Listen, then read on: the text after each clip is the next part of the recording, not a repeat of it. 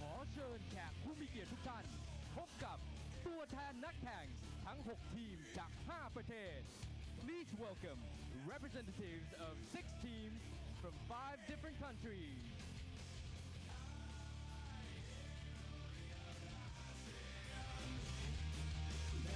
Put your hands together for Indonesia.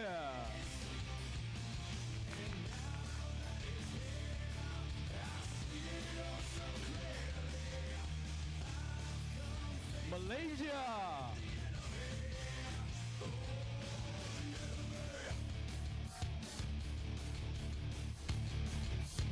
Singapore.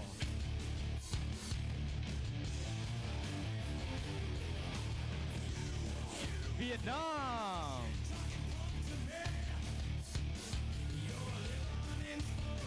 And 2 teams from Thailand. Thailand A.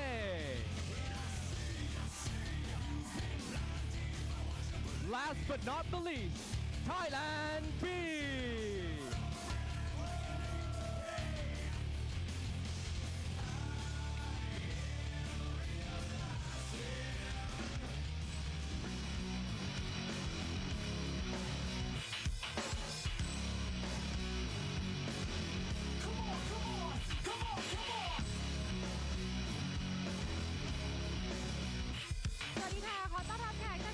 ทุกท่านนะคะและผู้ที่รับชมอยู่ทางบ้านค่ะเข้าสู่งาน FIFA ออนไลน์ 3 Southeast Asia Championship 2015 Bangkok ค่ะ Good afternoon and welcome all of you to FIFA Online 3 Southeast Asia Championship 2015 Bangkok. I'm ปิติพัฒน์คูตระกูลผมแบมปิติพัฒน์คูตระกูลครับและดิฉันรัตพัฒน์วงศ์สกุลไพศาลค่ะในวันนี้ต้องบอกว่าสำคัญมากๆเลยนะคะเป็นการแข่งขันที่สำคัญเนื่องจากเป็นการประทะฝีมือกันของทีมชาติต่างๆในอาเซียนถึง 5 ประเทศด้วยกันค่ะก็คือไทยมาเลเซียอินโดนีเซียสิงคโปร์และเวียดนามนะคะโดยพวกเขามีจุดมุ่งหมายในการพิชิตเงินรางวัลถึง1 ล้านบาทค่ะโอ้โห1 ล้านบาทกันเลยทีเดียวนะขอเสียงปรบมือหน่อยครับผมยิ่งใหญ่มากๆเลยนะครับ Today is such a great day that there will be a competition between national athletic teams from 5 ASEAN countries, and that is Thailand, Malaysia, Indonesia, Singapore, and Vietnam to compete for the award of over 1 million baht. และลำดับแรกนี้นะคะขอเรียนเชิญคุณอาเลนซูผู้ช่วยประธานบริหารบริษัทการีนาออนไลน์ประเทศไทยจำกัดกรุณาให้เกียรติกล่าวเปิดงานค่ะ To kickstart, please welcome Mr. Alisu, CEO Assistant of Garena Online Thailand Company Limited, to deliver the opening remark. A round of applause, please. Time kills. Go ask Jesus. I'm done. สวัสดีครับ FIFA ไล่3 C Championship 2015 มาถึงที่นี่มาถึงบ้านเราประเทศไทยแล้วนะครับปีที่แล้วทีมของเราได้แชมป์ที่ Invitational Cup อยู่ในประเทศเกาหลีนอกจากว่าความพยายามของนักกีฬา e-sport นะครับเราก็ต้องขอบคุณผู้เล่นที่บ้านที่เชียร์ทีมไทยของเราจากสถิติเราเห็นว่าจำนวนมีมากกว่า 44,000 คนจะดูไลฟ์สตรีมของงานปีที่แล้วนะครับอันนี้ก็หมายความว่าจริงๆผู้เล่นของเราที่เชียร์นักกีฬาอีสปอร์ตที่ประเทศไทยเยอะไม่แพ้แฟนคลับของทีมพรีเมียร์ลีกที่ประเทศอังกฤษนะครับปีนี้ Garena Thailand นะครับเราก็พยายามเอางานการแข่งขันของฟีฟ่าราย3ยิ่งใหญ่เข้ามาที่นี่วันนี้ให้พวกเราเป็นเจ้าภาพมาอินดีต้อนรับนักกีฬาอีสปอร์ตของประเทศสิงคโปร์มาเลเซียเวียดนามและอินโดนีเซียนะครับสำคัญที่สุดก็คือขอให้ผู้เล่นของเรามาเชียร์ทีมไทยอีกครั้งหนึ่งให้ทีมไทยจะเก็บแชมป์และถ้วยอยู่ที่บ้านเราอีกทีหนึ่งนะครับสุดท้ายผมก็จะมีข่าวดีที่จะมาแจ้งผู้เล่นของฟีฟ่าไลน์3นะครับเดือนหน้าฟีฟ่าไลน์3จะครบรอบ2 ปีการีนาจะมีเซอร์ไพรส์เยอะๆที่มาฉลองกับผู้เล่นของเราทั้งหมดนะครับ and good day ladies and gentlemen FIFA Online 3 Sea Championship 2015 with Thailand as a host. So my name is Alan. I'm very honored to be here on behalf of Garena and Thailand to welcome all the esports players from Singapore, from Malaysia, from Vietnam, and from Indonesia. Thank you very much for coming here, being with us in this one of the most important competition of FIFA Online 3 in Southeast Asia. As I can see, many Thai players and fan clubs are so eager and cannot wait to see the fantastic move and skill from you. So I wish you all the best and wish you can give your best to bring the champion back home. At the same time, I hope you find the trip a very pleasant stay in Thailand, this land of smile, and in Bangkok, this city of angels. Please have a good time with us. So I think it's time to get the battle started. Thank you. ขอขอบคุณคุณอาเลนซูเป็นอย่างสูงนะคะและขอเรียนเชิญนักแข่งจากทีมชาติต่างๆค่ะให้เกียรติถ่ายภาพนะคะร่วมกับคุณอาเลนซูด้วยค่ะ Thank you, Mr. Alan Su, for the wonderful remark, and we would like to invite members from national athletic teams to take a group photo on stage. Please welcome. และนี่นะคะก็คือโฉมหน้าของนักแข่งขันทั้งหมดในวันนี้นะคะซึ่งก็มาจากทั้ง5ทีมขออภัยค่ะ6ทีมจาก5ประเทศนั่นเองนะคะยิ่งใหญ่มากๆเลยนะครับ5ประเทศกันเลยทีเดียววันนี้เดี๋ยวเราได้มาทราบกันนะฮะว่าผู้ชนะจะเป็นใครใช่แล้วค่ะยังไงก็อยากจะให้น้องๆทุกคนนะคะอยู่จนถึงจบงานในวันนี้เลยจะได้เห็นโฉมหน้าของผู้ที่ชนะในวันนี้นะคะแล้วก็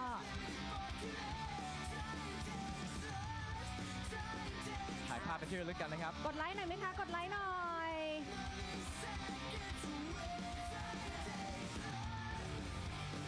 ก็เป็นภาพบรรยากาศก่อนที่เราจะเริ่มการแข่งขันอย่างดุเดือดในวันนี้นะคะเรียบร้อยไหมคะพี่ช่างภาพยังนะคะเดี๋ยวสักครู่หนึ่งตั้มอัพกันหน่อยค่ะตั้มอัพให้กล้องหน่อยนะคะ Thumbs up everyone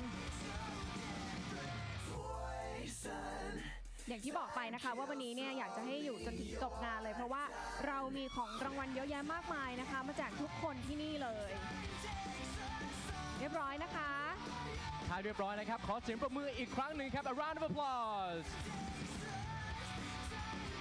ขอขอบคุณผู้บริหารจากGarenaด้วยนะครับผมรวมถึงทั้งทีมเลยนะครับเรียนเชิญกลับไปพักผ่อนทางด้านล่างได้เลยนะครับผมไปฝึกนิ้วไว้ก่อนนะใช่แล้วเราจะต้องใช้นิ้วกันอย่างหนักหน่วงกันอย่างแน่นอนนะคะนอกจากจะในวันนี้นะคะเราจะมาลุ้นกันว่าใครที่เป็นผู้ที่โชคดีนะเพราะว่าทางเราก็เตรียมของขวัญไว้เยอะแยะมากมายนะคะได้ยินว่ามีความพิเศษให้สำหรับแขกผู้มีเกียรติที่มาวันนี้ด้วยถูกไหมครับใช่แล้วค่ะลำดับแรกเลยเริ่มตั้งแต่จุดลงทะเบียนเข้างานมานะคะทุกๆคนเนี่ยก็จะได้รับเป็นบัตรกิจกรรม RC ค่ะที่มีการประทับตราหมายเลขเอาไว้นะคะเพื่อที่จะนำไปแลกของรางวัลเมื่อการแข่งขันเนี่ยสิ้นสุดทุกคู่เสร็จสิ้นแล้วนะคะนอกจากนั้นค่ะยังมีไอเทมโค้ดอย่าง wristband นะคะสุดพิเศษซึ่งเขามีจำนวนจำกัดนะคะเพียง500 ชิ้นเท่านั้นแต่ถ้าเกิดใครมาช้าบอกโอ๊ยทำไงดียังไม่ได้เลยไม่ต้องเสียใจค่ะเพราะว่ายังมีเข็มกลัดพิเศษมอบให้ทุกท่านด้วยค่ะนี่นะฮะเป็นของรางวัลสำหรับแขกผู้มีเกียรติในงานนี้เท่านั้นจริงๆครับ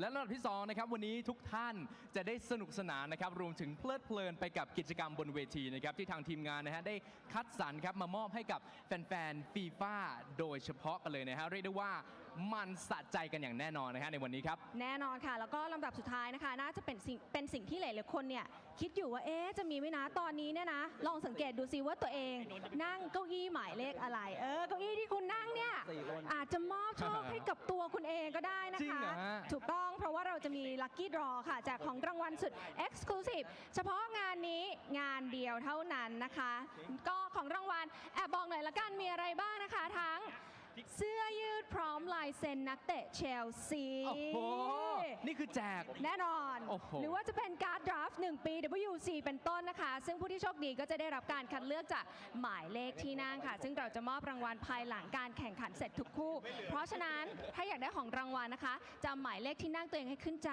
นี่ แล้วเดี๋ยวพอจบการแข่งขันปุ๊บเราจะมาลัคกี้ดรอแล้วก็แจกของรางวัลสุดเอ็กซ์คลูซีฟให้เลยค่ะ บอกเลยนะครับว่าวันนี้เราแจกของรางวัลกันทั้งวันกันอย่างแน่นอนนะครับ เตรียมมาเป็นพันชิ้นเลยทีเดียว โอ้โหขนาดนั้นเลยนะครับ ใช่ครับ และก่อนที่จะเริ่มชมการแข่งขันอันเร้าใจ ค่ะ นะครับ เรามีกิจกรรมพิเศษใช่ไหมครับพี่แบมครับ ใช่แล้วค่ะ ก็ใน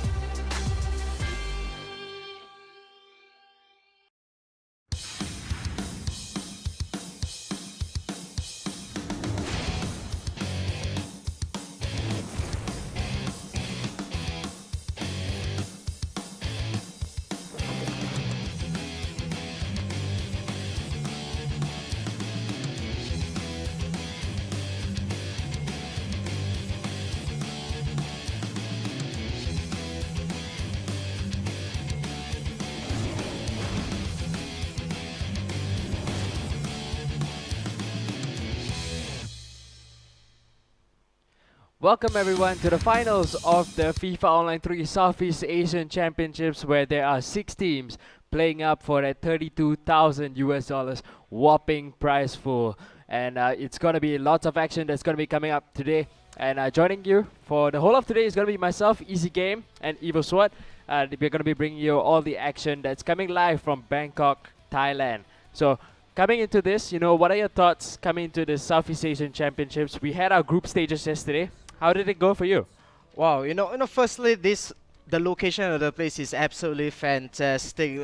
We know that the Thai people, really go behind their team. Not only their team, but if they see any, exciting gameplay happening, no matter whether it's the Thais, the Vietnamese, Indonesians, Malaysians, Singaporean players, they really get all excited. If you guys saw the opening ceremony earlier on at Siam Square Mall in Bangkok, Thailand, the place is absolutely packed with spectators. All of them can't wait for the action as well. And after the action we saw yesterday, a few surprises. I personally thought that both the Thai teams will come up on top. In the end, Vietnam was able to pull off a surprise win, in my opinion, against Thailand Team A. And Thailand Team A are no pushovers at all. Vietnam beat them 3-2, needing penalty kicks at the very last game.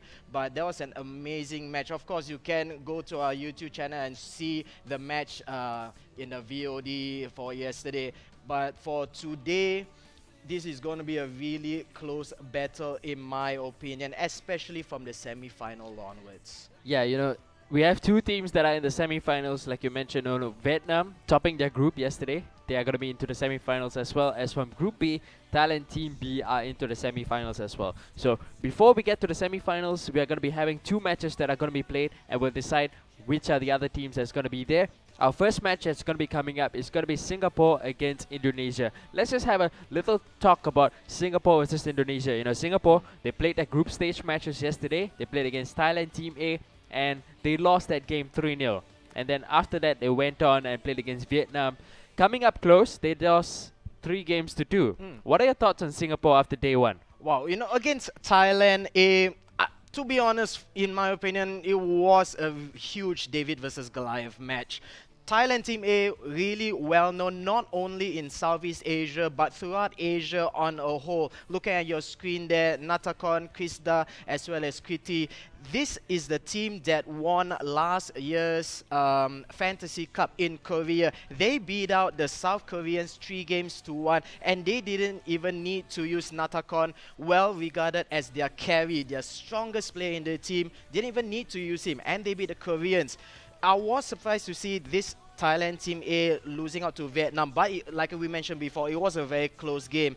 Against Singapore, I think it was a foregone conclusion that Thailand were to beat Singapore. It's just by a matter of how much. And sadly for the Singaporeans, it was a clean sweep, 3-0, 1-0, 1-0, 4-0. In terms of the individual score, Singapore didn't even manage to score anything against Thailand. However, against Vietnam, the eventual leaders of Group A, where Singapore was against, Singapore managed to hold out 3 games to 2. On the screen there earlier, you saw the Singapore team consisting of Wenjun, Gerald, and Joseph. We here in the local setting know them as Hibidi, Zarate, as well as Mane. Yeah, Mane Mane, for yes. here. And against Vietnam, consisting of Ngoc Vu, Tan Tung, as well as Hong Vin. I'm not so sure if I'm pronouncing the names correctly, but on screen here, Team Vietnam, this is your leaders for Group A. 2 wins, 0 losses, directly into the first semi-final of the tournament. 1 win will guarantee them second place, $7,400 US dollars at stake there. If they win the finals, whopping 19,200 US dollars. Convert that into your local Vietnamese currency. That's a lot of money, as well as a lot of fight for coming up on top of Southeast Asia. Yeah, you know, like you mentioned, $19,000. If you get second place, that's a $12,000 difference. So you've got to be absolutely shattered if you lose in the finals. But let's not also forget that Vietnam are your defending champions in the Southeast Asia Championships. When it took place last year, when Vietnam were hosting the tournament, they came up easily.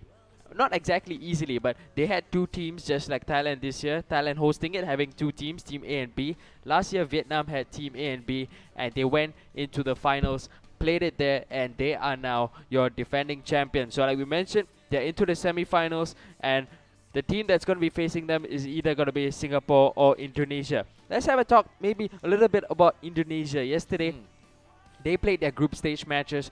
They won Malaysia easily 3-1, and they lost out narrowly to Thailand just 3-2. And it seems, you know, Indonesia have this kind of play style where they just like to go to the wings, and it seems like they're the only team who like to utilize crosses. Quite a number of their goals have been coming from crosses, and they've been doing pretty good with that. Yeah, see, here's the thing. They're not the only team to use the wings, but they are the only team that primarily uses crosses inside the box. And that's the worry for me. Everybody, I would think, after seeing the VODs, everybody would think that, you know, hey, Indonesia always keep the crosses. We have to neutralize them by either cutting out the supply or getting better defenders who are able to deal with the crosses coming in. I mean, in terms of jumping and hitting ability. But then comes the problem. Does Indonesia have a plan B? We saw that early on, last month when we had the national finals in Singapore, the Singapore versus Malaysia one. We wondered whether Singapore has a plan B, specifically whether Hibidi, the number 1 player for Team Singapore, he always likes to use the wings and then dribble inside. Did he have a plan B back then? Yes, he did. Indonesia this time, do they have a plan B? That will be a huge question. And against opponents, they are going up firstly against Singapore. Even if they beat Singapore, they have to beat Vietnam. Unbeaten streak, well known as the best team right now, in arguably the best team in Southeast Asia. And these Vietnamese players, I mean, they know how to cut things out. Against Indonesia, if Indonesia persists with their crossing-only play style against Vietnam, I think that may be a problem. They better have a plan B ready.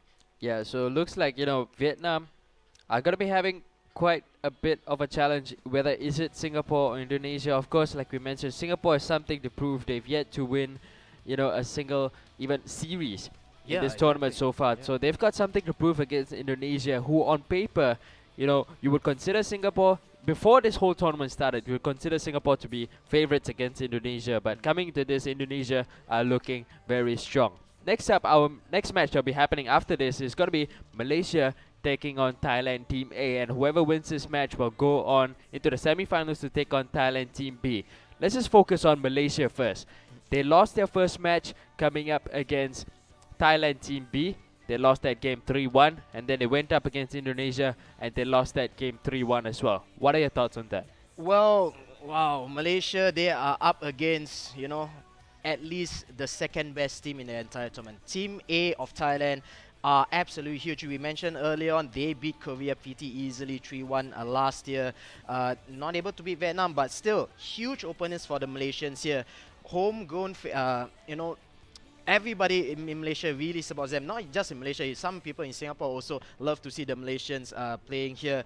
There on screen is Team Malaysia. Player number 1 will be Zainuddin. Number 2 is Ikhwan. Number 3 is Zulfadli. We know them locally as Team Ninjas. And even in the Singapore setting, the grand finals in Garena Carnival, they were unable to defeat Singapore. In fact, they were unable to get a game out of Singapore. Team Singapore beat them pretty easily, 3-0. Hibidi all killed early on. I'm not so sure if Team Malaysia has what it takes to defeat Thailand A, considering that they're not able to defeat the B team from Thailand. It's going to be an absolutely huge match for them. But can you imagine the chaos if Thailand were actually to lose against Malaysia? It will be an absolutely fantastic way for the Malaysians. But I think everything is against them, I have to say. Realistically, I'm looking at a Thailand Team A win here. The romantic in me hopes that Malaysia can at least get one game, but even that might be a little bit too difficult for them. Yeah, it might be quite a bit of a struggle for them. And we also talked a bit about Thailand Team A. They're one of the strongest teams coming in, one of the favorites to win this tournament as well, especially when, you mentioned even it might be a struggle for even Malaysia to get one game. And considering that most of these teams have been playing their weakest player first and the strongest player last, if Malaysia are going to be losing all three of them to the first player of Thailand, I think it will be something quite difficult to take. Yeah, I mean, when you're talking about all kills, especially in the view of so many people watching in, not only inside the location itself, inside the stadium, the Siam Square Mall, but as well as online. Wow, there maybe it will be a sad trip home for the Malaysians. So it will be extremely important for them not only to score goals, they have to score goals, because Thailand Team B, I'm looking at the records, they have quite a lot of clean sheets on their name as well. So importantly, Team Malaysia needs to score goals firstly. Once they get that done, then they can think about getting at least one win out of the matchup. And I really hope they get at least one win. I mean, it's okay to go back and say, hey, at least we won a few games here and there. Not that bad. We didn't go back all with an all kill. But if they were to lose, okay, I think you're absolutely right. They might be shattered. And remember, this is Team Ninja's very first international tournament. In fact, this is their very first win for any tournament. Before being able to represent Malaysia, they were only getting at best third place, if I'm not mistaken. So this is a huge step up for them. This is the first taste of international football. Hopefully, they take this experience to further their cause in the next few tournaments. And I hope that this will not be the last time we see them on stage. Well, talking about experience, I think it even showed in the draft where, I was talking yesterday about how the draft showed. And I think it just comes down to experience. The way you draft your players that's going to be coming up. How this works is that you are allowed to draft 30 players. And each team is allowed to pick one by one. And if, let's say, Singapore picks Ronaldo, none of the teams will be able to pick Ronaldo of any season anymore. So somehow, when you look at the squad that's picked up and drafted for Malaysia, the 30 players that they have drafted seems to be the weakest out of all the 6 teams that's come up. And we talked a bit about the lack of strikers in the team. The first pick striker was Mario Gomez. He's not exactly that top-class striker you're looking for to really finish things off. He has that strength, he has that ability, but not exactly, like I mentioned again, that top-class striker. Yeah, exactly. And in the drafting picks, every single team is given a number, an order basically. So Indonesia was first, followed by Vietnam, Singapore, Thailand A, Thailand B, and then lastly Malaysia. So they were at a little bit of a disadvantage coming into the draft. They were number 6 on the roll basically. But looking at the drafts here, number 1, decent Ronaldinho 07 version. And after that it was Vidic, Pogba, Alex. They've already had Vidic as centre back, and the number 4 pick was Alex. That's 2 centre backs off the pick. You know, and the striker coming in at number 5, Mario Gomez. They still have a lot of choices in striker. For example, this was pick number 5 by Malaysia, Mario Gomez. Thailand Team B pick number 6 was Agero 14. That means he was available at that point. Thomas Muller, season 14, was available. Hulk, season 11, available. Carlos Tevez, season 11, available as well. So, you know, I'm not so sure why Malaysia actually chose Mario Gomez. I'm thinking maybe, just maybe, one of the players actually use Mario Gomez regularly in their regular matches, I mean. But, you know, and that maybe swayed their opinion, and that's why they chose Mario Gomez at number 5. But I'm thinking, like what you said, I'm thinking there's so many other strikers available. Why did they choose Mario Gomez of all people? There's still so many other choices. This is pretty interesting to see here. I mean, okay, you're looking at the formations here. The players will not be the players you see on screen will not be the players that they have, you know, on site, but they might just use the formations. But looking at the draft picks, I have to say maybe this is inexperience, because they are so used to having the perfect team at their disposal. You know, they can choose anybody they like without any worry of other teams taking it. But with the system that we have for this tournament here, if one other team picks Ronaldo, season 14, you cannot use Ronaldo of any season whatsoever. And I think that affected Team Malaysia. Maybe they thought, okay, I wanted Ronaldo, but Singapore picked that, so I can't take that. I wanted Wayne Rooney, Indonesia picked that, I can't take that. I wanted Torres 09, Torres 09, but Thailand Team A took that, so I couldn't take that as well. So maybe, you know, when it comes to adaptability, that's something that the Malaysians select, and I hope in the future they manage to, you know, step their game up, especially in terms of the drafts, because we see how really important the draft picks are. If you have a very bad draft pick, you're going to have an absolutely horrible tournament. Yeah, and I think earlier when we saw our formations for the Malaysian team, I think Zainuddin had a 2010 Mario Gomez that was +6. So maybe, like you mentioned, that's what swayed that decision. But remember, in this tournament, everybody's +1 and they're max level 20. So you're not going to get the +6 ability of your Mario Gomez. And somehow, you know, the draft didn't quite work out well for Malaysia coming into this. So like I mentioned earlier, Malaysia against Thailand, that will be our second match for today. And the winner of that will go on to face Thailand Team B in the semi-finals. But otherwise, we're waiting for this opening ceremony to take place over in Siam Square, Bangkok. And all the teams will be waiting just to kick off. But let's just focus back on our first game, Indonesia against Singapore. Looking at the way, you know, like we mentioned, whether Indonesia have a plan B. Wen Chin yesterday, when he played for Singapore against Vietnam, somehow managed to come up with one win against the Vietnamese. How do you think it's gonna go? Is it gonna be tight, or somehow will Singapore be able to finally show up today? Once they get their warm-ups done yesterday, today is the time to show up. Well, they have to, because, you know, look at the prize pool. Remember, guys, with every win, with every match that you win, you also get $470 US dollars, 470 per win. Indonesia will go home with at least 470 because they did beat Malaysia yesterday. Singapore, right now, they have nothing in the bank. So if they were to lose Indonesia, they will go home pretty much empty-handed, nothing but memories of beautiful Bangkok, Thailand.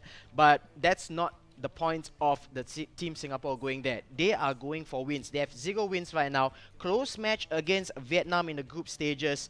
And considering that Vietnam is arguably the strongest team in the entire tournament, maybe they have what it takes against Indonesia. Indonesia's record, not that great as well. I mean, it's pretty decent. I mean, against Thailand, it was close, 3-2 loss.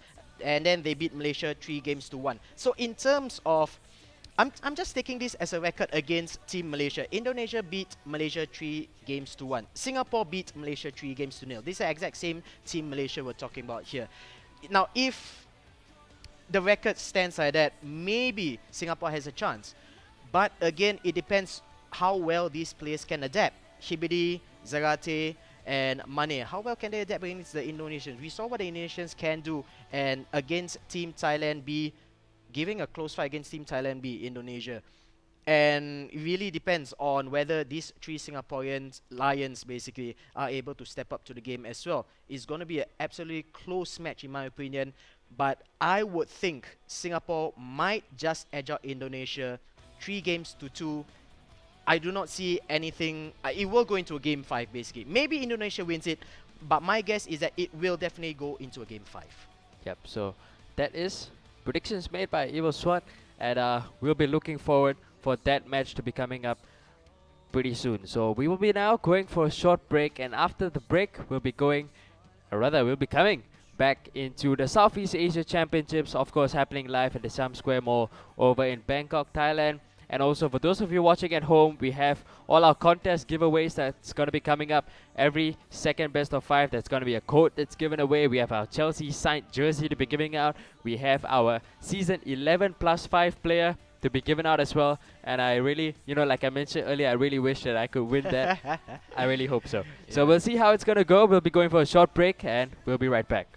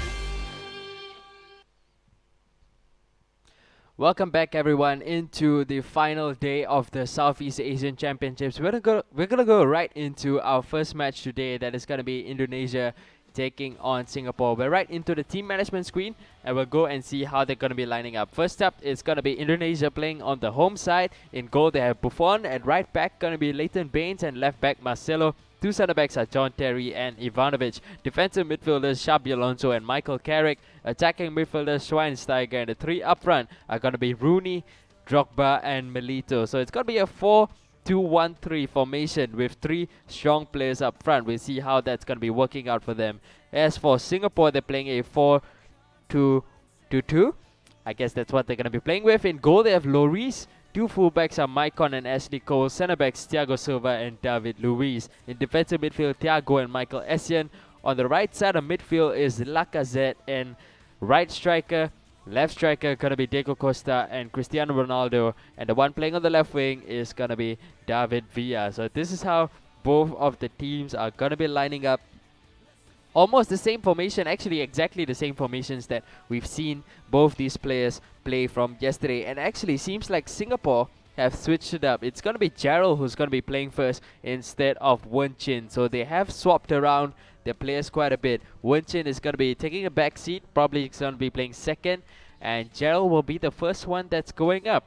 Evo Swat, what do you think about this change for Singapore? Well, I really did not expect this because throughout the entire tournament, not just in this Southeast Asia International Finals, but as well as the local national championships, Gerald has almost always been the second player for the team here. So coming up first, there you have it, Mani on the left, Black on the right, that's Afdan Shah on the right hand side, representing Indonesia.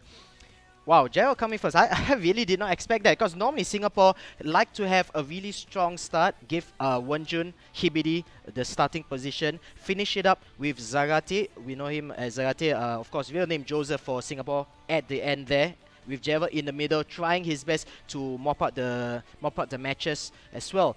But Gerald coming first, maybe they are keeping their big guns for later. After all, remember guys, this is a 1v1 loser out, winner in format here. So, you know, even if Gerald loses his first match, there's still Wenjun, there's still Joseph later on in the next two matches. I still do feel like Gerald somehow has a more composed playstyle compared to, you know, Wenchin. Somehow just probably want to get some composure back for themselves, try to hold out this game, try to win by maybe just one goal, and that will do for them. So Singapore will be the ones having possession of the ball. They're the ones playing the yellow kit starting off, and Indonesia will be the ones playing with the red kit. David Villa putting pressure in on the defenders early in this match, and Indonesia are going to be getting a goal kick out of this. You know, looking at the formations here for Indonesia, a 4-3-3, very tightly knit in the middle here. Front three is Rooney, Milito and Drogba. Middle three, Alonso, Carrick and Schweinsteiger being the center midfielder here. There's going to be a lot of space in the flanks for the Singaporeans to exploit, especially with Antonio Lacazette on the right wing, David Villa on the left wing there.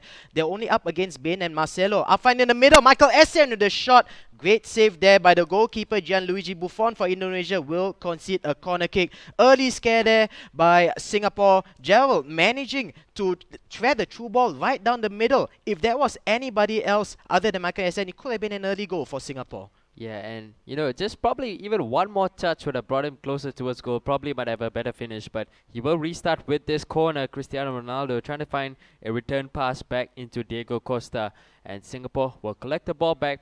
They're stopping this Indonesian attack right as they were about to start, and they will now restart again. Maicon in a very advanced position for a right back, and he will look to start this attack. This is Ronaldo with the space. He's gonna hit the post as well. This is now second chance for Gerald in this game, and he's not been able to finish off either of them. It's been Team Singapore all the way so far for the opening 10 minutes. Indonesia are content with packing the back line with no less than 6 defenders as well. 6 red shirts in the penalty box, but they gave so much space for Gerald, for Team Singapore to build up just outside the box here. Through ball down the middle, it's Ronaldo against the defender, with the defender, the Indonesia here making a mistake. Will Ronaldo take a long range shot, cuts back inside to his favorite right foot, ball bounces up, it might go in or just on the other side of the crossbar, but concedes a corner kick for Maicon to take, tries to weave it to Cristiano Ronaldo inside the box with a short pass, not able to do so. Counter attack by Indonesia, quickly cut out by the Singaporean team. David Villa with the long range shot from just outside the box on the wrong side of the post. However, really Gerald has been impressive so far in the first 30 minutes of this game. You know, so far Indonesia have not even been able to get into Singapore's half. This is the first time they're getting into it 30 minutes into this game. So Gerald has been having a fantastic first half so far.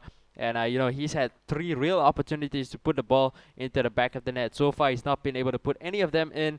And hopefully it does not come back to haunt him. He will restart this game now. He seems to be pretty patient with the way he's been passing around, and he's just looking to pick apart the space that's been afforded to him by in the middle, especially by the Indonesian player. Yeah, I really like what Gerald is playing here. He's been holding possession ever so well, and just as I say that, he loses the ball. But still, considering the first half of the game so far here, I dare say that Gerald has about 70% of the possession.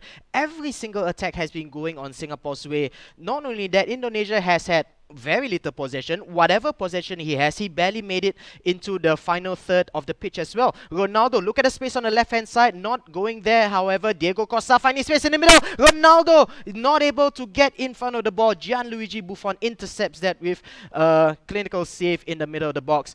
Everything has been going well for Gerald. What he really needs now is the composure to finish the ball once he's inside a good position. The build-up, excellent. 60% possession for Gerald in the Chelsea side with only 40% for Indonesia. It might have been far worse. It might actually, in fact, have been 3 or even 4-0 up for the Singaporean player. Talking about Buffon, yesterday when Indonesia were playing, and Buffon came up with lots of saves for them. So Gerald really has to do something magical to try and get past the Italian legend, which is Buffon. And he will look to start off the second half well, going up with David Villa. Cross into the far post. This is Ronaldo. Good first touch by him. Finally, he will finish it off. Now he has the composure to chest the ball down, take a touch, and put it into the back of the net. Now it's 1-0 for Singapore. Lesser players who have just tried to hit the ball in. I would have just gone for the header. Knowing is Cristiano Ronaldo, one of the better headers of the game, inside the game, But he, like you said, had the composure, chest it down, round the defender, and slotted in past the helpless Gianluigi Buffon. You mentioned Gianluigi Buffon practically saved Indonesia a lot of times, unable to do anything from there. But the cross from David Villa, absolutely a perfect cross here. Wonderful by Team Singapore. They got a little bit of defending to do here, but easily dealt with by Team Singapore. And they're going for a counter-attack. Look at the run there, made in front of him by Diego Costa, but Lacazette chooses to keep the ball and keep the ball. Well, he does. Ashley Cole on the left-hand side. Does he see the David Villa on the left? Not choosing there again. Ronaldo down the middle. But look at the amount of red-shirted defenders. They are a bit useless, however, because Indonesia is not managing to get the intercepts or the tackles off from Gerald. In the middle is Diego Costa. David Villa, he's known for his long-range shots. Unable to get anything there. He manages to tackle the ball back inside here. Diego Costa for Gerald. Not able to get anything out of the attack, and a counter-attack by the Indonesians with Diego Milito. Yeah, immediately getting cut out by Thiago, and this is exactly what I mentioned before the game started, where Gerald is just going to try and get that one goal. After that, he's not going to rush his plays. Even though he's going to see David Villa, Lacazette, or Diego Costa running into space, he's not going to rush and play those passes in, because he will feel like one goal is enough for him. Before the Singapore team went to Thailand, I was playing a bit of training matches with all these guys, and it was exactly their game plan. Get that one goal. After that, just hold on to the ball. But we'll see what's going to happen. Milito almost getting the shot off. The defender just able to get into the path of Milito to stop the shot from coming off, and we're into the 75th minute, and just 15 minutes left for Gerald to hold on to this lead. Talking about the picks here, Lacazette and David Villa, in my opinion, for this game has been absolutely fantastic for Gerald here. Lacazette is pick number 19 for Team Singapore. David Villa pick number 22. So these are definitely not not Team Singapore's first choice players by any means, but they've been absolutely performing so well for Team Singapore. I dare say that both of them are contenders for man of the match for this match here as well. Diego Costa, I thought he was going to try the lob through ball down the middle. It's not going to happen. Not going to happen at all, because like what you said, he's just going to keep possession. Very smart play by the Singaporean here. Now on the left side is Michael Essien. Another beautiful cross. Ronaldo, but just parried out by the goalkeeper Gianluigi Buffon. That's a beautiful cross again on the left-hand flank. This time, Michael Essien with the left foot cross. Fantastic. Found Cristiano Ronaldo. Not able to convert that part, however, but he wins a corner kick again on the left-hand side. Time is ticking away for Indonesia. Only a 1-goal lead, but they need to have the ball. They're not having the ball at all over here. Lacazette buying time, buying space on the left-hand flank. 88 minutes. Can Indonesia intercept this here? They almost did it there, but still, Lacazette holds the ball. Leighton Baines manages to get the ball away here, but there's only 1 minute of extra time. Will it be too little, too late for the Indonesians? Schweinsteiger will drive forward and the referee will blow for full time. So Gerald coming up with the win. First game for Singapore, and that's exactly the start that they were looking for. Swapping out Wen Chin, putting in Gerald, and it seemed to really work wonders for them right now. Even though it was just a 1-0 win, I think throughout the whole game, it was just domination by Gerald. Yeah, exactly. And there was absolutely nothing that the Indonesian can do about it. He did not even have one shot on goal, or he didn't even get close to the goal at all. I think Gerald seemed to be comfortable. Yeah, exactly. The only shot on goal is the one that Hugo Lloris easily caught. You know, the one that Diego Milito, yeah. Yeah, the Milito shot that got deflected, easily caught by Hugo Lloris. And yeah, it was absolute domination. I have to agree. Gerald, of all people, personally, you know, no offense to Gerald, but in terms of on paper, you would think that Gerald is the so-called weakest player in team. But you were right in saying that if Gerald can maintain his composure, he can be up there with the very best, and he has shown that his composure was amazing. He had the on-field intelligence to hold the ball back. He sees nobody up front, pull the ball back. Why risk it? You're ahead by 1-0. And remember, each game won here will get you $470 US.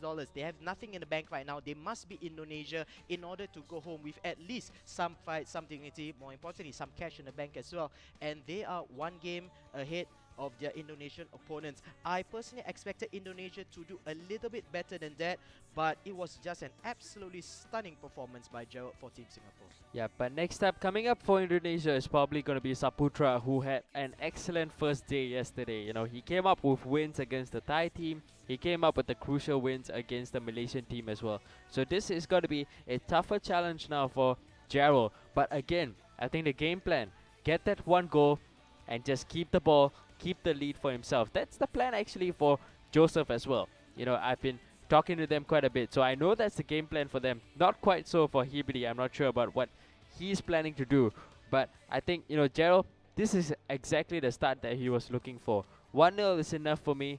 The win is what matters. And you know, in the first half, it could have very well been 3-0 or even 4-0. Now, I was wondering what if Gerald had gotten an early goal, and maybe in the 5th minute or the 10th minute, would he have the composure or the fortitude to last 80 minutes with only a 1-goal lead? Not so sure regarding that. Early in the second half, yes, he did score a goal there, and from then on, he just controlled the game well, patiently at that as well. But he only needed to hold up for about 30-35 minutes or so. If Gerald were to score an early goal, will he continue to go for a second or third goal even, or will he start with his defensive possession-based gameplay very early on in the first half? I would like to see that happen. We'll look to see what's going to be happening in game number 2, because we're going to go right into it. So second player that's coming up for Indonesia is going to be Saputra, and we'll have a look at how he's going to be lining up. In goal, he has Julius Caesar. His fullbacks are going to be Patrice Evra and Ivanovic. Centre backs going to be John Terry and Mangala. I believe this is the first time that they're going to be playing up Mangala. In defensive midfield, they have Michael Carrick. 2 midfielders on the right and left are going to be Nani and Di Maria. In attacking midfield, they have Schweinsteiger, and the 2 strikers up front, Wayne Rooney and Andre Arshavin. Arshavin was really a key player for Indonesia when they won their matches yesterday. He always was at the right positions, and there you see Team Singapore, Hibidi as well as Joseph, together with the manager from Impunity, having the time of their lives, knowing that Gerald, having had a good start, will probably carry that momentum into the rest of the game. So as for Gerald, looks like he's sticking with the same 11, other than the fact that Thiago is going to make way for Cambiaso, and I believe Lacazette has made way for Heung-min Son.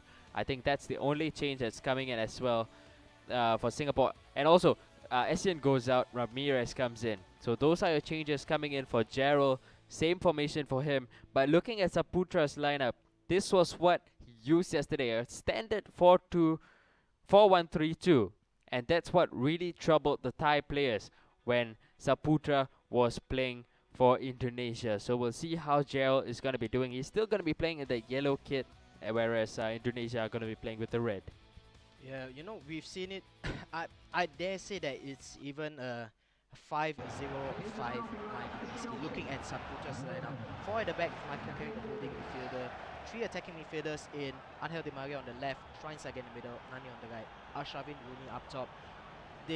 Looking at the lineup here, I do not think they're going for crosses whatsoever. We mentioned earlier on that Indonesia are really strong in the crosses, but looking at the lineups in this very game here, Saputra for Indonesia might be going for perhaps skill move, minimum passes down the middle, down the flanks. He has a lot of width over here with ADM Diego on the Costa left. though, it's going to come in Ronaldo. towards Ronaldo. Oh, off the post!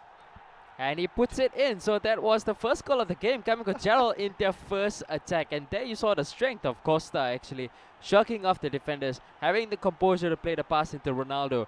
Unfortunately, first shot getting off the post, but second shot, no chance whatsoever. You know, this is exactly what I was saying just before the game started. Third minute in the game, Gerald from Singapore up by 1-0. What does he do from now? We saw early on that he scored an early goal in the second half of the game and decided to hold the ball in his own with his own players and not go for really dangerous or penetrative passes. But he scored one so early in the game. Does he still keep going on for the goals, which I really hope and I think he should do?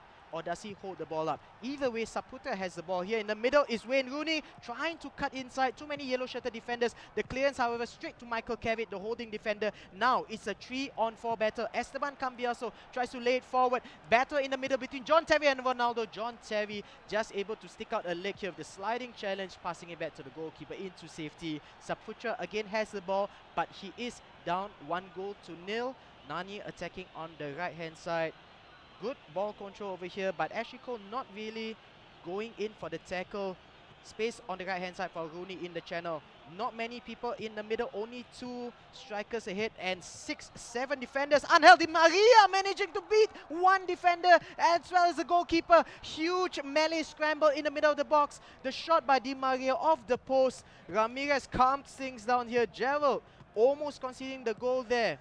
The difference between Gerald and Saputra here was that Gerald was able to get the second shot on goal, but Angel Di Maria for Saputra not able to convert that into a goal. Could have been 1-1 as it stands now. It's still 1-0 for Gerald, but so much possession by Saputra's side at the moment here.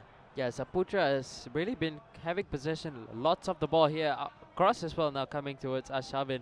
But if you look at the way Gerald is defending now, he's pulling 10 of his players back to defend. He's pulling even Ronaldo back to defend. So Costa is the only one up front. They will have an opportunity now to go for the attack. Costa, will he go for the lob through pass? It is going to come towards Ronaldo. He will come up with the finish. Beautiful. That will make it 2-0 now for Gerald. He's just so incisive with the way he's passing. His lob through passes have been fantastic, and 2 lob passes, 2 goals for him. Really, really impressive play here by Gerald. Mane from Team Singapore has been bringing in the money for Team Singapore here.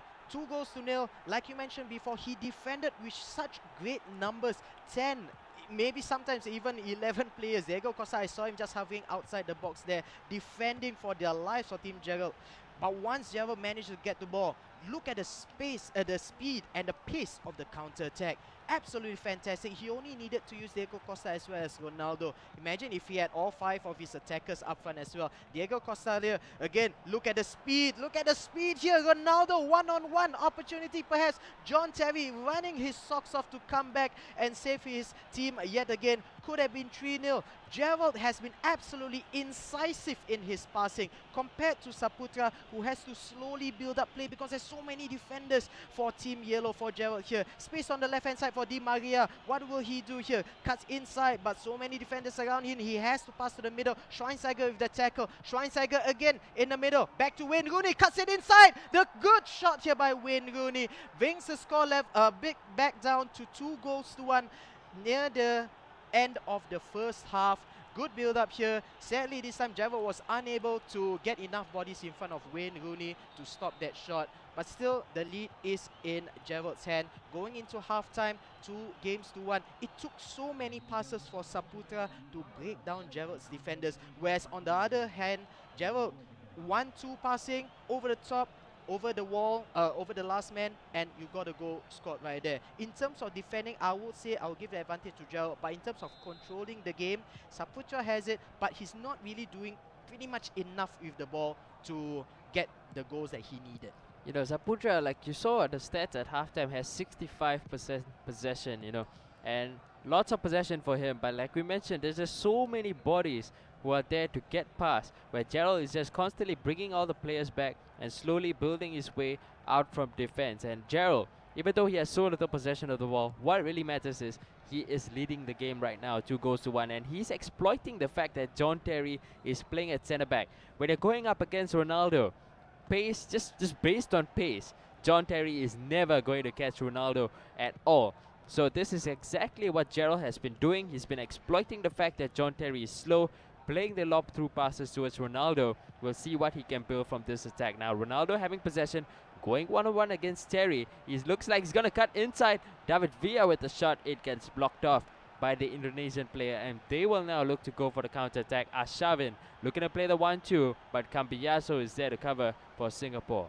See, you see right there the difference in the counter-attacking abilities between Indonesia, the team in red, as well as Singapore, the team in yellow. The counter-attacks for Team Singapore has been not only fast but also precise, and that's the main difference. Indonesia showed early on that they can get the fast counter-attacks, but they had nobody up front.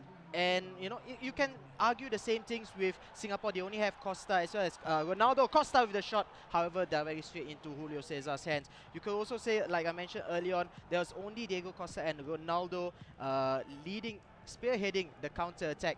But they are managing. Gerald is able to conjure something out of nothing from these two players here. Saputra, on the other hand, Rooney and Arshavin, for some reason, maybe the chemistry is just not there. You know, we're looking at two small, relatively fast and tricky players. But on the hand of Gerald, you got Diego Costa, a huge, towering, bulky player, the target man basically. And then on the other hand is Cristiano Ronaldo, skill moves galore, really fast on the ball, and I think that's a perfect balance for counter attacks. One target man and one speedy play up front, and that's something that Saputra doesn't have. So he has to resort to the slow build-up play. Look at the amount of strikers Saputra has in red. Very, very few right now here. Nani has the ball. He has to resort to an early cross, an early low cross, because he knows that Wayne Rooney is never going to beat out Thiago Silva in terms of header. And you know, the writings on the wall for another win here by Gerald. He might even extend it to 3-0. This Diego Costa cutting it back. Ronaldo one-on-one, but John Terry is able to hold his ground and get off yet another brilliant tackle. The last man saving tackle as well. Counter attack right now by Wayne Rooney. Yet again, Saputra is not able to get anything out of the counter attack. And barring a mistake by Gerald, I am really looking, I'm expecting another win by Team Singapore. You know, I think looking at the players that they've put out, you know, the win does come in for Gerald now. He takes the win, 2-1. All the goals coming in that first half. So looks like Joseph and Hibili having the time of their lives right now. Seeing Gerald win his second game. There is just one player left for Indonesia, and that is Akbar. So like I was saying, you know, in this game, I think three crucial players for Singapore were that Ronaldo was always there making the runs, but behind him, Cambiaso and Ramirez had a fantastic game. You know, they were always there to cut out the counter-attacks that was coming in from Indonesia, and especially Cambiaso, he was always there to intercept. So I think those two were really the picks which what sealed the win for Gerald. You know, Cambiaso, you're absolutely right. He's been an absolute rock in the middle here. The anchorman for him. It's not, he's almost like a third centre-back here for Gerald. Deployed as a central defensive midfielder, you see there at the bottom of the screen, Cambiaso is the holding midfielder.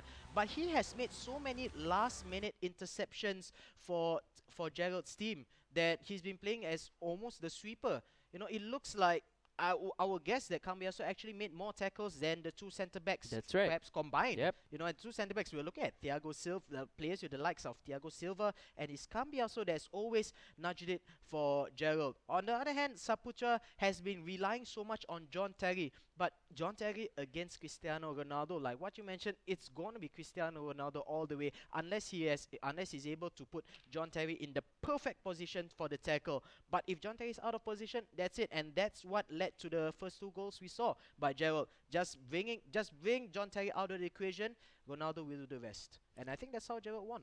That's exactly the game plan that's coming in for Gerald, and it's doing really well. You know, looking at the fact that John Terry is going to be used by every single Indonesian player, I think that's what he might probably look to exploit again coming into game number 3, who Akbar is going to be playing up for Indonesia.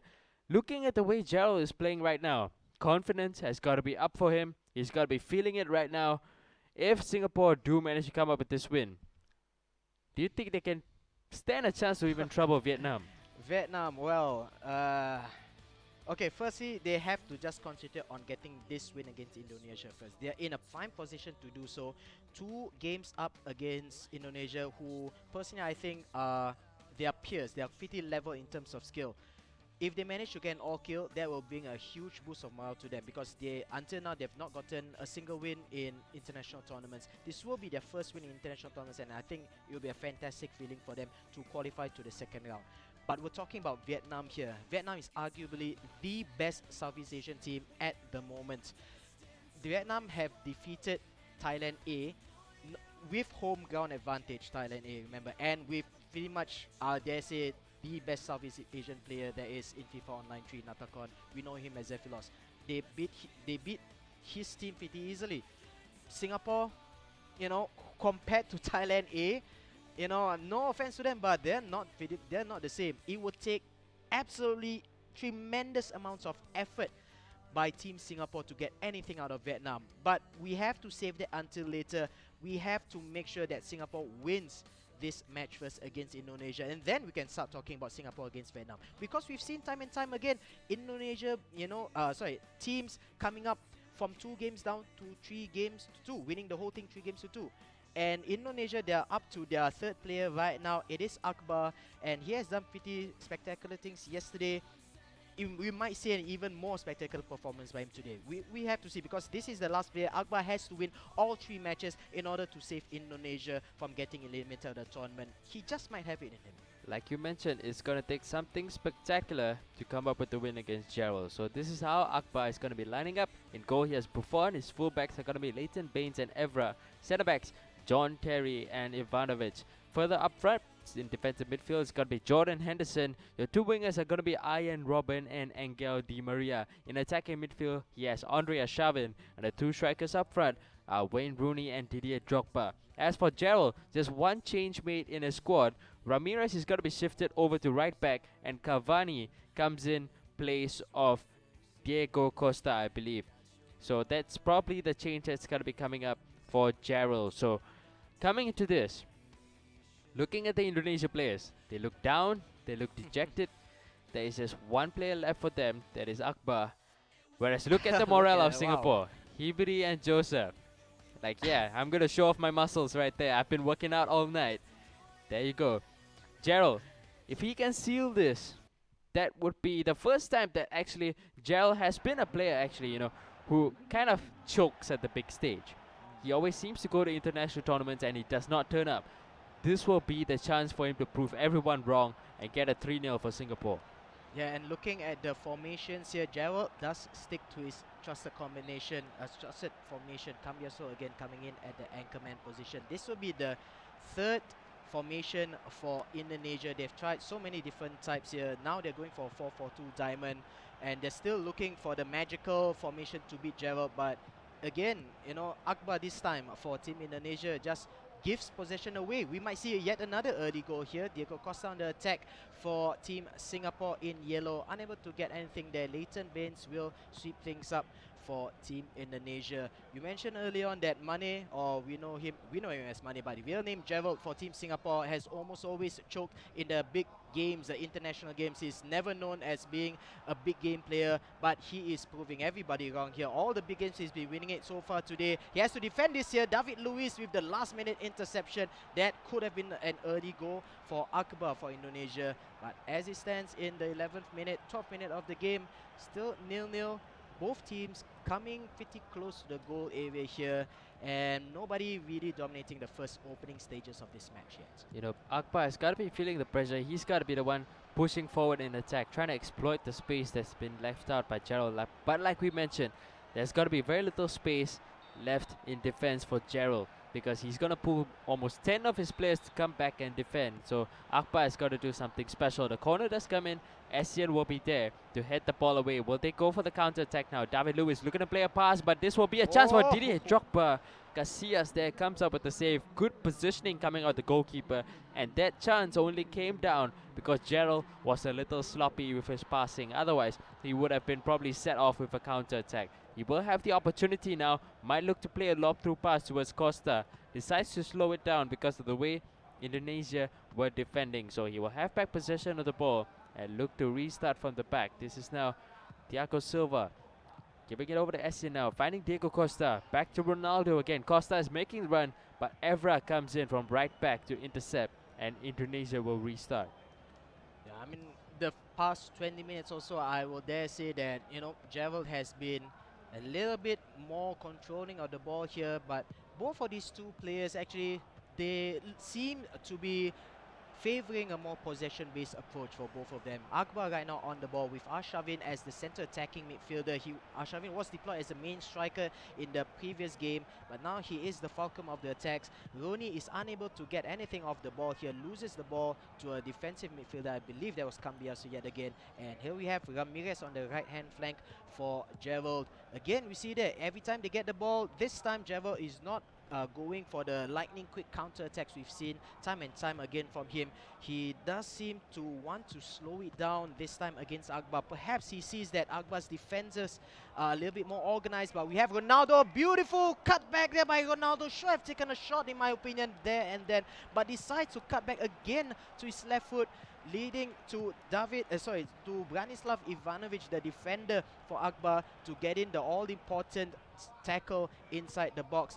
Robin with the counter attack on the right wing here, passes it back to Evra, deployed as a right back for him.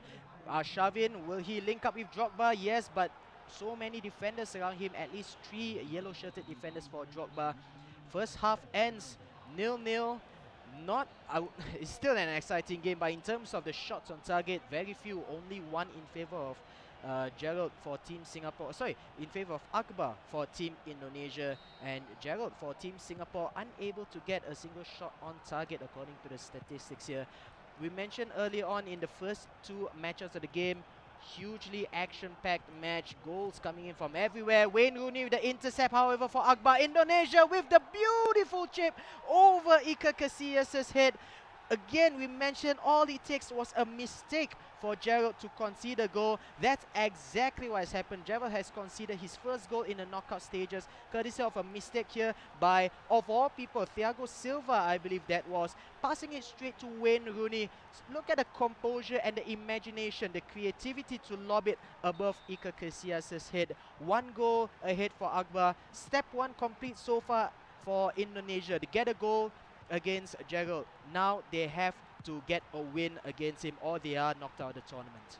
Yep, so Gerald will be the one chasing the game right now. There's still lots of time for him to go and grab that equalizer. You know, very uncharacteristic to see a mistake coming out from Gerald, especially in that part of the field, giving the ball away to Rooney. And he made no mistake with the finish. He will now look to go for his attacks. And one thing I'd like to point out is that why Gerald has not been able to play the same way he played in the different game was because Akbar is a little more slow with his attacks. There are lesser players pushing forward in attack, so lesser space for Gerald to exploit. But Diego Costa did collect possession of the ball in the box. He's going to get intercepted eventually. And now Indonesia will look to set forward in the counter attack. This is Wayne Rooney finding good space ahead of him. David Luiz with a one-on-one. Will Rooney go for the cutback? He decides to go back outside again, and Gerald will get a goal kick. It's a beautiful run there by Wayne Rooney. However, he got injured there in the build-up, but I think that he will stay on the pitch for Akbar. Wayne Rooney has been really impressive for Indonesia with his work rate and his speed and basically, his aggressiveness in attacking the defenders holding the ball here for Gerald. And we mentioned earlier on that the goal came courtesy of a mistake there by Thiago Silva, but I also have to give credit for Wayne Rooney for staying up there, hovering around the centre backs to get that intercept off. And we saw earlier on in the previous build-up, the one that just concluded there, Wayne Rooney running around David Luiz. Luiz is one of the faster, if not one of the fastest centre backs in the game, and Wayne Rooney just left him for that. This could be, Wayne Rooney could be the #1 point of attack for Akbar, as we see another counter attack here on the left-hand side, this time with Didier Drogba. He will have possession of the ball now. The left side might look to send a cross in. He gives it to Arshavin instead. Michael Essien one-on-one with Arshavin, and that's a fantastic finish coming out from him. Essien just gave him too much space, not deciding to put pressure, just afraid that maybe Arshavin will go for a turn. but all he had to do was to wrap his foot around the ball and get it into the top corner. That's a beautiful curved shot around the goalkeeper. You mentioned before Michael Essien giving way too much time for Andre Arshavin. This time he's being deployed as a center attacking midfielder, making the late runs into the box. I thought that he should have gone for a pass to Wayne Rooney, but he thought better, and that is why he is there in Thailand and I'm here just casting here. But we might see an early goal, another goal here, this time for Chelsea, the team for Singapore. But Jordan Henderson, the defensive midfielder for Indonesia, not only managing to get the ball off Diego Costa, the striker for Team Singapore, but also calm and composed clearance from him. And again, 80th minute into the game, Akbar has plenty of the possession, and whenever he needs to defend, look at the amount of red shirts in the back. Because he attacks a little bit on the slow side, he always has enough defenders to cover if there's any mistakes.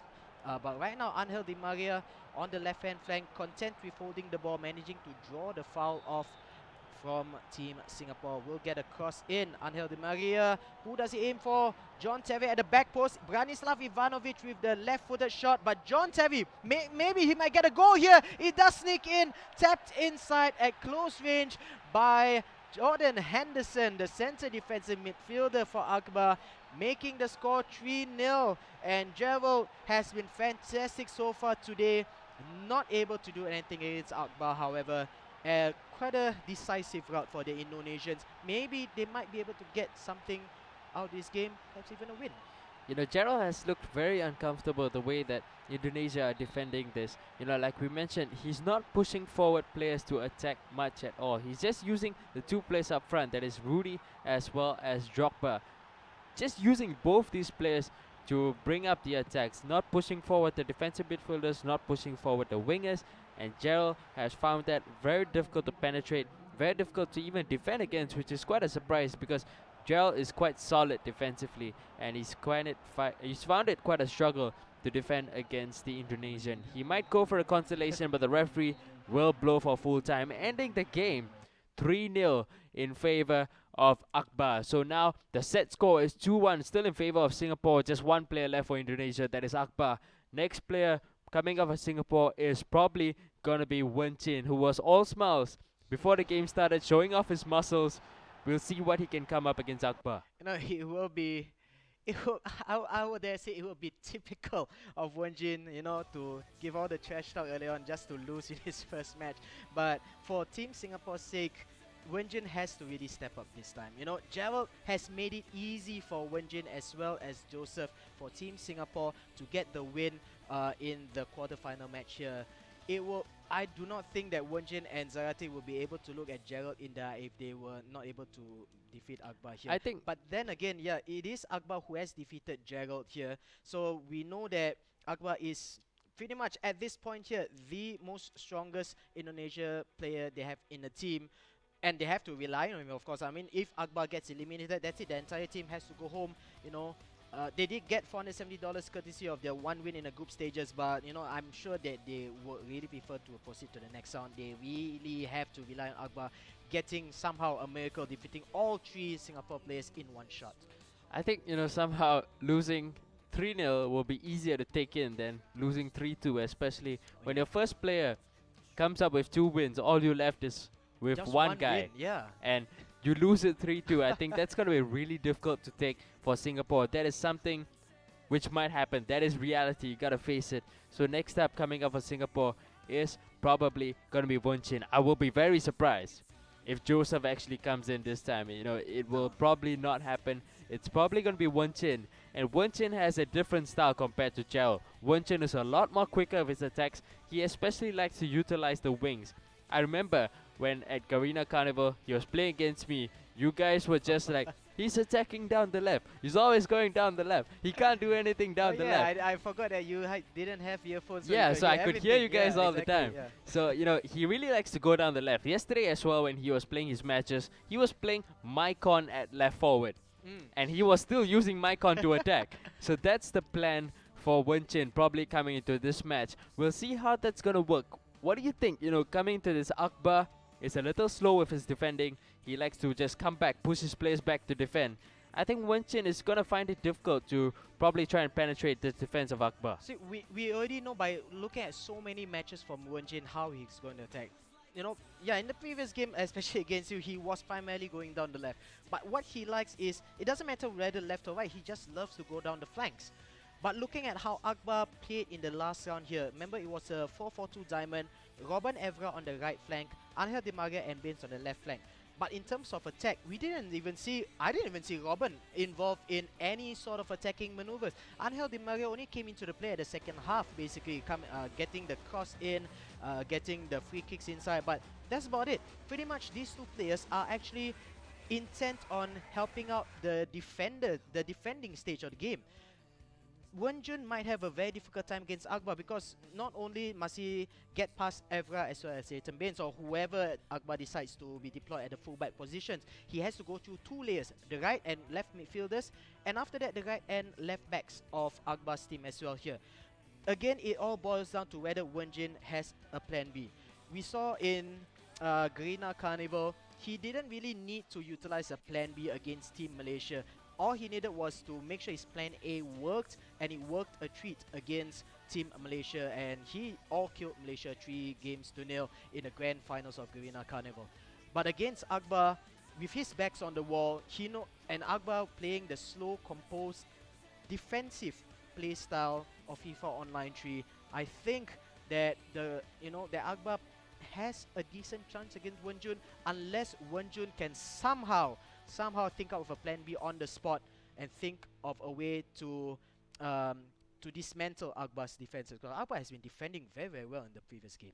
Talking about a plan B, Wenchin is that kind of person who you'd expect to come up with a plan B because he spends lots of time in the game, studying the game, learning the mechanics of the game, and we'll see how that's going to be working for him in this match. We'll have a look at how Wenchin is going to be lining up. He's playing as the home side. In goal, he has Casillas. His fullbacks are going to be Ramirez and Ashley Cole. Centre backs Thiago Silva and Walter Samuel. Defensive midfielders Michael Essien and Arturo Vidal. In centre forward, he has Cristiano Ronaldo. Left wing and right wing going to be occupied by Hulk. And again, Maicon at left wing. And up front, up alone, it's going to be Thomas Muller.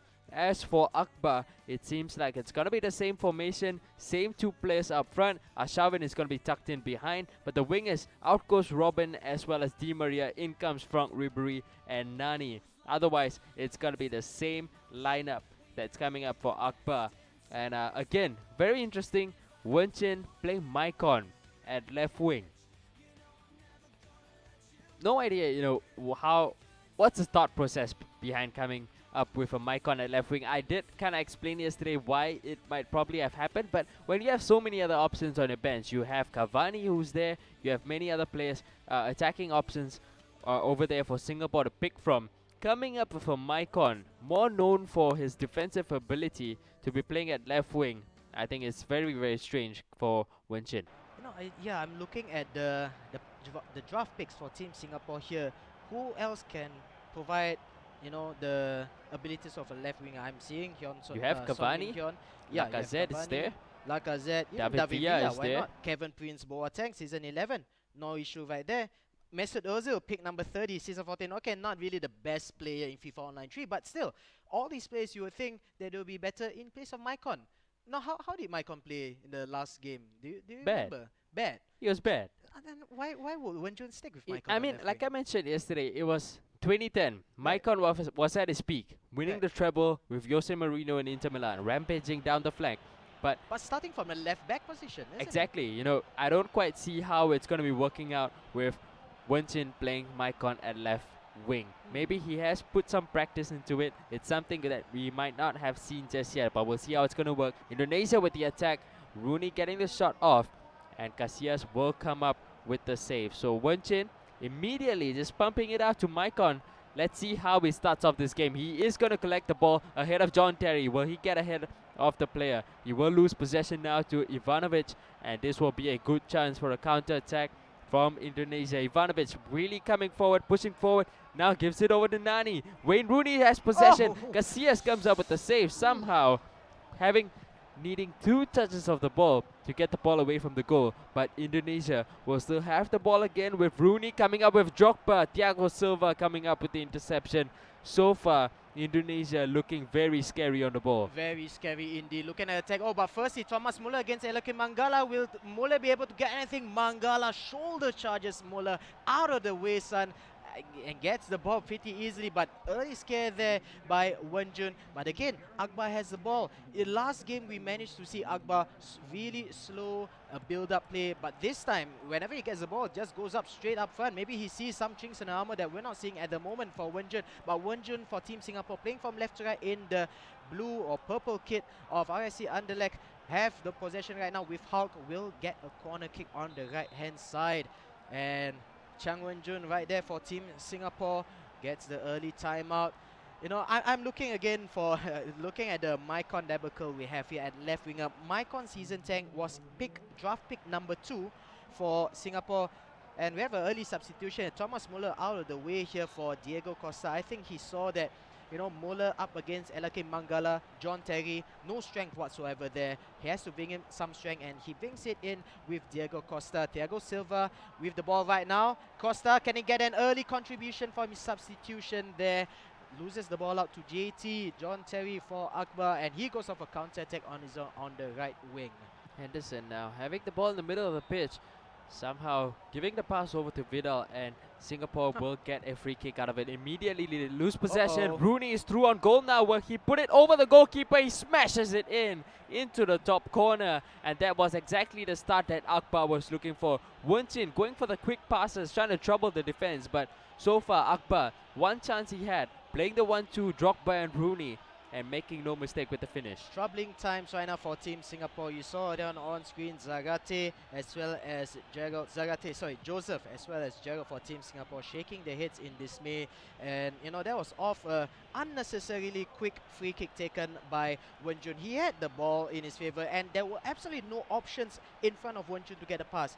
Somehow Wenjun decided to still go with the pass forward. Easy interception for Akbar. Again, very quick passing to his striker there, Didier Drogba, and then laying it off for Wayne Rooney, who's been ridiculously good at his off-the-ball runs. An easy goal there for Akbar for Indonesia. Offside call, however, there for Wayne Rooney. But Wayne Rooney at the right striker position has been really decimating Walter Samuel and Ashley Cole on the left flank of Wenjun here. The left centre back Walter Samuel, left back Ashley Cole. Ashley Cole has been, you know, helping out the attack so far forward. He left Walter Samuels alone at the left centre back position against Wayne Rooney.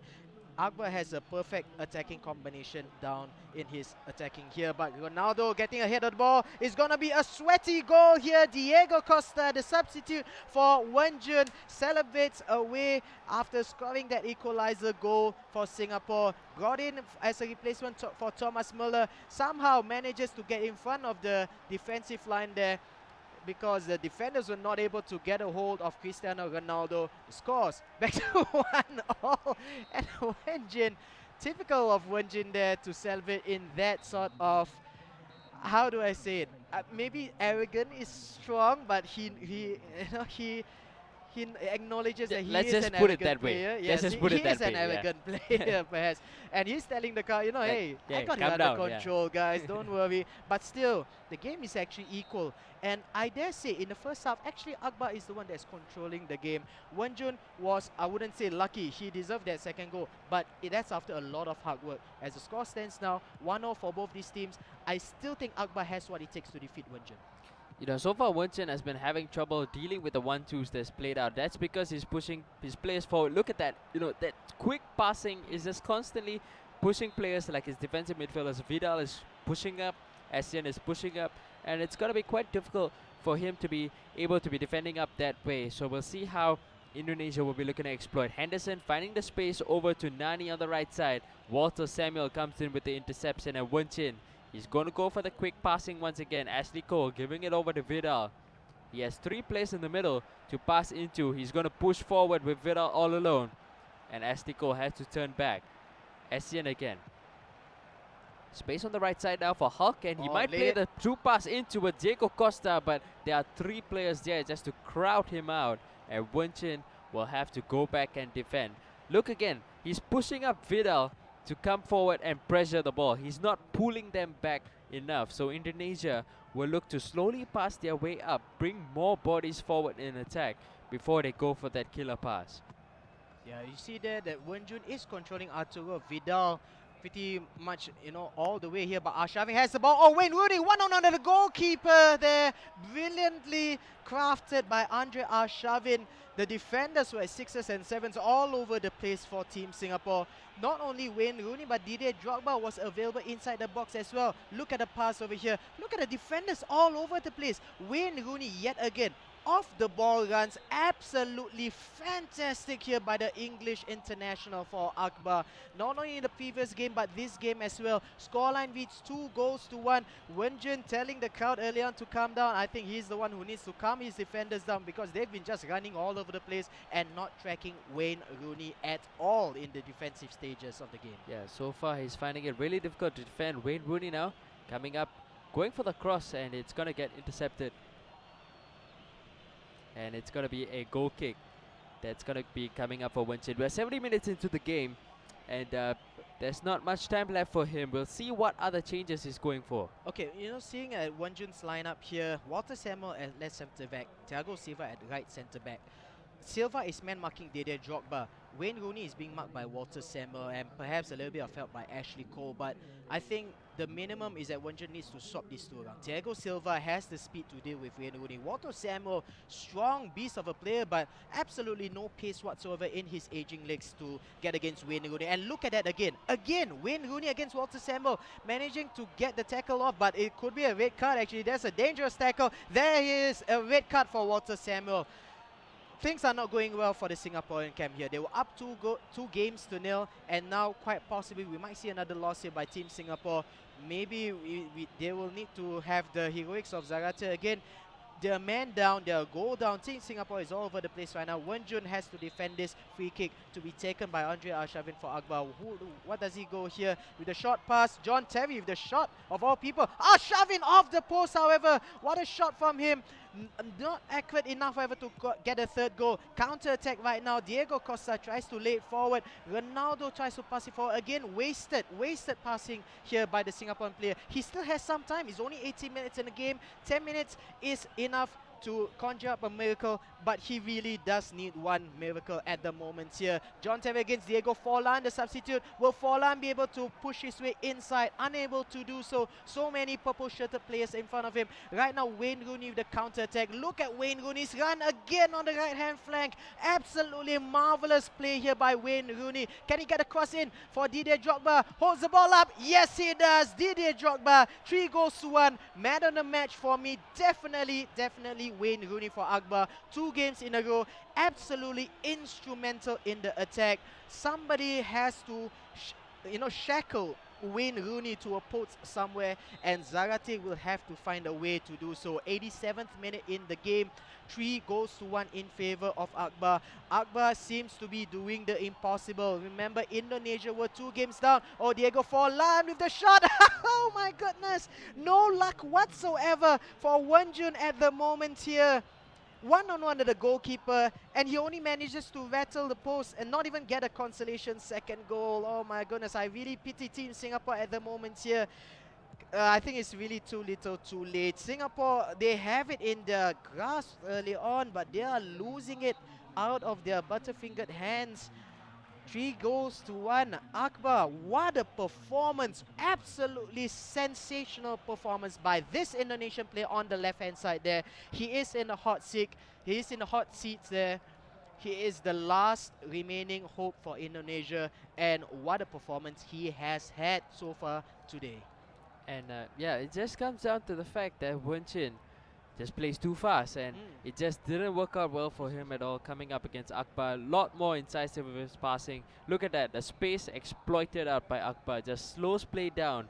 And because Wenjun just constantly uses his defensive midfielders to come out and press the ball, there's just not enough bodies in the box, or even if there are bodies, they're not in the right positions to cover out the passes, and it's clearly not worked out for Wenjun, losing up that game 3-1. So, like you mentioned, like you predicted, we're going to go into a game 5 that's between Indonesia and Singapore. So, last player for Indonesia, that's going to be Akbar. last player for Singapore, that is Joseph. I already mentioned earlier, it's going to be such a crushing blow for Singapore to lose out after winning their first 2 games and losing 3 straight games. It's going to be really difficult for them to take in.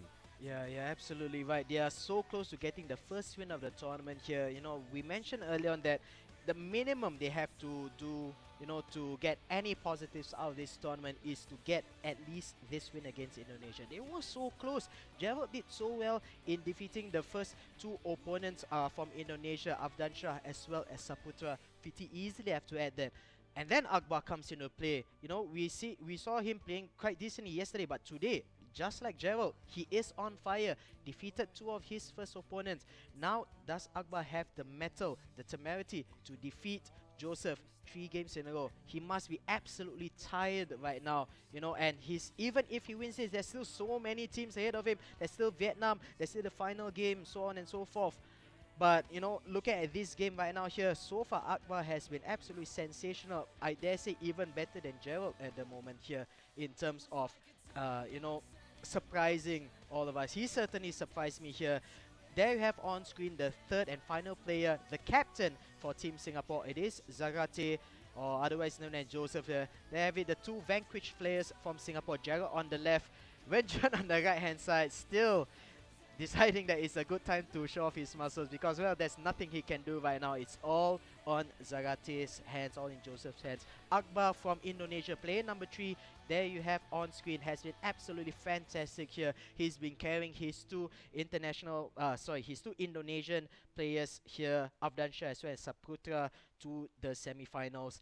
And wow, what a matchup we have here. And it's still only the first match. We still have so many matches to go. What a great start to the tournament we're having so far. It is. We're now going to the game 5 for our first match that we're going to be showing live today. And I just want to point out one thing. Even though we always look up towards Joseph as, you know, the carry player, the best player in the team, if I'm not wrong, when he has gone to an international tournament playing in a 1v1 match, I don't think he has ever won before. So this is the time for him to step up. Just like how Gerald stepped up today, won his first 2 matches for Team Singapore.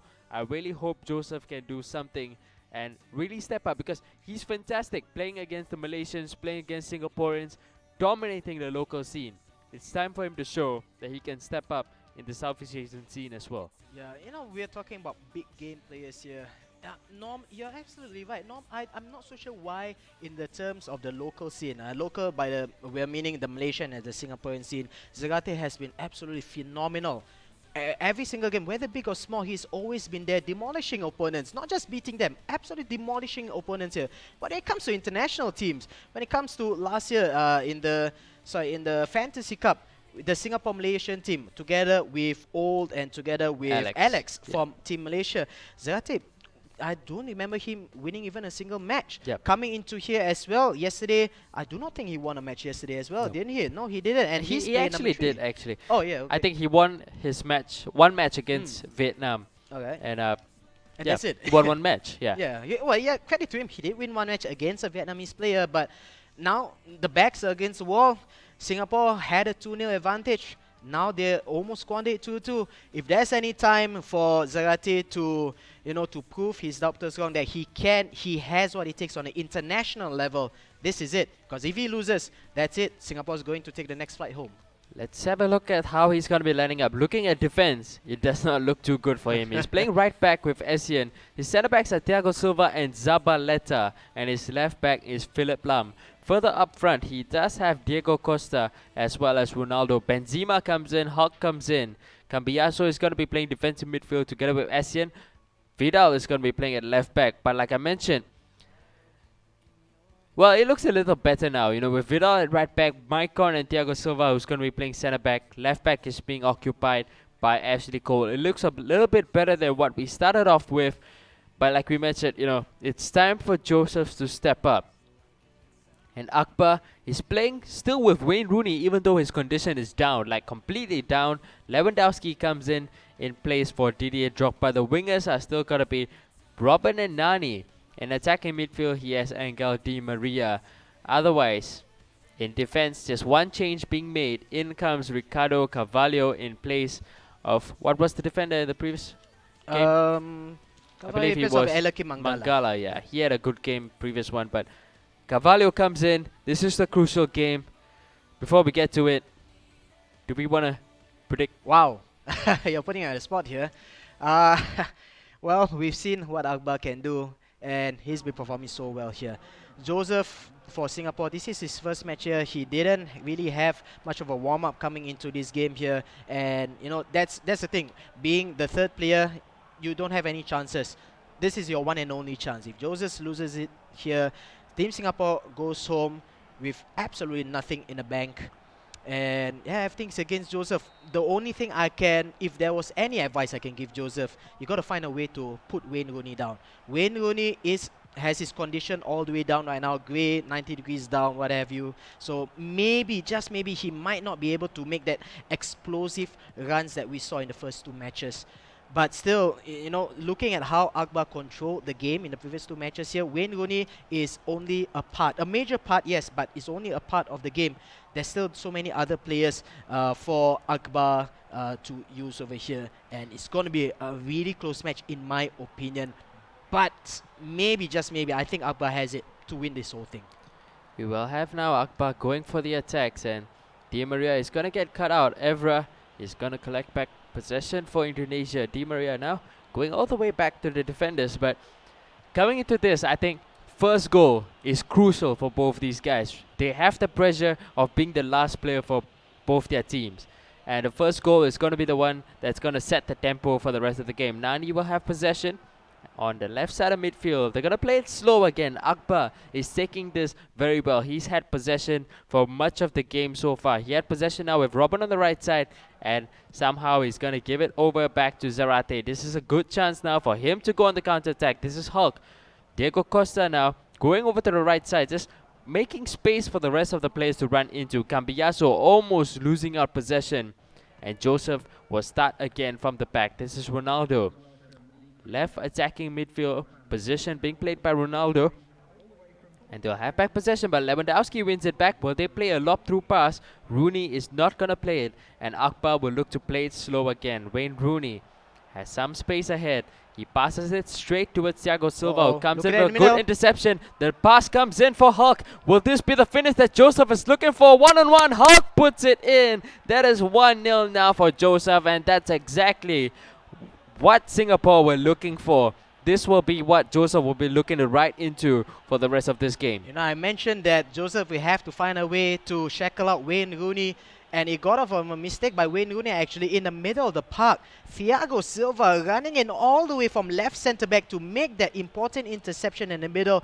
Pass it forward to, I believe, was Diego Costa in the middle. Hulk making the rampaging run from the right wing, cutting inside. One-on-one the goalkeeper. Evra not able to deal with the speed, with the power of the Brazilian Hulk coming in from the right flank. It was a pretty easy goal out of absolutely nothing from the Singaporean player Joseph here. One goal to him, but it's still early in the game. It's still only 40 minutes, but Joseph, I think that he's showing that he has what it takes here. Ronaldo on the left attacking midfield position here tries to draw two defenders to him. Michael Essien maybe getting across, but well defended by Iron Robin. Oh, but Michael Essien getting the ball back. So many yellow-shirted defenders, so yellow-shirted attackers in front of him. But Team Singapore unable to get a second goal from there. And Akbar, just look at the defenders here. Ashley Cole hounding Branislav Ivanovic, the right back for Akbar, all the way from his left back position. And it looks that Joseph is going for the high full court pressing style defending here, not giving Akbar any time on the ball for him to build up the play. Going into the second half here, one goal ahead for Joseph, but it's the same scenario in the previous game against Wenjun. Coming to halftime, that was 1-1 early on. This time Joseph has the lead, but it was still Akbar with the control of the game in the first half. I think, Akbar just needs to calm a little bit down and, not get flustered under early pressure by Joseph. But as things stand here, Joseph still has the lead. Akbar still has control of the game. Joseph, you know, because he's putting this much of pressure on the defenders, Akbar has not been able to play his slow game so far. Because look at it, Thiago Silva already coming out to put the pressure in, and Akbar is just finding it difficult to find the space. He's gonna send a cross into the far post. Lewandowski was there, but the ball will come out kindly back to Di Maria. This is Lewandowski again. Cambiaso will eventually clear, but like I mentioned, Joseph, because he's putting so much pressure, Akbar has no space to play his slow game. He's forced to play it fast, and Akbar does not look too comfortable with that. Joseph, though, will now restart the game back again. Benzema giving it over to Ronaldo and Ashley Cole. Michael Essien now looking to slow down the tempo of the game. Joseph will look for his second goal. This is Karim Benzema finding space. Hulk will turn back instead of going towards goal. Back to Benzema. This is a good pass for Essien. Eventually the interception comes in. And Joseph, like I mentioned, every time he has the ball, he's just going to look to play the extra passes to just run the clock down. He's not going for the lob through passes to get that second goal. He just wants to run the clock down. Lewandowski, though, will have possession. He's making a good run in the middle. Wayne Rooney will have it on the right side, but he's going to be called out for offside. You know, I think you're right. Early on in the day, we did mention during Gerald's match that both Gerald as well as Joseph likes to do that. Get an early goal or just get a goal and then try to defend his way here. We saw Gerald, oh goodness, another mistake here by Joseph this time. The cross out of nowhere, going straight into the path of Robert Lewandowski. Wayne Rooney in attack, but so many defenders ahead of him. Wayne Rooney had no option to pass it here. Cambiaso, who does he pass to? Dangerous defending here by Joseph, but he manages to get the ball out of the danger area by Ricardo Carvalho. Managed to intercept that. Long clearance there. Punted up is Benzema against John Terry, but the ball will find its way to the hands of Gianluigi Buffon. Here's the difference between Joseph and Gerald here. Joseph has the lead and he tries to get a little bit more passes off, but it's still with an attacking mindset. Gerald was content with just passing it around his back four and keeping the ball that way. But Joseph, he keeps the possession, but still with an attacking attitude, I will say here. Passes back to Essien, but you will see that he will pass forward nonetheless. Arturo Vidal the ball, still dribbling forward. A little bit dangerous play here, getting into close proximity of Akbar's defenders. Ronaldo, however, will lambast his way forward on the left-hand flank here. Defended well by two defenders, Ivanovic getting the tackle off. Time is ticking out here. Singapore might proceed to the next stage unless Akbar can find a way. 88 minutes in the game, and finally, I think Joseph saw that there was only 1 minute of gameplay, and perhaps he will just, he's going to just wait until the time ticks down. Yeah, so Essien will have the ball. Looks like he will not be pushing forward. He will look to just go down the flank and keep possession of the ball here. He will have Hulk now, giving it over to Cambiaso. The shot will miss, and the referee will blow for full time, ending the game 1-0 in favor of Joseph and Singapore. They are now through to the semi-finals. There you go. Team Singapore having a bit of their celebrations going on. They are now guaranteed that $470. Look at Wen Chin feeling the most happy, even though he was the only one not to win a match. As usual, Wen Chin up to his whatever antics you want to call it. But Singapore have finally done something in the international stage, winning a game, going through to the next round. This is like the most basic thing to get done, the most simplest thing to get done, and they've seemed to struggle in the previous tournaments. Finally, they get it done for themselves. But next up is going to be a much more daunting prospect ahead of them. That is Vietnam. Yeah, you know, you're absolutely right regarding Singapore's international record. It's really not the best at all, actually. Actually, we have gotten a reputation of being the whipping boys, us, Singapore, as well as Malaysia, of, you know, we're being called as the whipping boys of the entire Asian region here. Didn't really change anything much from yesterday's performance after 2 losses in the group stages. But what a way to get, you know, into the next round and finally getting their first international win in the quarterfinals of the tournament, no less. You know, I think they gotta thank the organizers, you know, in saying that, you know, sure, I got last in the group stages, but thanks for not eliminating us in the group stages. Yeah. Because they have a second chance. It's a forgiving format. Yes, it is, correct. And they have to thank the organizers for that, because in a lot of other other tournaments I've seen, if you're dead last in your group stages, you're out of the tournament. They are given a second chance here, given a quarterfinal match against the second place team in Group B, which was Indonesia, and they took it with both hands. Luckily, they had players like Zarate who had the composure to win it in the third match, because if Zarate didn't have that, game over for Singapore, and the reputation stays on. At least they have one win here. They did manage to go on to the semi-finals. But of all teams to face, Vietnam, ouch man. I think maybe the road will stop right here, because they barely were able to beat Indonesia. Vietnam will be another tough match. Then again, this will be the second time that these two teams have faced each other. They did face each other in the group stages. Vietnam won that match 3-2, if I'm not mistaken. Yes, 3-2. So maybe we might see another close match, another game 5 perhaps later on. Perhaps. So that will be coming up later on for today in our first semi-finals. But next up, our match is going to be Malaysia against Thailand Team A. That is our next knockout match. But before that, we're going for a short break. Guys, don't go anywhere. This is the Southeast Asia Championships. We'll be right back.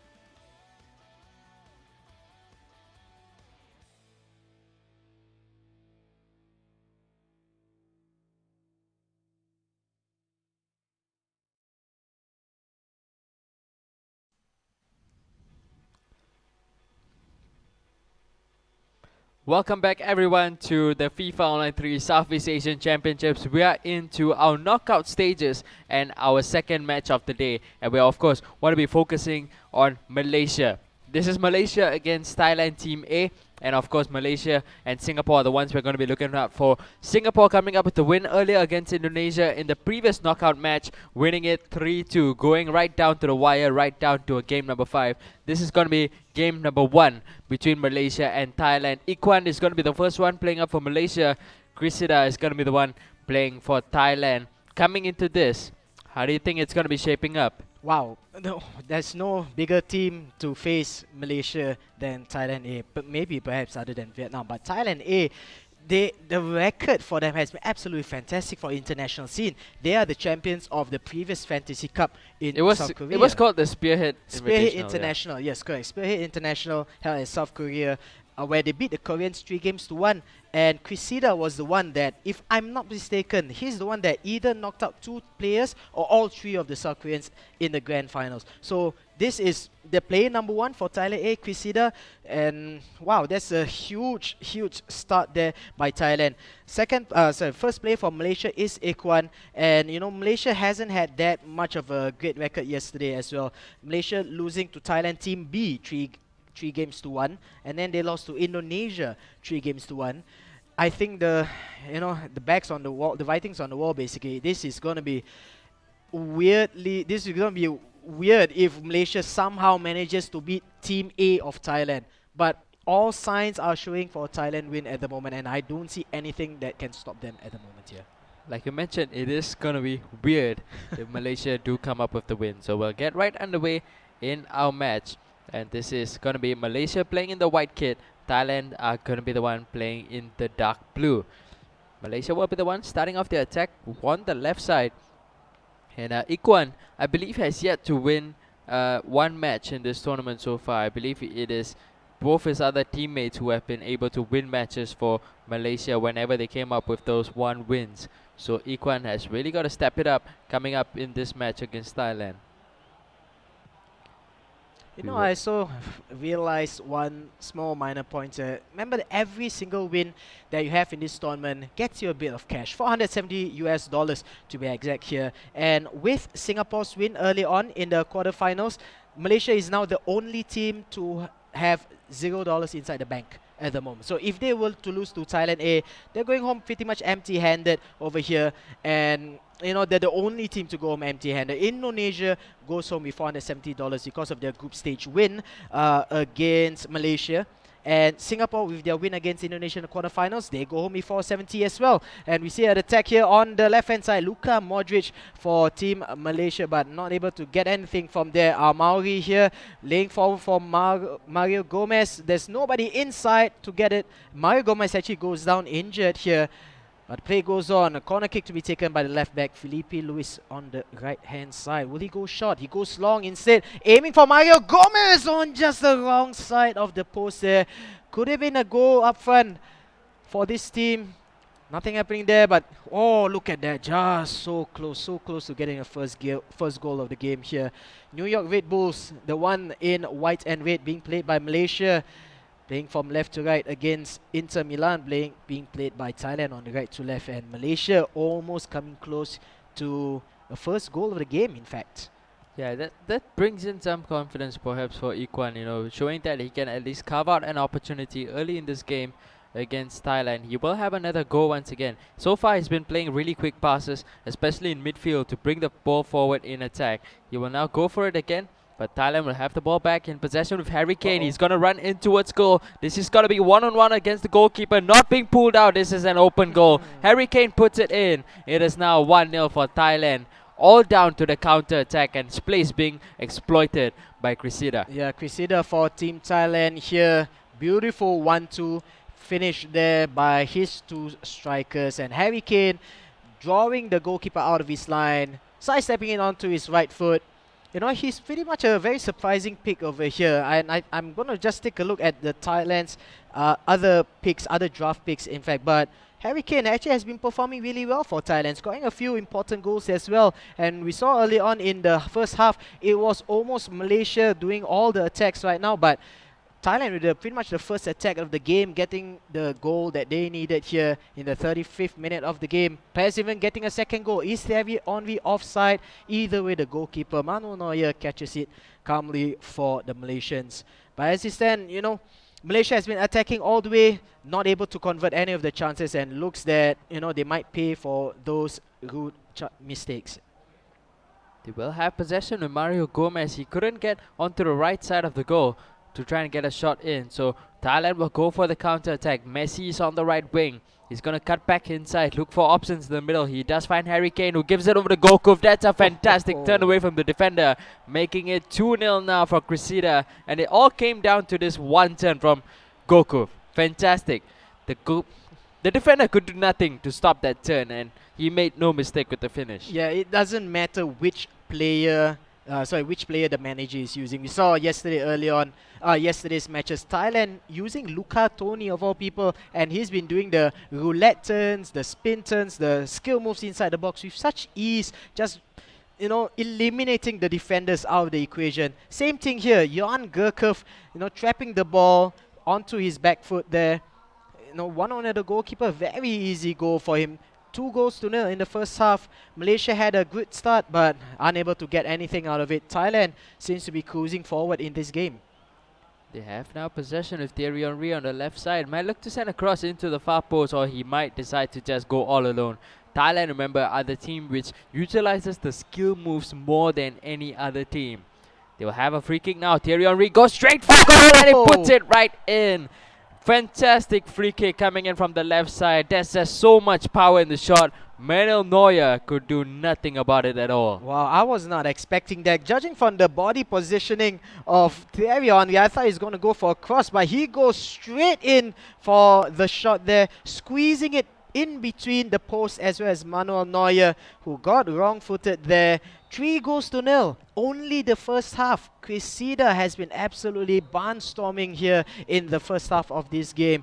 Could have been even more, in fact. Looking at the statistics here, he actually has less possession, 48% compared to Malaysia's 52%. But the scoreline is definitely in his favor. 3-0. The attacks have been going ever so well for Thailand. And I think it's just a matter of how many more will Thailand score instead of who's going to win this match. I think, judging from how the first match went, this will be a Thailand win. Just, by how many? I'm thinking maybe even 4 or 5 perhaps. And he's not content with only 3 goals. He had the ball earlier on and he was still looking forward. Malaysia, on the other hand, needs to really compose himself and try to get at least one consolation goal to show that Cressida is not unstoppable here. But Cressida having so much control of the ball. Excellent ball control, even managing to get a flick on with Fernando Torres. And Fernando Torres might even get an easy tap in here of a mistake by the goalkeeper. Thierry Henry sidesteps it away from the defender. Fernando Torres not able to get past Alex, the right centre-back for Malaysia. Wow, Thailand has been just running the show against Malaysia at the moment here. Passing has been poor, positioning of the players has been poor. Malaysia overall so far, Iquan has just been poor all around. He will get possession on the right side with Amauri, and he's not the kind of player who you want to have down the wings because he has no pace whatsoever about him, and he's not really known very much for his finishing as well. He will get the pass now over to Mario Gomez. The shot will come in. That will make it 3-1 now. Maybe there is some way back for Iquan. We are still 65 minutes into the game. There's still 25 minutes left to play. Time is still available for him, but he's got to be a lot more decisive with his passing. So far in midfield, he just has not been able to link up the defense and the midfield because his central midfielders have just gone missing the whole game. Yeah, absolutely right. There's nobody in the middle there. Amauri is expected to link up play in between defense and attack, and I don't think he's the best player to do that whatsoever. Thierry Henry just runs the ball out there, too slow with his cross inside, back in for Thailand. But in any case, again, we see here Amauri coming in deep. He's deployed as a right winger, but he's been helping link out, the right striker and he's been helping to link up in defense and attack. But he needs much more than Amauri. He needs a proper center attacking midfielder. But again, Malaysia has pretty much had the worst draft picks in the entire tournament. I'm seeing here Envy for Thailand in the middle and trying to link together Harry Kane via Fernando Torres. Unable to get anything there. Manuel Neuer almost throws the ball straight at Thierry Henry, but thankfully for Malaysia, Thierry Henry did not intercept that off here. We might even see another goal in the midfield here. Almauri on the right hand side. He looks forward to Aubameyang. The header manages to connect it with the cross, but in either case, Aubameyang is offside. Getting close to a second goal actually, but maybe too little too late, because if he had not conceded 3 goals in the first half, maybe Ikhwan for Malaysia could have gotten something out of this match. But I think the 3 goals he conceded in the first half, brought him too far back to catch up, especially now we're coming into the later stages of the game. 80th minute, I think the game is in. Maybe a little too late, unless Cressida somehow spectacularly self-destructs and collapses, which I don't think that's going to happen. I don't think it is going to happen. Cressida is someone who has loads of international experience, especially being part of the team that won the Spearhead Invitational last year when he played for Team Thailand. And this is the kind of player you want to have starting off first. Lots of composure in him, very good with his passing, very good with the way he builds up his attacks. And rightfully, he is winning this game 3-1. We'll see if he can add more goals to his tally. Harry Kane is on the right side. He's looking to cut inside. He goes back out to Benteke, who came in as a substitute. And he's just going to keep possession of the ball. Ikhwan is not putting the pressure in at all. Benteke going all alone. Harry Kane with the shot, but it's going to be too close to Neuer. We will see. Ikhwan now looking to go for the attack. Amauri pushing forward, trying to give it to Dani Alves, and eventually will come to Mario Gomez. Having possession again, not quick enough with the passes. Amauri might look for the run of the other players. That will probably be the free kick, which he will get. We'll see if he can apply the finish to this. Modric will be the one standing over the ball. Looks like he might want to take the free kick shot. He's going to switch it over to Felipe Luis, not one of the players you want taking a free kick. And eventually, Modric is going to blaze it over the crossbar. The referee will blow for full time, ending the game 3-1 in favor of Cressida, scoring all 3 goals in the first half. And once he scored that 3 goals, I think there was really no way back for Ikhwan in the second half. Yeah, absolutely right. The first 3 goals in the first half against Ikhwan, made it too far away for him. We always mention that the ball is round. This is football. Anything can happen. Yes, anything can happen, but when you're talking about the gulf, the distance in just player skill, no offense to Ikhwan, but Team Malaysia against Team Thailand A against Cressida, who manages to get 2 if not 3 wins against South Korean players. This is pretty much, it's like saying Coventry in Division 1 is able to defeat Chelsea or Manchester United in the Premier League. The distance is just too far. It is possible, of course, but looking at how the match went on early on, it was Cressida's game all along. And the second player, I think it's Zainuddin will be the second player. Yes. This is what we're expecting. Zainuddin is going to be the second player. He sees how Cressida plays there. Cressida plays with 4 strikers up front. He has got to find a way to shackle all 4 players, not just one player like Rooney for Akbar Indonesia early on, but all 4 players he has to cover it down. I don't know how he's going to do that. Will he bring a 5th defender? Maybe, maybe not. But again, it all boils down to the draft picks. Malaysia's draft picks, I have to say, really disappointing, guys. The picks that Malaysia have taken, there are so many other players in the pool. It seems like they've forgotten that there are other star players as well. And it's like they have a list of players that they are so used to. There's no plan B. There's no second list to choose from. You just stick to whatever you use in your actual And what FIFA if, Online yeah, 3 exactly. server. And international tournaments nowadays have these draft picks where if one team takes your player or the player that you were aiming for, right, you're not going to have him or in any of the seasons. It's like we mentioned earlier on, Singapore, their first pick was Ronaldo season 11, I think. Yeah, season 11. That means season 14, season 10, and whatever other seasons, the World Cup season, they're not going to have it for any choice, for any other team for Cristiano Ronaldo. And I think Malaysia they came into the tournament, guys, we've always played with these players. If we don't get these guys, who do we go next? And they have no idea who to go for. That kind of explains why they picked Amauri. They picked Mario Gomez, and they only picked the striker at number 5. You know, I think they have got. I'm not so sure. Maybe if Garena Singapore were going to use that kind of, are they going to use that kind of system here as well? Because it seems that the Malaysians have never experienced anything of this sort before, any drafting of this sort. So I think they were kind of taken aback. They were kind of shocked at what the picks are. I'm not so sure if they were naive to come into thinking that I'm gonna be able to pick my starting 11, the ones that I've been practicing at home. Yeah, and even if they are on the same level in terms of playing quality against Thailand, it is already a disadvantage. The draft picks have already been a disadvantage for them. It just comes down, making it very difficult for themselves. And maybe probably we'll have this kind of system, this kind of format coming into future tournaments. But it is now time to go into our second match between Malaysia and Thailand. Team A, Zainuddin will be the one playing next for Malaysia. And looking at his team, all their morale seems to be pretty good, going his way. And we'll have a look at how he's lining up. In goal, here's Ter Stegen. His fullbacks are going to be Santon and Felipe Luis. Centre backs, Alex and Vidic. Defensive midfielders for him are going to be Mascherano and Pogba. In right midfield, he has Cersei. And centre forward again is going to be Amauri. And the left wing, it's going to be occupied by Ronaldinho. And the striker up front is going to be Victor Ibabo. So this is the lineup that Malaysia are going for. He's going to switch out Amauri. And in comes Lukas Podolski. This is a little more convincing compared to the lineup being showed in the previous game.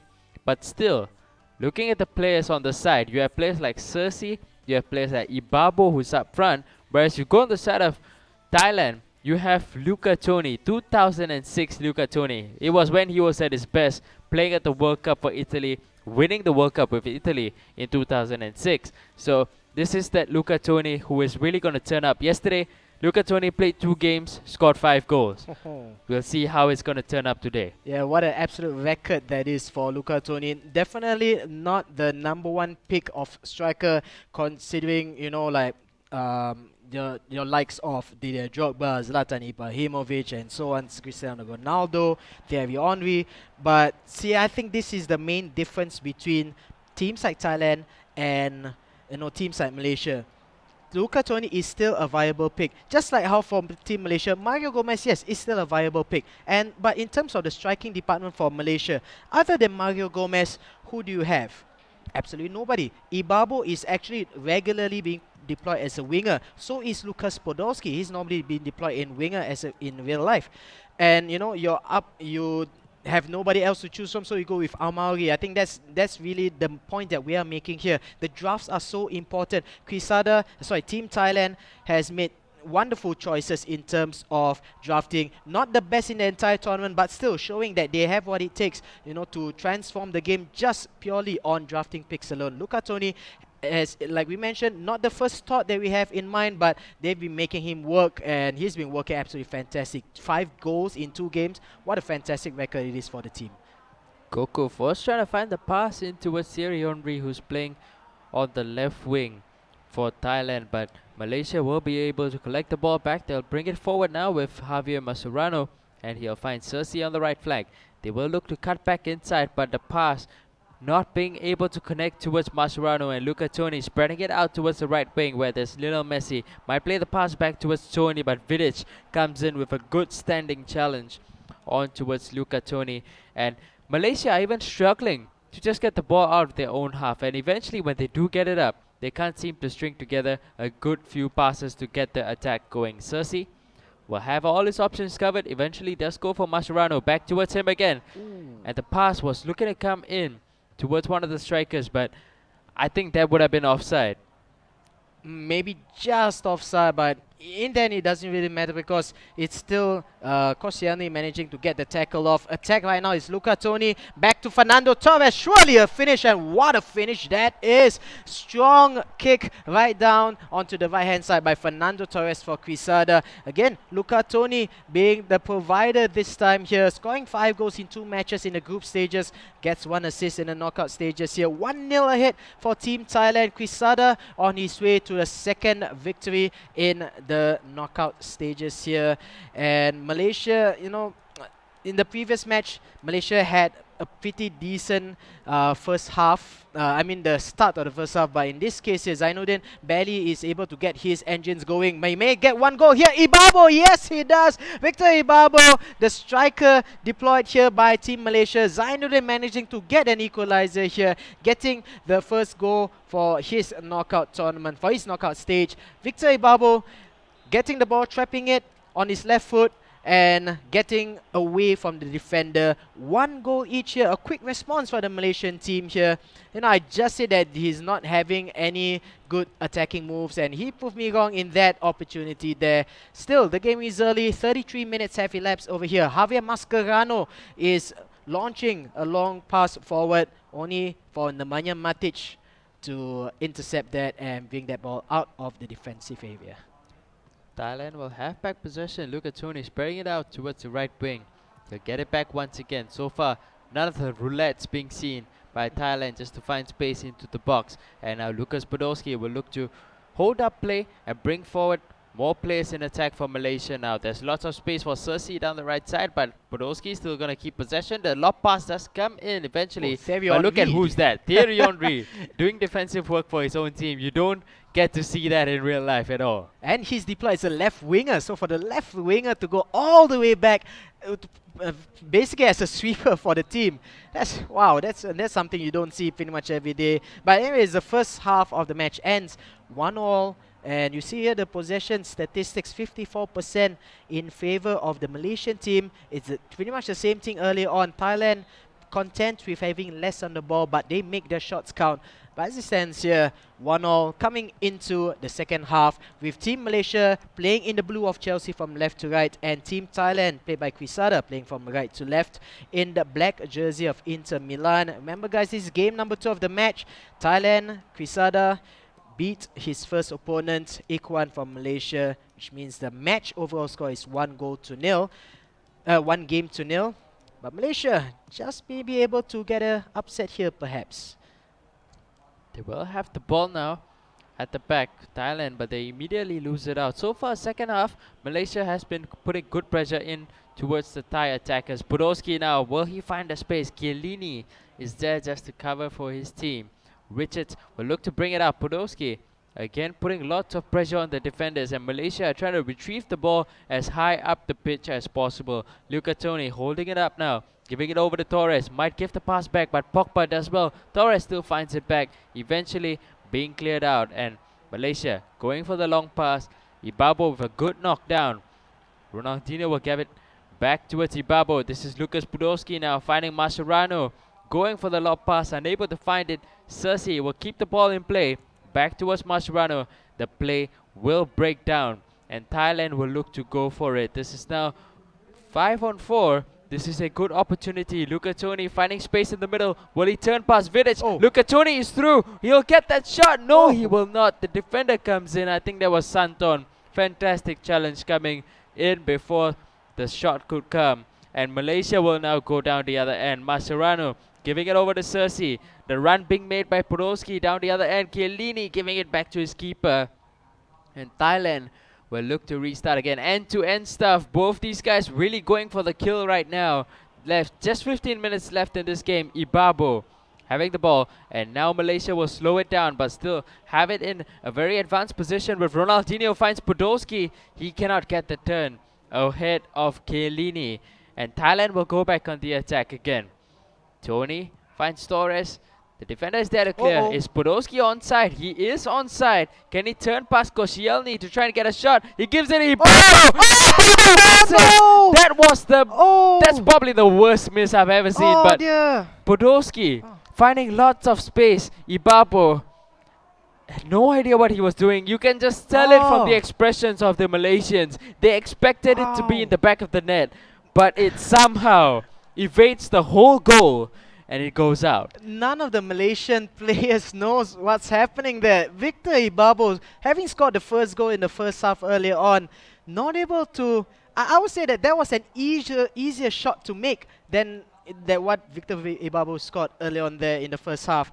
But you know, the positive so far for Zainuddin from Malaysia, his build-up play much more effective this time. The accuracy, I'm sure the passing accuracy rate for Zainuddin has increased dramatically in this second half here, but he still needs to defend over here. Is Christian Benteke, the substitute again for Team Thailand. Henri inside the post, so many plays inside the box there. The ball just bounces around everywhere, but Alessio Cerci, the Italian player on the right wing, manages to get the ball forward. Maybe we might see a last-minute goal for Malaysia here. It's Cerci with a cross, looking for Podolski just over his head as well as Koscielny's head. Back with Ronaldinho. The ball bounces off the defender. Is this an attacking throw in there? Zainuddin, Team Malaysia, calls for a timeout.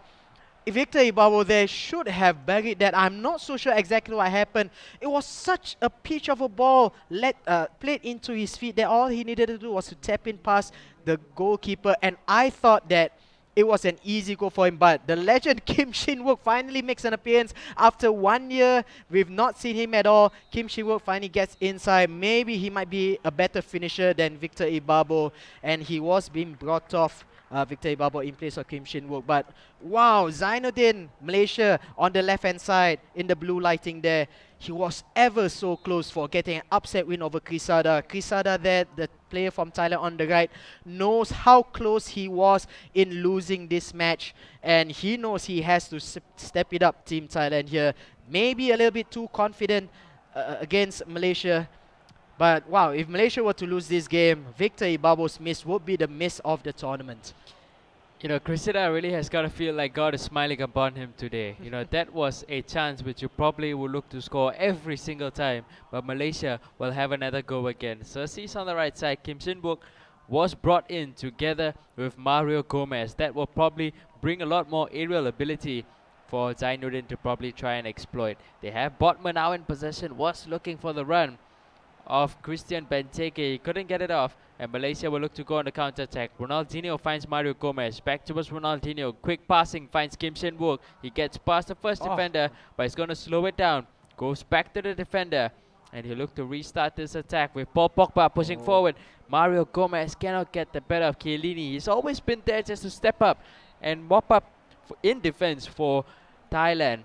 And that brings an end to the first half in extra time. Scoreline reading 1-1. No, Zainuddin has been really impressing me the further the game progresses. The first half, he was, I have to say, absolutely horrible in the first half. Manages to get a goal to equalize things off, but his build-up play was nowhere up to mark. Second half was a lot better for him, and in the first half of extra time, we saw that much better play from the Malaysian player here, Zainuddin. He's really stepping up to the plate. He has so much possession of the ball. He is controlling the ball really well actually in the attacking stages here. Alessio Cerci on the right flank, lays it forward. Kim Shin-wook, Mario Gomez, the star striker here for Team Malaysia. Maybe he might get a shot. We have a little bit of lag on our end here as well, but this is a perfect opportunity for Malaysia to get a goal. And it is Mario Gomez! Oh, again on the wrong side of the post. Oh goodness, the feet just came back on just before we see that stinging shot there by the German international Mario Gomez. And well, looking at how the replays are going here, it looks like Zainuddin has had pretty much control of the ball inside the box all the way here. We are going into penalty kicks if nobody scores within the next 2 in-game minutes here. David Santon manages to win the ball off the header. Malaysia is in control, but you know, if they do not score a goal here, the control will be absolutely 4-0. Eden Hazard here for Krisada. Coming into the end of the half, maybe Krisada might even get a last-minute goal. He crosses it back. Oh my goodness, no! Thailand coming so close. This time it is Thailand who is not able to finish that.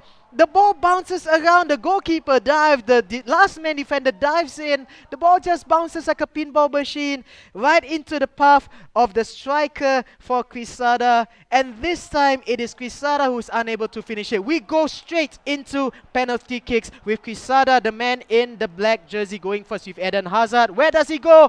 Oh God, the goalkeeper for Malaysia goes the right way but does not dive powerfully enough. 1 goal ahead for Krisada. Ronaldinho will be the one taking, and Krisada comes up with the save. First penalty being saved up, and Zainuddin really has got to step up in this penalty shootout. He does make that save, immediately responding back, and it goes back to Zainuddin again. Cerci against Petacek, and he does finish it off into the bottom corner. After 2 shots each here, the score is tied at 1-1. Bodmer here for Quesada. Where does he go? Again, the goalkeeper goes the right way, but not low enough. Sneaks the ball underneath the goalkeeper. Kim Shunwook, the substitute here against Peter Cech. And Peter Cech makes another brilliant save for the Thais. After 3 kicks, 2-1 here for the Thais.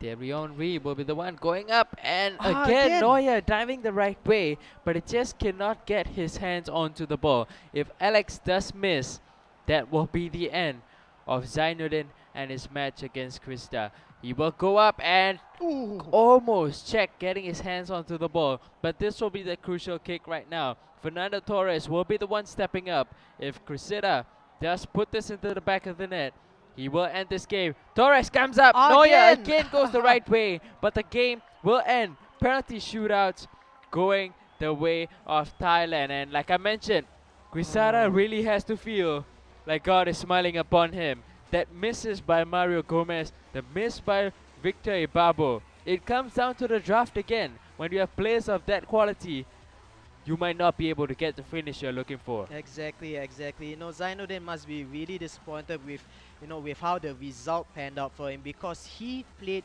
really well, against such a top player like Quesada. He actually controlled the game from the second half onwards. Zainuddin must be proud with what he has achieved here, considering he has a much more inferior team lineup compared to Quesada from Team Thailand.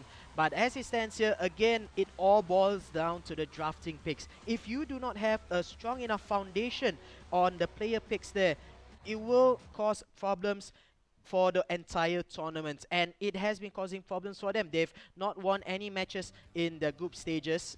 They lost against Thailand B, they lost against Indonesia 3-2 and 3-1 respectively, and now they are on track to losing 3-0 against Thailand. Quesada is on his way to an all-kill in the knockout stages here against Malaysia. Zainuddin came so close. You're absolutely right. If he had better strikers, what if instead of Ibabo he had maybe Sergio Aguero? He maybe had Fernando Torres instead of Thailand. It might have been a totally different thing altogether.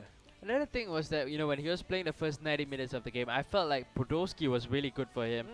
Podolski was having a fantastic game, but going into extra time, he took off Podolski, bringing on again Amauri, who is such a questionable pick. And even if you do decide to pick him, you see time and time again he plays bad. Just don't play him. And that's something which they have not quite learned. And they're making the mistake time and time again. Yeah, absolutely right. I'm sure they have more players, other than Amauri. Amauri was picked, I think, number 8 or number 9, pretty much high Which up. is quite high. Yeah, it's quite high. You have 30 picks available, and Amauri was the second striker to be picked for Team Malaysia. And I think even Victor Ibabo and even Lucas Podolski was picked pretty low on the in the drafts as well here. And they've performed arguably better. Podolski has definitely performed better than Amauri. Barring and Victor Ibabo, other than that one miss, actually Victor Ibabo did pretty well, I say, in the match early on. Amauri, yesterday, the whole day, we've seen him just being very disappointed on the whole.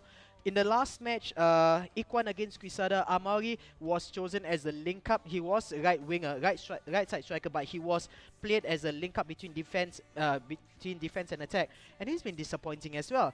Amauri is neither fast nor that strong nor that tall as well, so I'm not so sure why Team Malaysia is sticking to the guns with Amauri. Perhaps they've been practicing so much with him that they thought that they could do well with Amauri ahead of the other players, but we are talking about the top team in Southeast Asia. We're talking about Thailand Team A. Quesada, with his international record, he is able to defeat anything that comes in his way, and he has been doing it so far with 2 wins on the trot against Malaysia. And now it is up to the final player for Malaysia, Zulfazli. Again, we're down to the last player for this team here, and if Zulfazli loses this match again to Quesada, that's it. It's game over for him. It's game over for Team Malaysia, and they go home as the only team of the entire tournament to go home with absolutely nothing in the bank.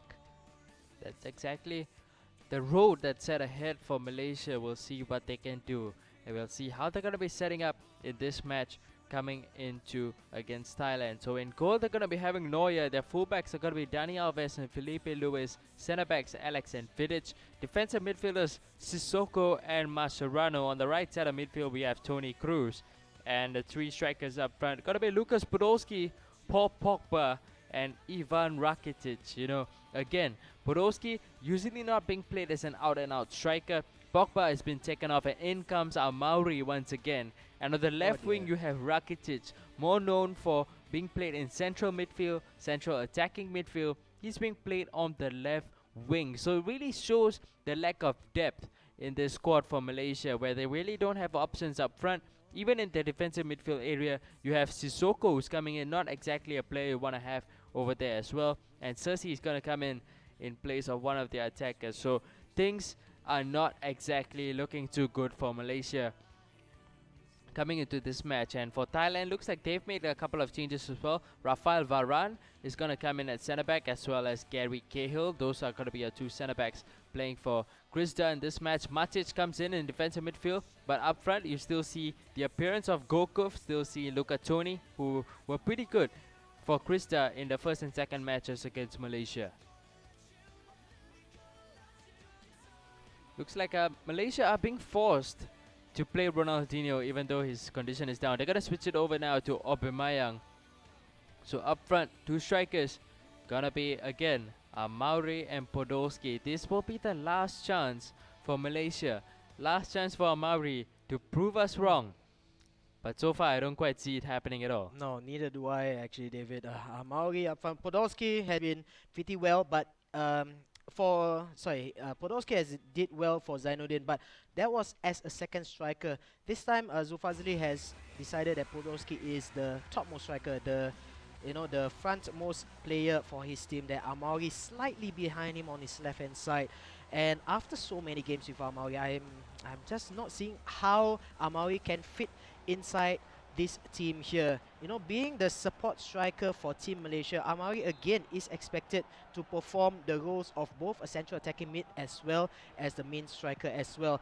And I just don't see it for Mauri. In fact, you know, there was a few seconds at the beginning where he actually somehow put Paul Pogba up front. I'm not so sure if that's just a computer thing, but Paul Pogba was up front, and even then I think Paul Pogba is a better attacking player than Mauri at this stage of the game here. But as it stands, we're going to see how Mauri as well as how the entire team for Team Malaysia will perform here. It is Quisada for Thailand, going for the early shot from distance. Lionel Messi, look at how far he took this shot here. It's nowhere near the box, and just finesses it, curls it into the corner of the goal there. Quisada for Thailand, playing in the black of Inter Milan from right to left, with a beautifully crafted goal in the first 9 minutes of the game. 1-0 to him, in advantage against his opponent Zulfazli from Malaysia, the very last Malaysian player still standing in this tournament. And we mentioned before that if Zul loses this match, it's game over for Malaysia, and it doesn't really look good at all for Team Malaysia at the moment. It was just all down to the fact that there was no pressure being put on Messi there. And it's one of the mechanics of this game, you know, when you get a free chance on goal, when you're diagonally across the goal, and you get a chance to finesse it with your favorite foot, most of the time, it's going to end up in the back of the net. So you do have to put the pressure in on the players when they do decide to go for those kind of shots. Thierry Henry is now keeping possession on the left wing area, and even though Cersei wins the first challenge, Henry is still fast enough to get it back again. He will now give the pass over to Torres. Alex will eventually collect for Malaysia, and they will be looking to respond right back with a goal if they possibly can. Sissoko will be driving forward from midfield, and Mauri will bring Aubameyang into play on the left side.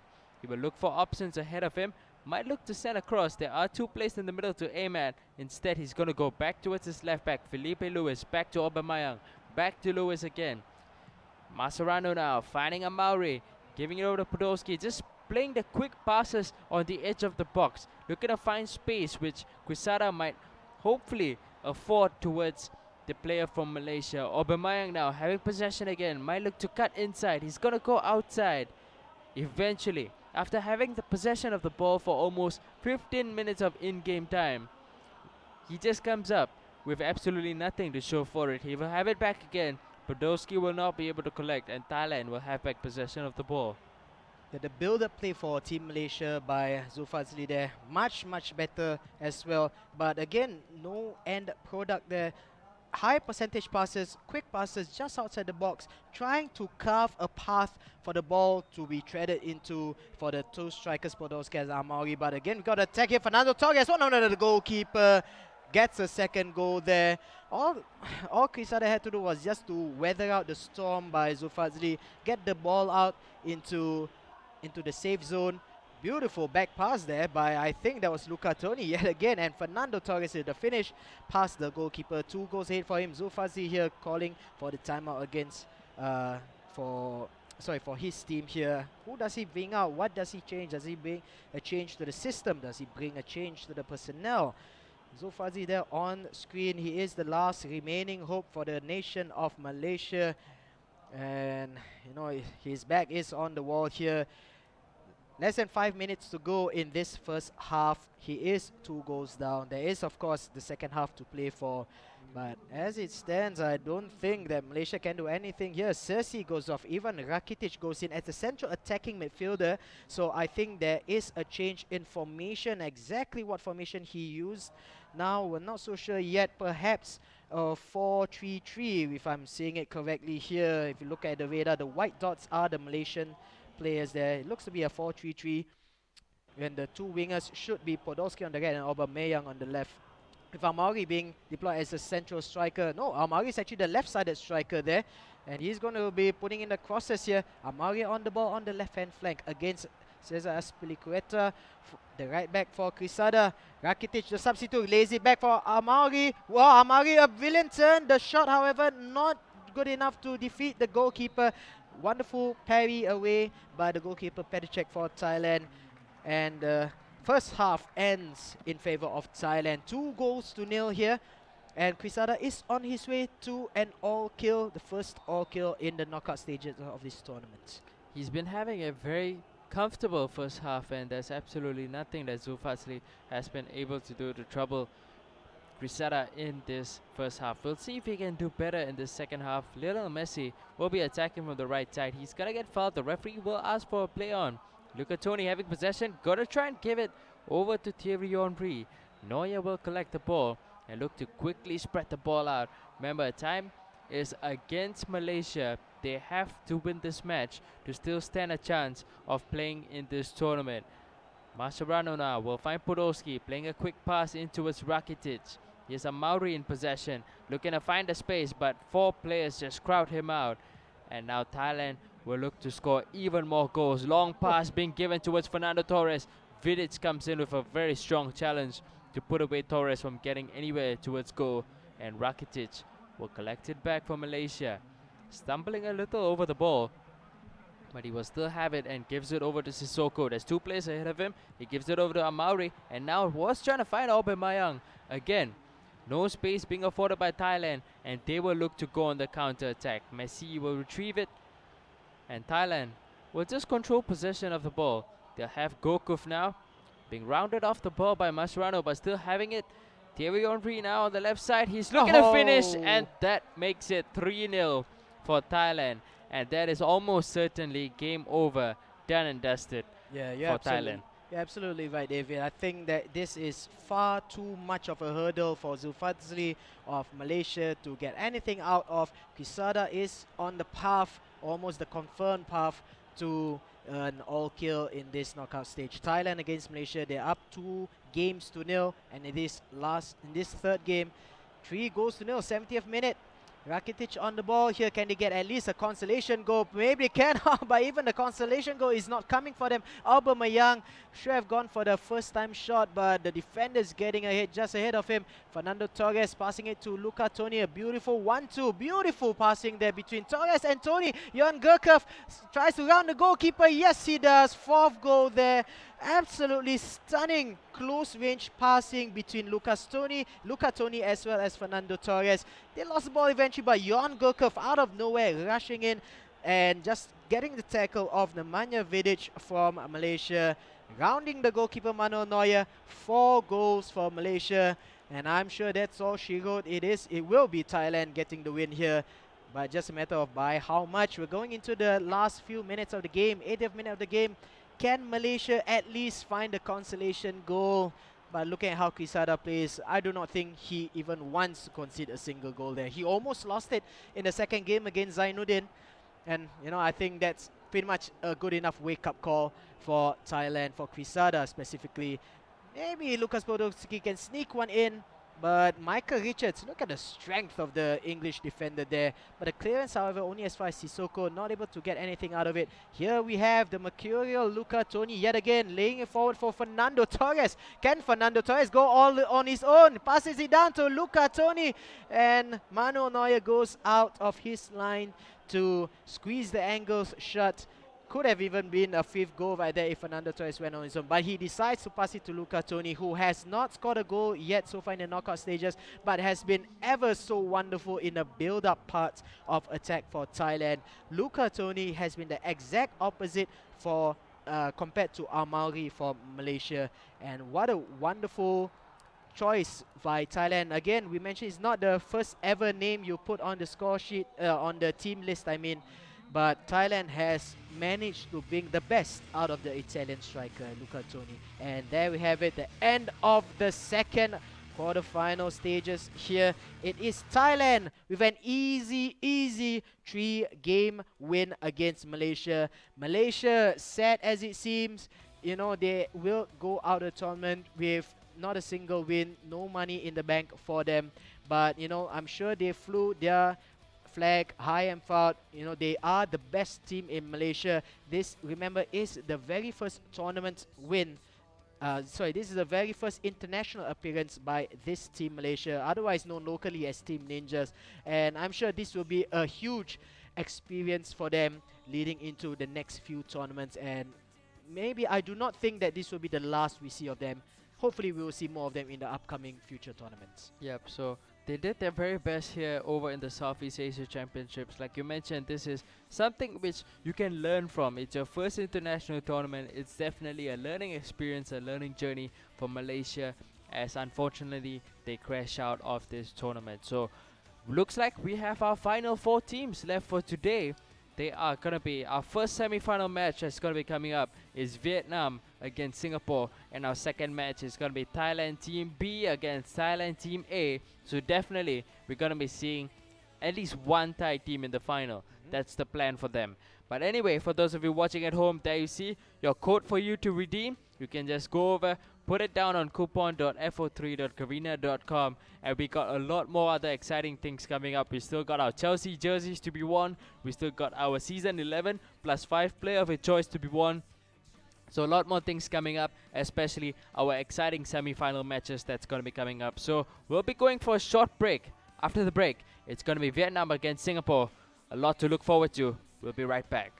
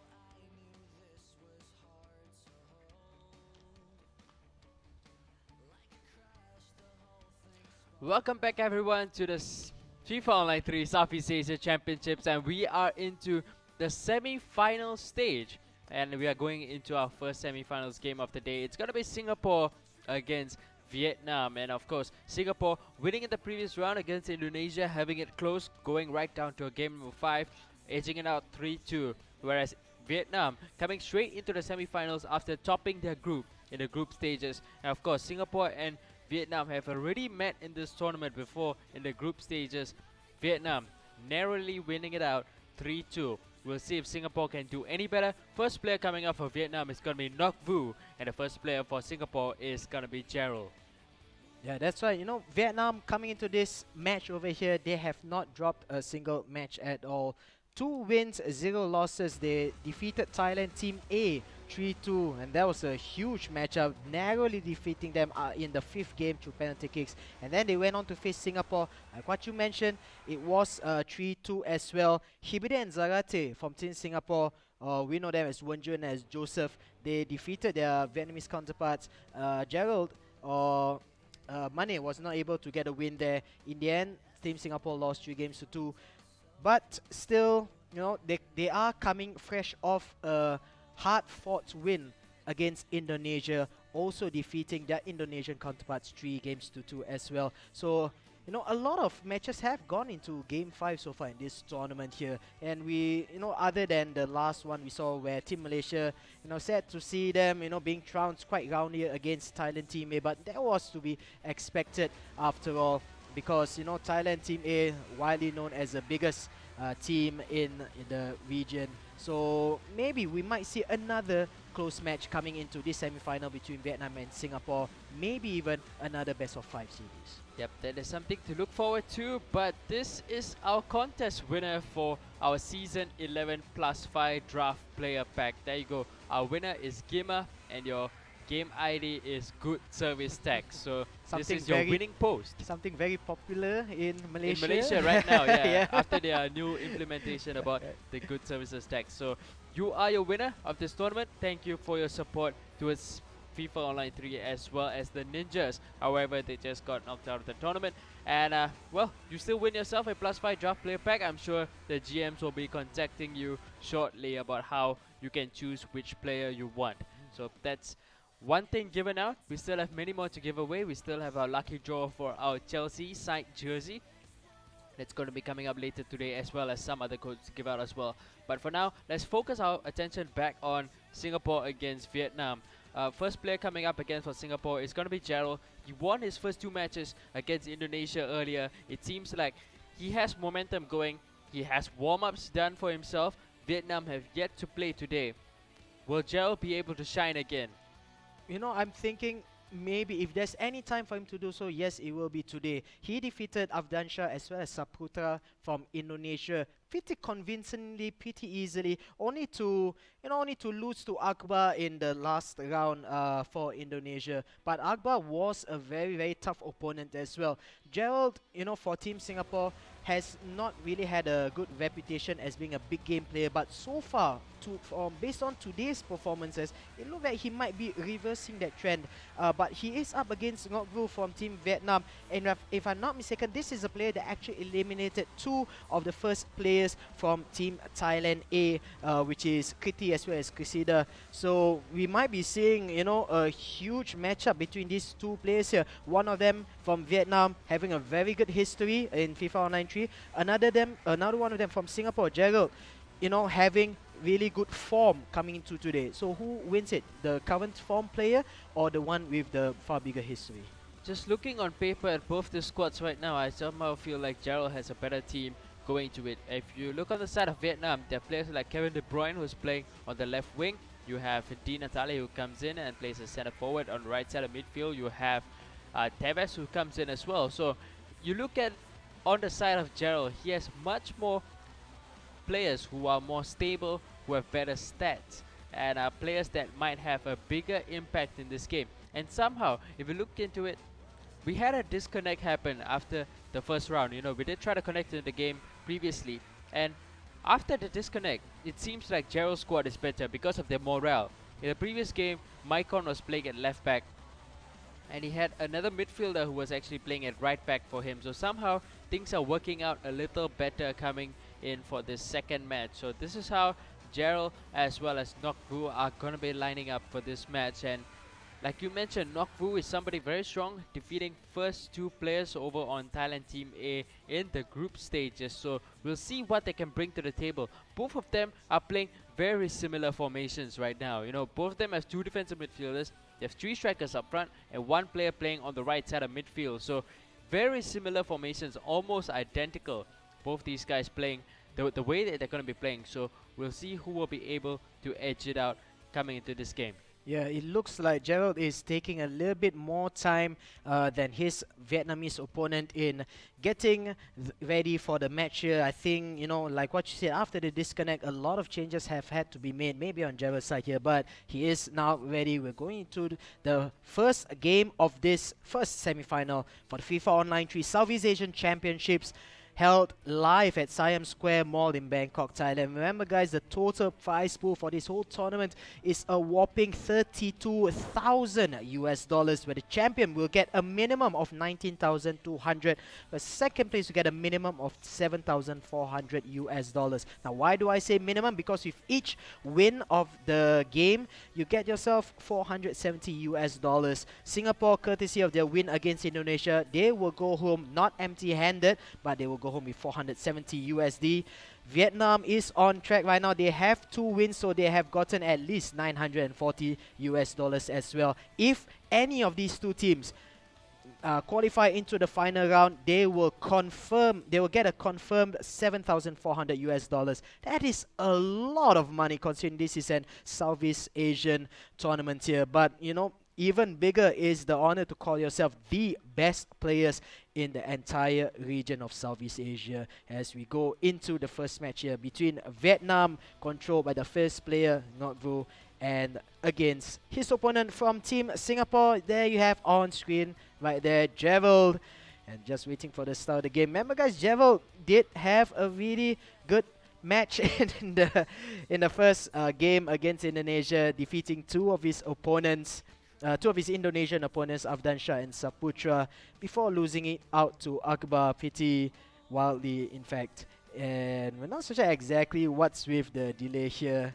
No, God willing, it's not another disconnect, because then we have to go through all over again the lineups. I mean, I've already taken so much time to write down the lineups here. And if they were to disconnect and change more players, well, that's going to be another tough time for me as well. But that's the nature of the game. Disconnects happen. Production, you know, some things not meant to happen, not meant to be. But what's more important is that at least we make sure that the game, when it happens, does go on, and we will bring you what's hopefully will be an exciting semi-final match. Yep, so this definitely something to look forward to. Our second semi-finals of the day will be Thailand Team B against Thailand Team A, and we've not seen them face each other in this tournament just yet. You somehow feel on paper that Thailand Team A is the better squad, but coming into it, you know, they sort of lost their game against Vietnam in the group stages, and they did not have it comfortable coming their way.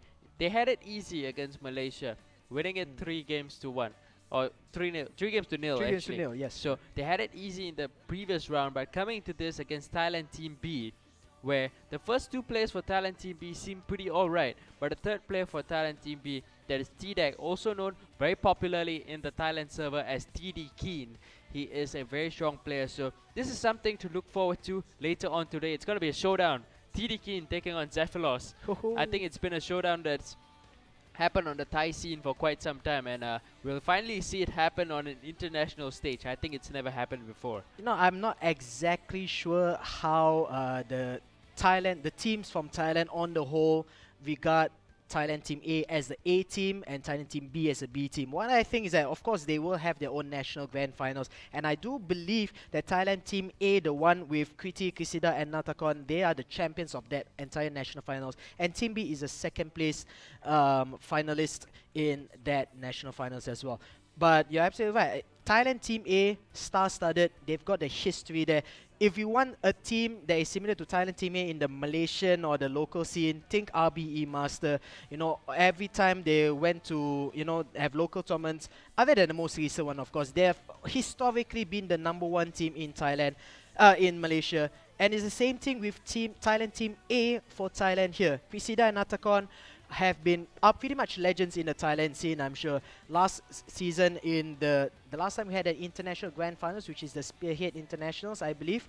Yeah, Natakon, Krisida, and I can't remember for the life of me the third Thailand player, but they actually won the entire tournament based in South Korea. They beat so many top-studded teams. I remember they beat China in the group stages. They went on to defeat South Korea in the grand finals. Pretty much declared themselves to be the #1 team, not only in Thailand, not only in Southeast Asia, but in the entire Asia Pacific region as well. So, you know, yesterday to see them lose to Vietnam, albeit it was a very close game, 3-2, coming all the way to the 5th game against Vietnam, only to lose out 4-2 in penalty kicks, could be, you know, a blow to their morale for Team Thailand, Team A. After that, however, they defeated Singapore 3-0. Early on, we saw them defeat Malaysia so easily, 3-0 as well. You know, Krisida being the all-killer in the previous match against Malaysia. Finally, they are going to go back against teams of at least a similar caliber, similar quality to them. Kanapo, Chatmongkol, as well as TDEC or TD Kin from Thailand Team B. You know, they are of course no pushovers themselves. Thailand TB in the group stages, they topped the group stage, 2 wins, 0 losses, a 3-2 win against Indonesia, a 3-1 win against Malaysia. They qualified direct into the semi-finals. But, you know, of all teams to face, you know, Thailand Team A, you know, if it's going to be a repeat of the national finals in Thailand, might see a Thailand Team A victory. We might see another rematch in the finals between the winner of Singapore and Vietnam against Thailand Team A. Might go either way. I don't think there was even like a Thailand national finals which actually took place. I think they just put together players who they think are the best 3 players. All-star right teams, yeah? Yeah, I guess that's what happened with the Team A and the Team B. I think they just put together 3 players who they think might work together well. And because it's not a 3v3, you're still playing a 1v1. Yeah, exactly. So you just want to place players who you think are going to play good enough for your team to get into a top placing. That sounds similar to how Singapore and Malaysia did for the Spearhead Internationals, wasn't it? Yep, they get old and they had Alex from Malaysia and they recruited Zarate inside, the all-star team for for Singapore and Malaya. And I think that, yeah, that may be how the 2 Thailand teams, you know, managed to get together here. As we go back into the game here, I think there was a disconnect, so I might have to write all these lineups all over again. It's Ngok for Vietnam on your left-hand side and Gerald for Singapore on the right-hand side of your screen. Yep, so far looking at Gerald, I don't think he's made any changes to his lineup. You know, all the same players are going to be up front. Heung-min Song is going to be up there. Diego Costa, Ronaldo is going to be up there as well. Whereas for Nok Fu, we do see Griezmann coming into the lineup, as well as Koke is going to be playing on the left wing for him. So players who are pretty small in terms of stature, not much strength for them, as well as Di Natale, also one of the smaller players, one of the smallest strikers that are available in the squad. So it looks like they're going for more of a pacey kind of build-up, more fast-paced kind of attacking that's going to be trying out to work for themselves. But we'll see for Singapore. Cambiaso is there as well for Gerald, and he was absolutely crucial in his 2 games that he won against Indonesia in the previous round. So we'll see how all this is going to be working out. There you see the squad for Vietnam. In central midfield, Gerard and Yaya Toure, very strong central midfielders which he has in his disposal. Whereas for Gerald, he's going to have Heung-min Song on the right side, Ramirez in the middle together with Cambiaso. But we'll see Koke is on towards goal. He's going to go for the lob over the goalkeeper. Casillas will be in the right position just to recover it back. So Gerald will be the one in the yellow kit attacking for Singapore. And in the big Real Madrid kit will be Vietnam, being controlled up by Nok Fu. So Gerald, of course, going to his usual style, keeping possession of the ball, running the clock down, looking to find a space to get his first goal of the game. After that, he will just try to control the game, control the tempo, and try to just ride off that momentum and win this game. He will lose possession of the ball now. The lob pass does come in towards Luis Suarez. Thiago Silva will be there to collect. And Gerald will be looking to build his attack now from the left side with Lacazette. Lots of pace in this attacker. And he's going to go back towards Ramirez in defensive midfield. Cambiaso is pushing forward, gives it over to Diego Costa. Was looking for the run of Cristiano Ronaldo. But Vietnam will be able to clear.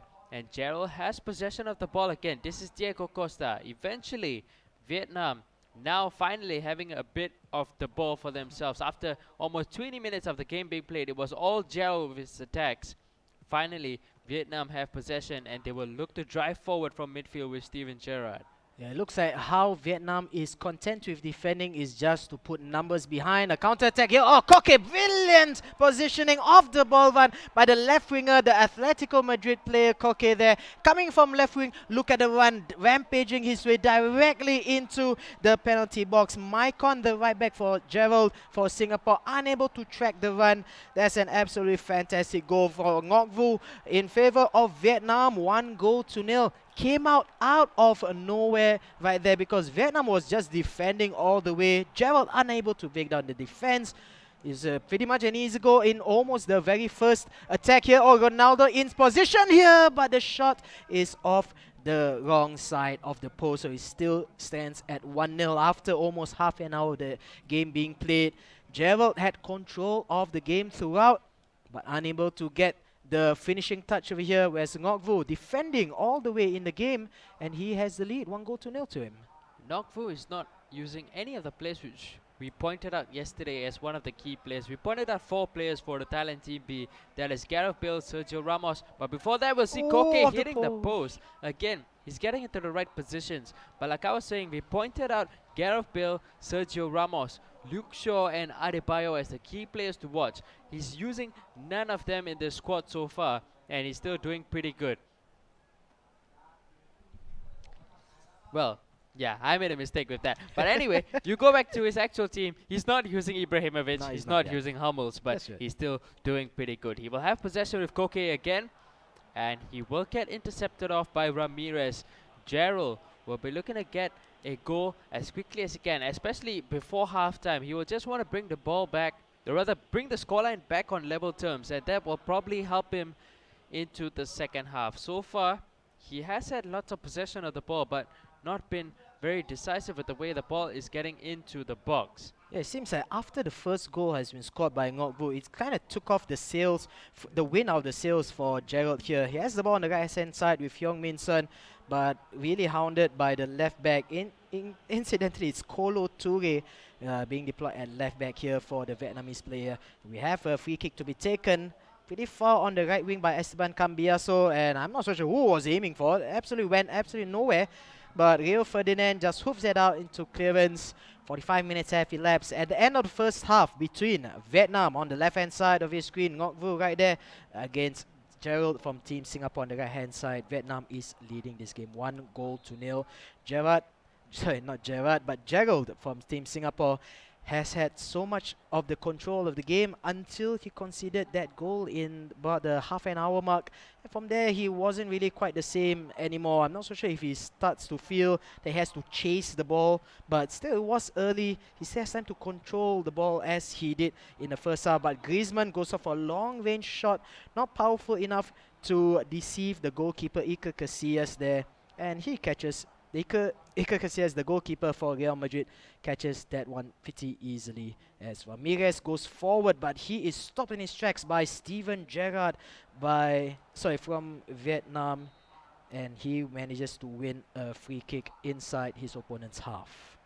Koke will have it now on the left wing. He has 3 players in the box to aim at. He's going to hit it in towards the near post. Yaya Toure was trying to head it back towards Suarez, but the referee will call it off for offside. But so far, Koke has been getting into very good positions for Vietnam, and he's been that player to score that goal for them, but he's been very threatening, especially drifting inside onto his favorite right foot. He's been having a great game so far. Yeah, absolutely. You know, coming in from the left winger there, I would have thought that Koke would be used as an outlet for crosses instead on the left, because well, he has Suarez and Di Natale, not really the best in the air, but you know, pretty decent as well, or at least being used as a passing option on the left. I surely did not expect, you know, Koke to be rampaging in, coming in from the left wing, cutting in inside of the ball runs. That's something I would expect Antoine Griezmann to do on the right wing, but well, Koke has been pretty useful here. But as we say that, Koke is actually brought off for Kevin De Bruyne here. Not so sure what Ngoc Vu has in his mind, because we certainly think that Koke has performed well. But of course, this is his team. He knows how to control it much better than we do, of course. And he has the lead at this moment. 1-0, and 1 hour has passed in the game, but it is possession in favor of the Singaporean team here. Gerald cutting in with Antonio Lacazette. Still Lacazette, but losing out to 3 defenders there. And we have a counter-attack, a quick counter-attack, in fact, by Vietnam. Antonio Di Natale lays it to the right side for David Alaba, who's somehow not touching the ball, and he just shepherds it out of play for a throw-in on the left-hand side for Gerald, who calls for a timeout of his own. Yeah, there has got to be some options on the bench now for Gerald to call upon. I believe they do have Muller on the bench as well to come and bring in an option that will probably run and push forward more into the box, driving in from midfield or driving in from the attacking midfield kind of position. I think Gerald will go for a formational change now, set up more players further up the field. Looks like he will make the substitution. Off goes Ramirez.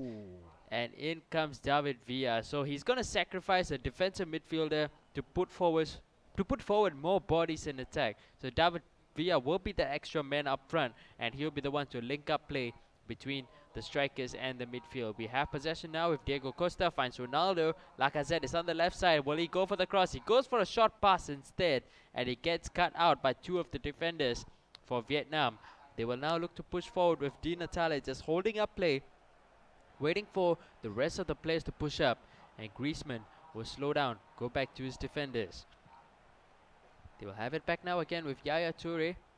Gerrard finds Di Natale. David Villa coming all the way back to defend for his team. Lacazette is going to give it straight forward towards Ronaldo, and Heung-min Song is making the run on the right side, but Gerald decides not to play the lob-through pass. And Griezmann will play it through for Di Natale, but David Luiz will get there ahead of the Italian player, and Ashley Cole will lay it forward now for Lacazette.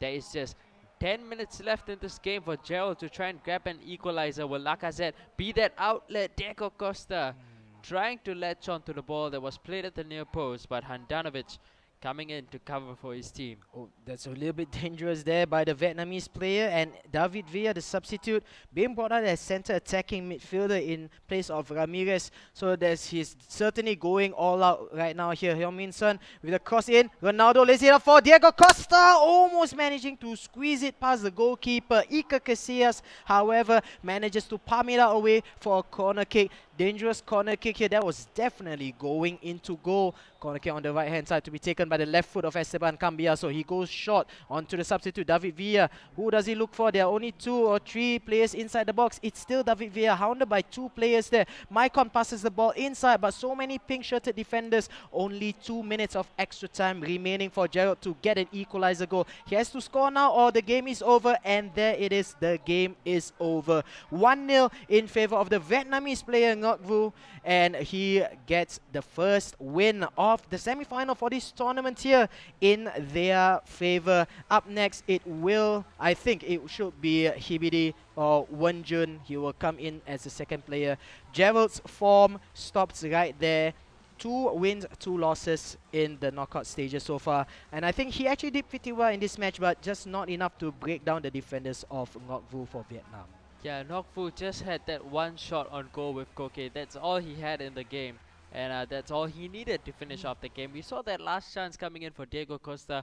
I did feel like a shot across the goalkeeper might have been a better option than putting it in at the near post. It seemed like the goalkeeper was already in the position to cover off that shot. But anyway, Gerald did lose the first game 1-0. So Singapore are down by 1 player. There are 2 players left for them. That is Wen Chin as well as Joseph. So I believe, like you mentioned, Wen Chin is going to be the next one coming up, and he'll be setting up pretty soon. But so far, we saw the way Wen Chin played against Indonesia in the previous game. He lost his match 3-0.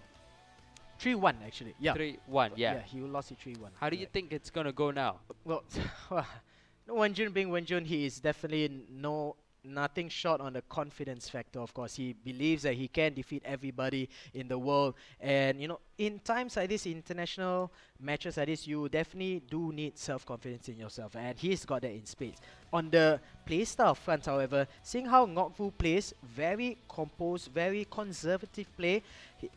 he just passes it around the midfield area between his right winger, the two central defensive midfielders, and the left winger Koke. And he's actually utilizing Vietnam is actually utilizing the forwards as more like playmaking forwards instead of out and out strikers that we've seen so many times in the previous matches here. So it is something different that I'm not so sure if Wonjun has faced something before like this. But remember, in the records here for Group A, the group match between Vietnam and Singapore, he really did beat at least one. Yeah, he did beat one Vietnamese player. I'm not so sure if it's Ngoc Vu or any of his two teammates, but Hibidi has a 1-win, 1-loss record against Vietnam in the group stage. Maybe if he plays things correctly, he might get a win here as well. But we have to remember that Vietnam is on an unbeaten streak at the moment. 2 wins, 0 losses. They got the first win here from Gerald, who for Team Singapore has been the resurgent player so far, the star player for them. And Gerald was unable to do anything against Ngoc Vu, not even scoring a single goal against Team Vietnam. So Wonjun has everything up against him over here. He loves the showboating aspect of the game, but he needs to transfer that confidence into actual, gameplay magnificence, gameplay excellence, basically. And this is the time for him to really step up, because he's not been having a great time so far in Thailand at the moment for this tournament. Yep, so Wonjun really does have to step up in his next match that he will be playing, and we did see the way that he was playing his previous match, very quick passes, Because of that, there is really the lack of defensive cover that comes in for the team. The defensive midfielders push up because he plays the 1-2. Not only does he play quick passes, he plays the 1-2 with the defensive players. So that's going to leave the 4 defenders quite exposed for Singapore. So he's got to be very careful with the way he plans to build on his attacks. And it'll be very interesting to see again if he does decide to go for Maicon on the left wing or the right wing position. Yeah. If there is, yeah, you're absolutely right on that. If we had like a certain WhatsApp group, to message him right now, if he was able to bring his handphone up there, we would have definitely asked him, why do you persist with putting Maicon up front? You've got players like Heung-min Son, you've got players like Lacazette. You can put David Villa there on the left wing. David Villa has played on the left wing for Barcelona so many times to great effect. He's much better player than Maicon. I'm sure, Maicon is a great wing player, but coming from a fullback position, I still do not see the logic behind Maicon up front. Maybe it's to coerce the opponent's defenders into conceding the ball high up in the stage there. But that's something that any other winger will be able to do. Once Maicon gets the ball up front, what is he going to do? He's not really the best crosser of the ball. You can't play the standard Wonjun way of skill dribbling inside the box anymore. So that is a very puzzling choice to me. So I'm wondering if in this match he's going to stick to his gun and playing Maicon in the left wing position, or maybe he will surprise all of us by picking an actual winger in the left wing. Yeah, that'll be interesting to see. Like you said, David Villa has an option up there. Heung-min Son is there. Thomas Muller is there. Lacazette is there. Yeah. They have many options who can play in that position, which so far Wonjun has persisted in playing Maicon in. So we'll wait to see how he's going to be setting up his team. And I will have a look again at the prize pool for today. This is the final day of the Southeast Asian Championships happening over in Bangkok, Thailand. Total prize pool of 32,000 US dollars and a first prize of 19,000 US dollars. If, and just if, Vietnam are the champions, if you include all the other matches that they've won, they would have crossed the 20k mark. Oh yeah, definitely. Yeah, they've already confirmed themselves with 2 wins. Let's exclude this match right now here, but they've already got 2 wins against Team Thailand A and Team Singapore in the group stages. That's another 900 US dollars. That's definitely 20,000 in the bag for them. 20,000 US dollars converted into Vietnamese dong. Oh, I don't know how much banh mian, how many Vietnamese coffees you can buy, but it could last a lifetime basically. It's a lot of money for a Vietnamese person. Looking at the lineup, there you go again. Maicon on the left wing. He's going to persist with it. Hulk is going to be playing on the right wing. The striker main man up front is going to be Cristiano Ronaldo. So that is the lineup that Wonjun is going for. Had no time to look at what Ngoc Vu is lining up with. Like we mentioned earlier, Koke was looking very impressive for him. Heung-min Son with the ball playing in the central forward position for Wonjun. So coming into this, again, questionable choice of having Maicon being played on the wing. We'll see if Maicon can provide the quality which Ronaldo needs to finish off the chances. You know, it reminds me of the Malaysian problem with Amauri, but at least the Malaysians have an excuse to say, you know, I'm sorry, but Amauri is pretty much the only other striker that we have other than Mario Gomez. But you know, the same excuse comes later for Wenjun. We've already stated at least 4, 5, even 6 other players who will excel in the left winger position, and he still sticks with Maicon. You know, when he comes back to Singapore, perhaps the first thing we'll ask him is, why Maicon in left wing? At least in the left back position, I will understand, but left wing a little bit weird. But we'll ask him when he comes back in Singapore soon. As we go into the second match of this semi-final between Vietnam and Singapore, it is Wenjun having control of the ball right now in the purple or blue of RSC Anderlecht, playing from left to right. And his opponent, after that first win against Gerald, it is Ngoc Vu from Vietnam, playing from right to left in the pink of Real Madrid. Early attack there by Wenjun from Singapore, but he manages to get the ball back, and it's his turn to play conservatively with the passing. So far, almost every single time the ball is touched, it is to an RSC Anderlecht player. Hawk on the right-hand side, cuts it back in. Hawk taps it in, but the goalkeeper parries it away. Timashuk, the central defensive midfielder for Ngoc Vu, hacks it away there, and now the ball is in favor of the Vietnamese side as they go on the counter-attack on their own on the right-hand side. Antonio Di Natale, 2 defenders ahead of him. David Luiz will get the tackle off for Wenjun in Singapore. Vidal will now bring the ball forward, spreading it over now to Essien, and Wenjun is still sticking with the same style. The quick passing coming forward, the quick passes, especially in the final third, to just try and find space for himself to get a shot in on goal. He will restart from the back now. Ramirez having possession on the right side, giving it over to Hulk. That's a good turn past the first defender. There's 2 players in the box to aim at. He's not going to go for either one of them. Instead, he's going to get the ball back and give it straight over to Koke. Felipe Melo now will push forward in midfield for Vietnam, and they will look to get a goal out of this. There's lots of chances to go for lob-through passes, but Griezmann will look to play it short.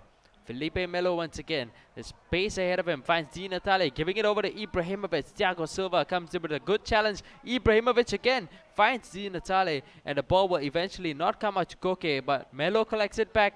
Di Natale getting intercepted off the ball by Ashley Cole. And Wenjun will not be having, or rather seeing any of the ball, but instead he'll play a lob-through pass for Ronaldo. That's going to be offside. Wow, that was the run there by Ronaldo, a little bit too fast even for him. One of the world's fastest players in the game as well here, but a little bit too fast. Good vision there by Heung Min Son to get that through ball running there, but as it stands, it's still equal billing for both of these players here. Wenjun has had plenty of the ball, but nothing on the front of finishing here. Hulk on the ball right now, passes for again another offside call. Ngoc Vu is playing with a ridiculously high offside line, back 4 line actually, and it's been working well for him because every now and then Wenjun keeps getting inside offside positions, and there's nothing he can do unless he personally controls the striking player back into an onside position. So Timashek will take the free kick up long, and Ibrahimovic, of course you'd expect that from them. Such good ability to win the ball back for his team. Koke now will have possession for his team, and Essien will put it out for a corner. So 40 minutes into this game, this will be a good time for Vietnam to try and grab a lead. The ball will come in towards the far post, and scissors kick coming in from Rio Ferdinand of all people. And the ball will go over the crossbar. So actually, since yesterday, we've seen this whole tournament, many matches being played so far. We've yet to see even 1 goal being scored from a corner. Actually, you're kind of right on that. There's no, I mean, there has been the results after a few passes after a corner, but none directly of a corner kick here for the entire tournament. We've seen set pieces working in terms of free kicks, but corner kicks a little bit barren on the goal side here. Zlatan Ibrahimovic is in a good position, tries to get it back into the middle of the box for Antonio Di Natale, who's waiting at the penalty spot there, but Zlatan is unable to kung fu kick the ball back into the penalty box. Mats Hummels will recover the ball for Ngoc Vu for Vietnam as they go for another counter-attack on the right-hand flank. Partially intercepted by Wenjun, but still it's Griezmann Rampaging down the right. Look at the run on the right hand side is Griezmann yet again. A beautiful cross onto Zlatan Ibrahimovic's head. And he manages to divert that past the hands of Iker Casillas, managing to outjump David Luiz, the left centre back for Wonjun. First goal of this game goes in favour of Ngoc Vu. What a wonderful cross that is on the right hand side by Antoine Griezmann.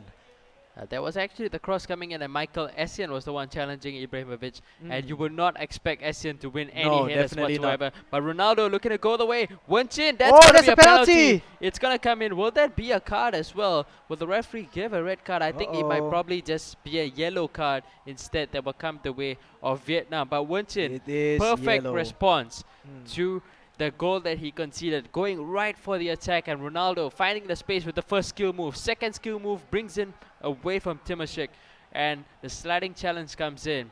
This will be the chance for him to get an equalizer before halftime. Ronaldo against De Gea, and he puts it in. It's going to be 1-1. Wonjin coming right back into this game. Yeah, that's a wonderful skill move there by Cristiano Ronaldo. We know that Wonjun has it in his arsenal, all these skill moves. After all, we've seen time and time again in the national finals, where he brings the player out onto the wings, cuts it back into the penalty box area with nothing other than skill moves all the way back in. And it's not surprising to see him drawing a foul out of Timashuk. And it had to be done because it will have definitely been a goal if Timashuk did not attempt to make a challenge there. Although it could have been a dangerous challenge, it could have been a red card for Ngoc Vu. You know, playing with one man down, with the score being at 1-1, it's not how you want to play your game here. So Ngoc Vu for Vietnam, very lucky to have only gotten a yellow card from his defensive midfielder Timashuk, who conceded that penalty. Coming into the second half here, we have a substitute here for Ngoc Vu, the Vietnamese player. Antonio Di Natale, the striker, goes off. In comes Romelu Lukaku. Now, Natale was deployed as a centre forward in the first half. Lukaku now deployed as a right striker. So maybe we're going to see a little bit of a lack of players inside the central attacking midfield position there. They're going to go a little bit more direct. After all, they have Zlatan Ibrahimovic. They have Griezmann on the right, Koke on the left. So I think they might just make do with it. Brilliant through ball. Zlatan Ibrahimovic tries to karate kick his way inside there, Paulo Di Canio style. But the goalkeeper, Iker Casillas, bravely steps out of his box, punches it into clearance. Hyun Min Sun tries to pass it forward onto the left-hand flank. Wonju escapes a second goal conceded there. He has possession on the left-hand flank and still has another throw-in on the left-hand side. I do think that Vietnam have gone for a little bit of a change in formation. I think they are playing with three players up front now. It looks more like a 4-3-3. We'll see Ronaldo now going down the other end. Maicon is going to retrieve it back. He's going to keep it in play. The roulette comes in. Well, Maicon puts it in.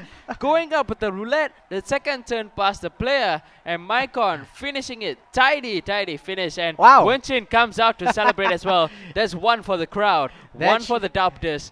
Maicon with the goal. And that is one where he has vindicated his choice in Maicon. We have been, I gotta admit, Maicon has been the mind-boggling player choice for the entire tournament. Not just for Wonjun, not just for Singapore, but for the entire tournament. Other than Al Mauri, it's Maicon for Wonjun. And I'm not so sure what he was thinking of, but he definitely showed us what Maicon can do. Beautiful turn inside the box. I wouldn't expect Maicon to do that, but he brings up the goods. It's 2-1 ahead for Singapore here. Wonjun might go and win it for Singapore here. He has the ball. Time is running down. It is past the 1 hour mark here, but still it's a close game. Ngoc Vu is playing it a little bit more slow in the first half here, but he needs to hold possession and not waste it just like that here. Ashley Cole for Wonjun on the left back position will bring it out into safety. Good string of passes here by Wonjun. Now look at the pressure here by Vietnam, but Wonjun calmly plays it away here.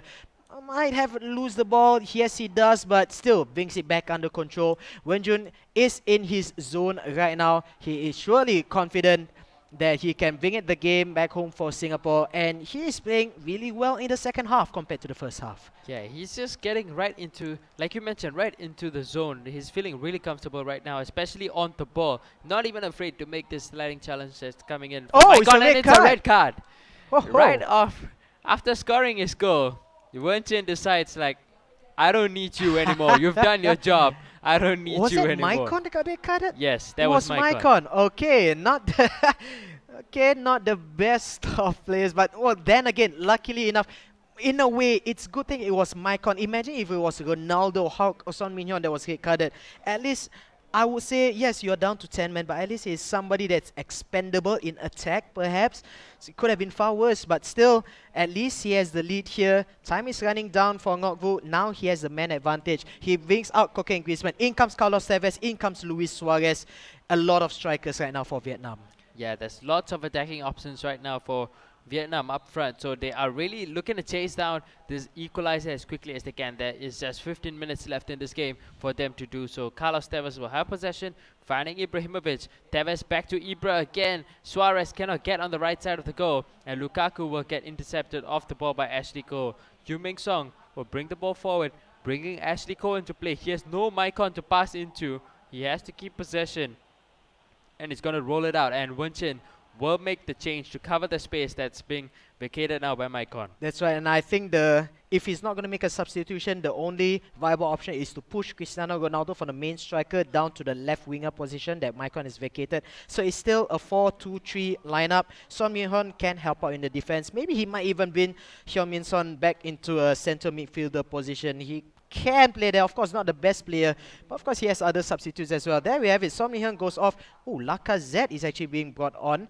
So still not much on the defensive outlook. It looks like Wen Jun is still going out on attacking mode here. 83 minutes have elapsed. He just runs that out of play here. And into the path of a Real Madrid player, it's Luis Suarez against Thiago Silva. Thiago Silva loses that ball. Could this be a huge mistake? It chips the player, but not enough deep to bring the ball down into goal. The score still stands 2-1 in favor of Wen Jun. He surely is going to whittle the time down. 87 minutes in the game, but he is definitely not keeping possession all that well. In fact, it is Ngok on the attack right now. Melo finds Lukaku on the right side. There's 4 players in the box to aim at, but Vidal comes in with a crucial interception. He's going to clear the ball up the field. The referee will not just yet blow for halftime. 5 minutes. This will be one more chance left for Vietnam perhaps. Kolo Toure will bring it forward.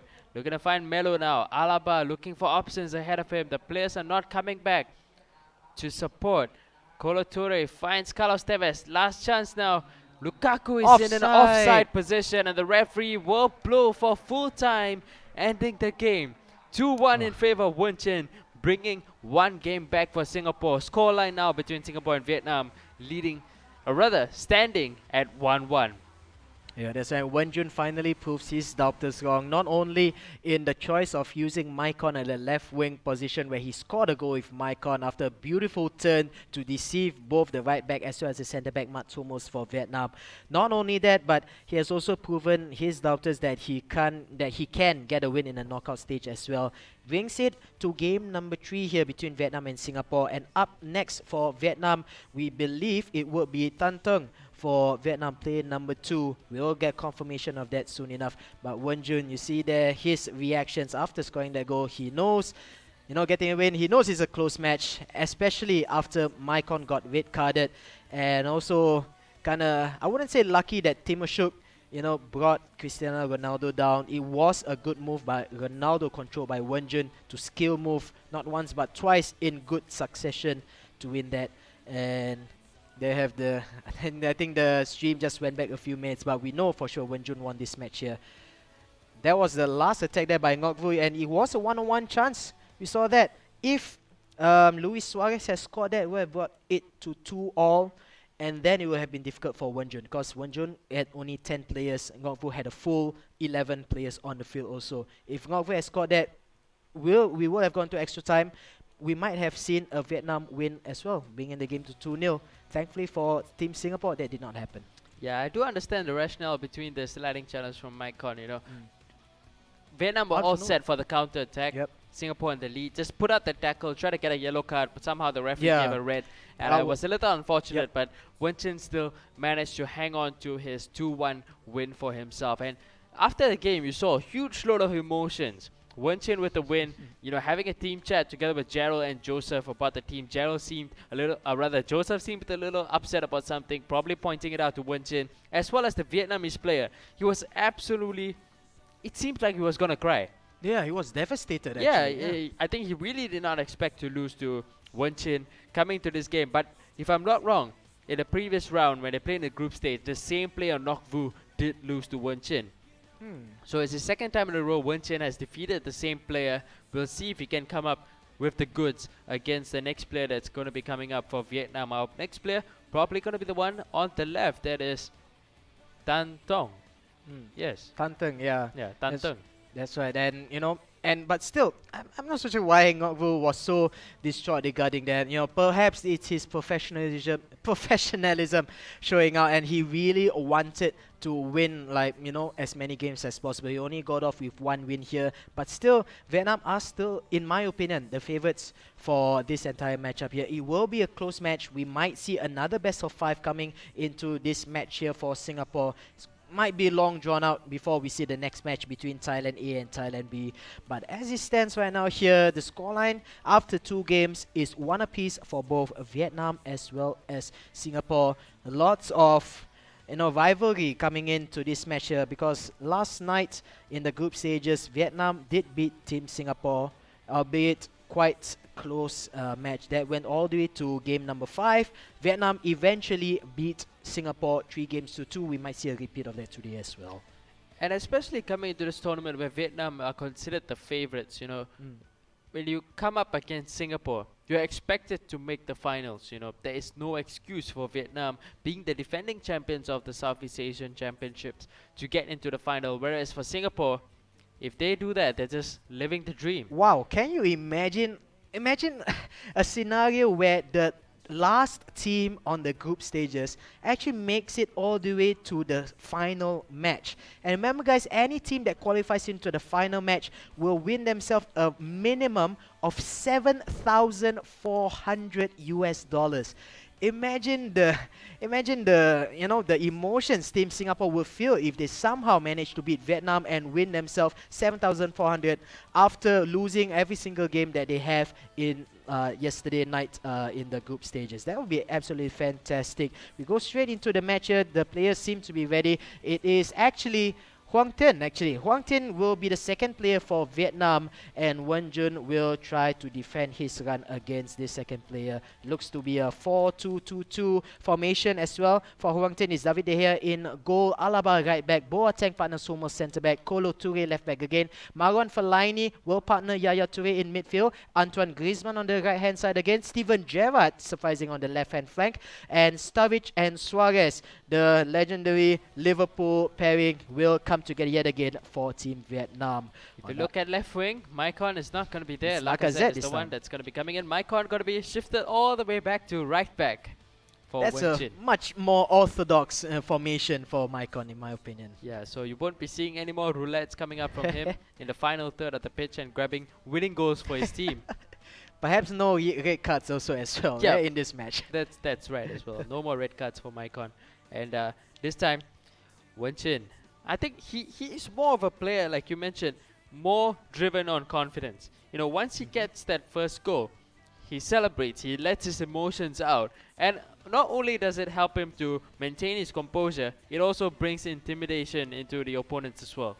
And Wen Jun is known in the local scene to bring in a lot of psychological attacks into play, because not only does his celebration actually hypes himself up, the opponent will react in 2 ways. The opponent can react, who is this player celebrating one simple goal? I must teach him a lesson. And then he goes full tilt. Or on the other hand, like you say, he might be intimidated and he might play carelessly.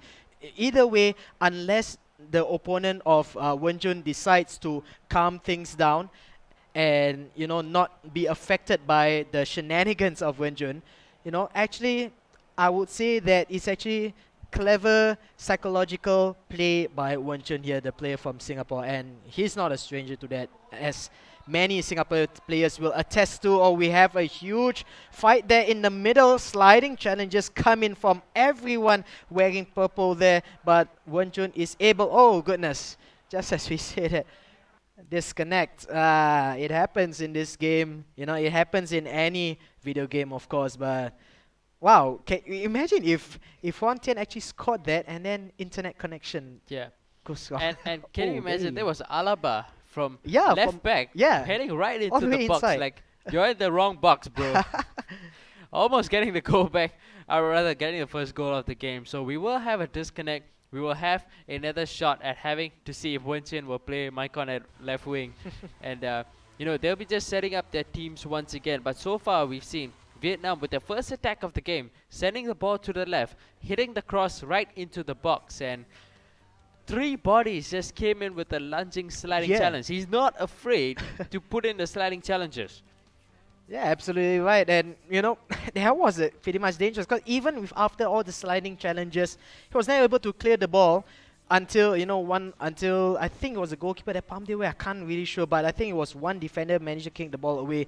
But Wen Jun himself took out 3 of his own players on his own accord. Actually, I'm not so sure if the computer, decide to so-called self-destruct and everybody started lunging for the ball. Every one of them missed anyways, and it was David Alaba who just sprawled in front of the penalty spot area. Wen Jun not only lucky to not concede a foul, not concede a penalty kick, but also lucky not to concede a goal from there. But either ways, it doesn't really matter.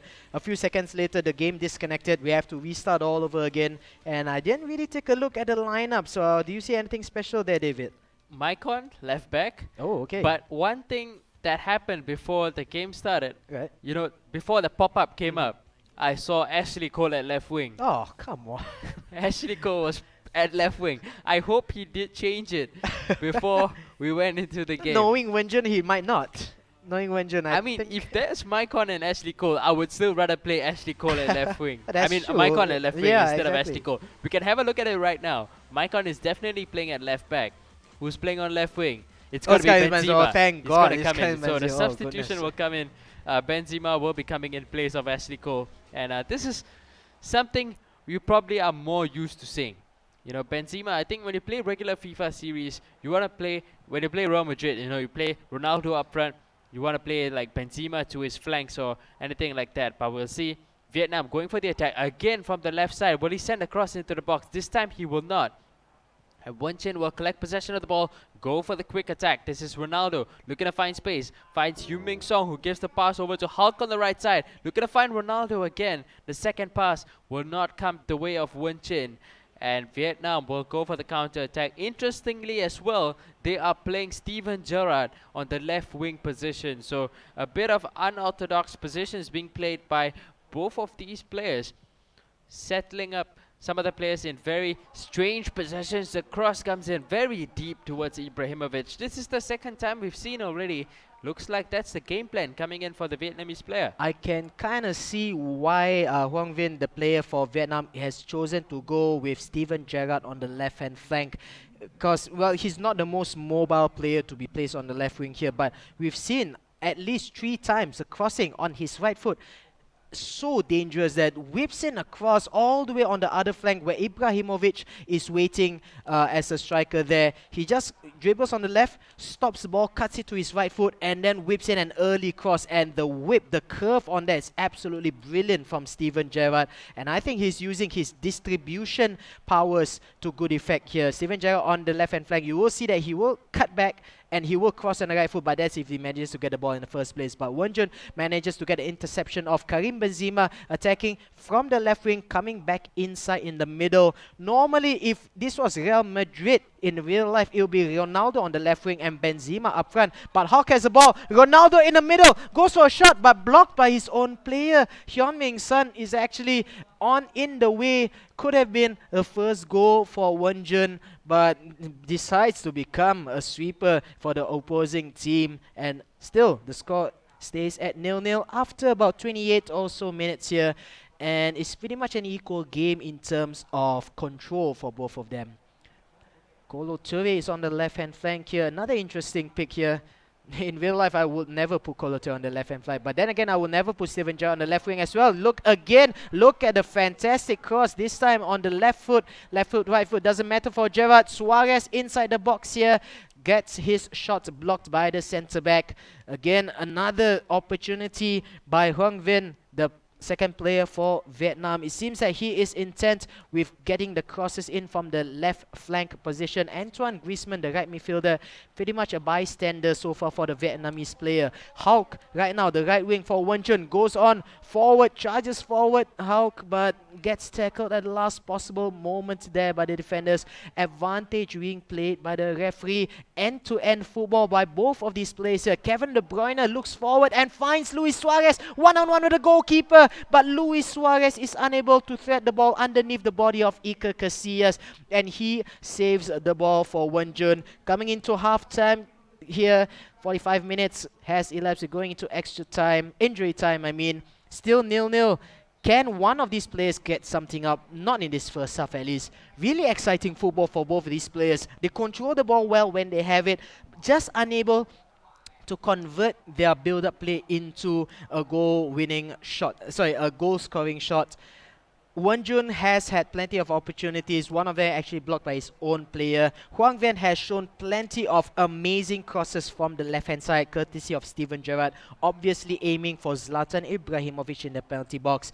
Good moves by both of these players, just well defended at the very last moment by both sets of defenders for both of these two teams. Yeah, Wen Chun, you know, actually, Vietnam could have almost got their goal with the Suarez chance there. Just one touch too many. We had taken the shot one touch before. That probably would have ended up in the back of the net. But looks like Wen Chun is going to try and change things up in the second half. I'm not sure if he made a substitution. He definitely did probably take a break for himself, just to calm himself down. So far, he's only had that one chance in on goal, where he had a shot from Ronaldo blocked off by his own player, but he'll have another opportunity. Ronaldo being brought down, but that was deemed as a clean challenge by the referee, and Vietnam will look to go for the counter attack. Ibrahimovic not going for the pass in towards Steven Gerrard, but he'll play it slow instead. This is Gambarini, more likely being seen as a centre back, being played up at right back by the Vietnamese player. Hulk now finding loads of space down the right side, but Fellaini coming in with the interception.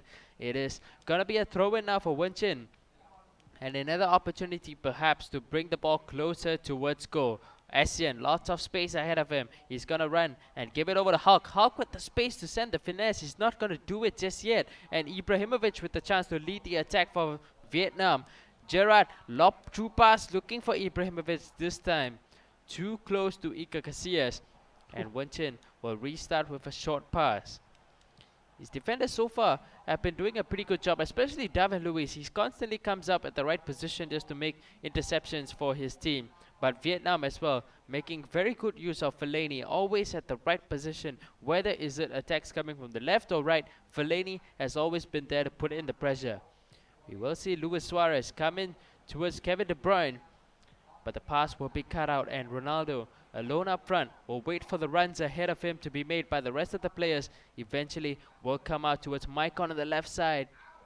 And the pass being given away. This is Heung-min Song finding Ronaldo with the shot. The save being made by De Gea for Vietnam, and Wen Chun almost coming close here. Decides not to go for an early shot, instead just holds the ball forward, waiting for the defenders to make the commitment to the challenge, and eventually coming up with the save is the goalkeeper, and Vietnam will win back possession, almost playing a scary pass in their own box. And Luis Suarez will get ahead of Hulk. Lob through pass, looking to find Ibrahimovic, is not going to do so. And there is just 15 minutes left in this game. Whoever is going to get that one goal will probably use that goal to win this match. Yeah, this is probably the closest match we've seen so far today for any of the matches. In fact, it is Hoang Vinh for Vietnam against Wen Chun for Singapore. Going to the 80th minute of the game, it's certainly not been a drab match. Both of these players building up the play really well, only conceding the possession when they're in the final third, which means great defending for the back four defenders for both of these two managers here. Kevin De Bruyne on the right hand flank being hounded by two players, loses the ball out. Arturo Vidal skill moves his way past a defender, a midfielder I mean, but still another attack, counter attack on the right hand side. Huang Ven, Gambrini, good cross out, but it's only to Luis Suarez and not to Zlatan Ibrahimovic. Having a better option. Yaya Toure, who does he look for? Zlatan is in the middle there. Back to Steven Gerrard.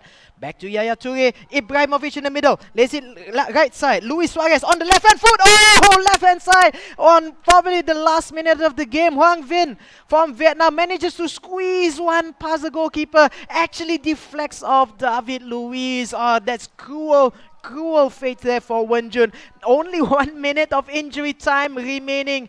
Hacked out of the way here. Wenjun tries to run forward. Not enough time whatsoever there. You can see at the bottom of your screen, the Vietnamese victorious in this game celebrates the second win of the day so far. Wenjun, he must be miffed with that last minute goal by his opponent from Vietnam, Hung Vin there. But at least I have to say that was a much better gameplay for Wenjun in this matchup against Vietnam. He didn't really play that well against Indonesia. Pretty unconvincing in the group stages as well. But in here, he actually played very decent football. Just sadly at the very last kick of the game, just deflects that. David Luiz tries to block the goal. Actually only manages to deflect that into an own goal, perhaps even. I wouldn't say it's an easy win for Vietnam as well, but it is a good win. It was a very good match for the neutrals for here, and it will be up yet again to the very last player. There you have it in the middle of your screen. Joseph Yeo, we know him here locally as Zarate. He's being called yet again by Team Singapore to hit the call of duty to save them yet again from being eliminated from the tournament. If he loses, he's out. But he needs not only to defeat one player, he needs to defeat two in order to go to the grand finals. Yeah, it's not going to be easy for Joseph. And, back to the previous game, I think Wenjun, in the last 20 minutes of the game, he had the momentum coming, and it was just a goal against the runner play. The one chance which Vietnam got in the last 20 minutes of the game, somehow, luckily getting deflected off David Luiz, he will take it nonetheless. And now, like you mentioned, it's down to Joseph. And will he come up with the goods? In the previous round, he was called up in the last match, coming up against Akbar of Indonesia. He narrowly won that game 1-0. What can Joseph do coming up against Hong Tien? Looking at him, his play style so far has been just sending crosses into the box. First half, we saw a lot of it coming in from Gerrard. Second half, we saw it from the right side. None of it being converted actually, and it all came down to a, sort of a lucky kind of goal. Kind of, but still, we saw that even with the goal, the emphasis came from the wings. Huang Tien, the player from Vietnam, on the right-hand side of the screen there, he actually went on the right-hand side. Giamberini made the cross inside. It was well defended by Wenjun, but the ball still bounced around. Huang Tien manages to bring the ball all the way back to the right wing again, and he just dribbled his way inside with Kevin De Bruyne in the end getting that shot off, too powerful, off the foot of David Luiz. So still, Huang Tien is primarily a flanks player. Maybe he's really good at cross, but if that doesn't work, he is able to cut in, dribble his way, pass his way inside as well. And I think Zarate needs to either cut the supply off from the wings, or even if the wings are there, make sure he gets the defenders in a proper position to block off the cross or block off the passes. And if Huang Tien manages to get the cross off, he really needs really tall, strong centre-backs to deal with those crosses. And also, I really do feel like Zarate is the kind of player, when it comes to international tournaments, it really comes down to who scores the first goal. I think if Zarate does concede first, he's going to really push forward for the attack, and that's going to leave a lot of space in his defense for Vietnam to exploit. So it is absolutely crucial that Zarate comes up with the first goal for his own team. That is what is going to be doing it for himself. Just like the previous game, get that one goal, he's going to hold out possession for the rest of the game. We'll see if that game plan will still stick out for him.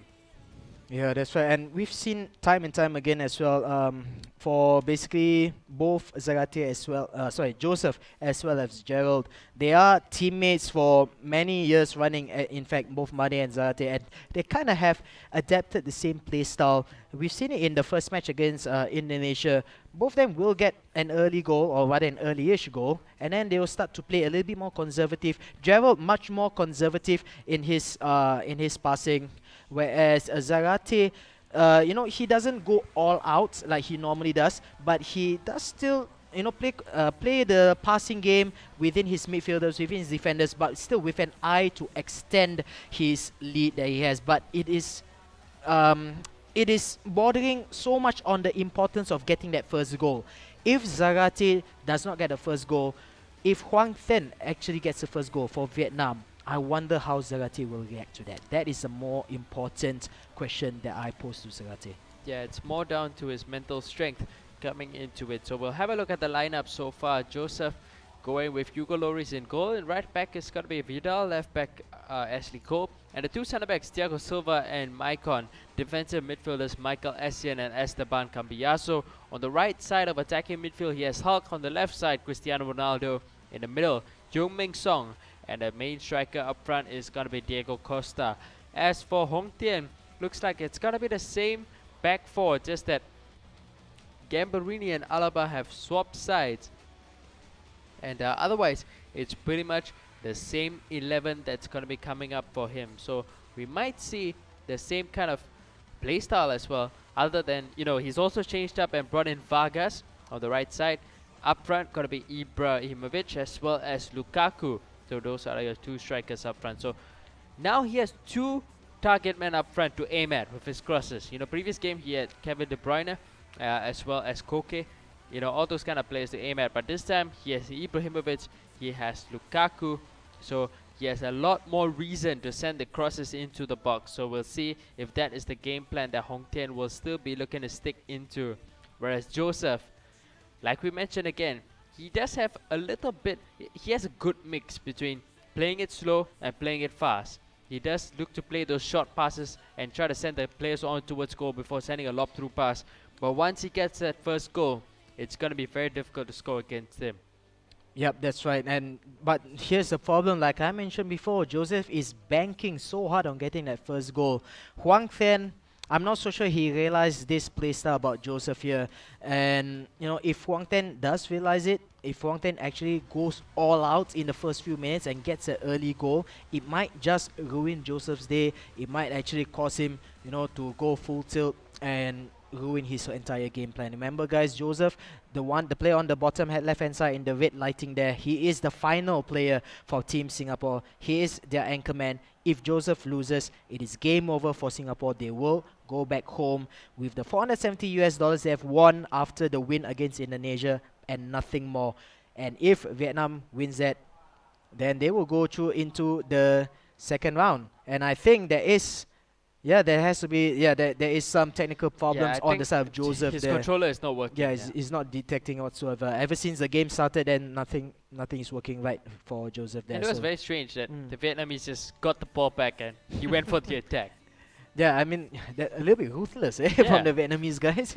It's ruthless playing. Like I said, these guys are full of emotion.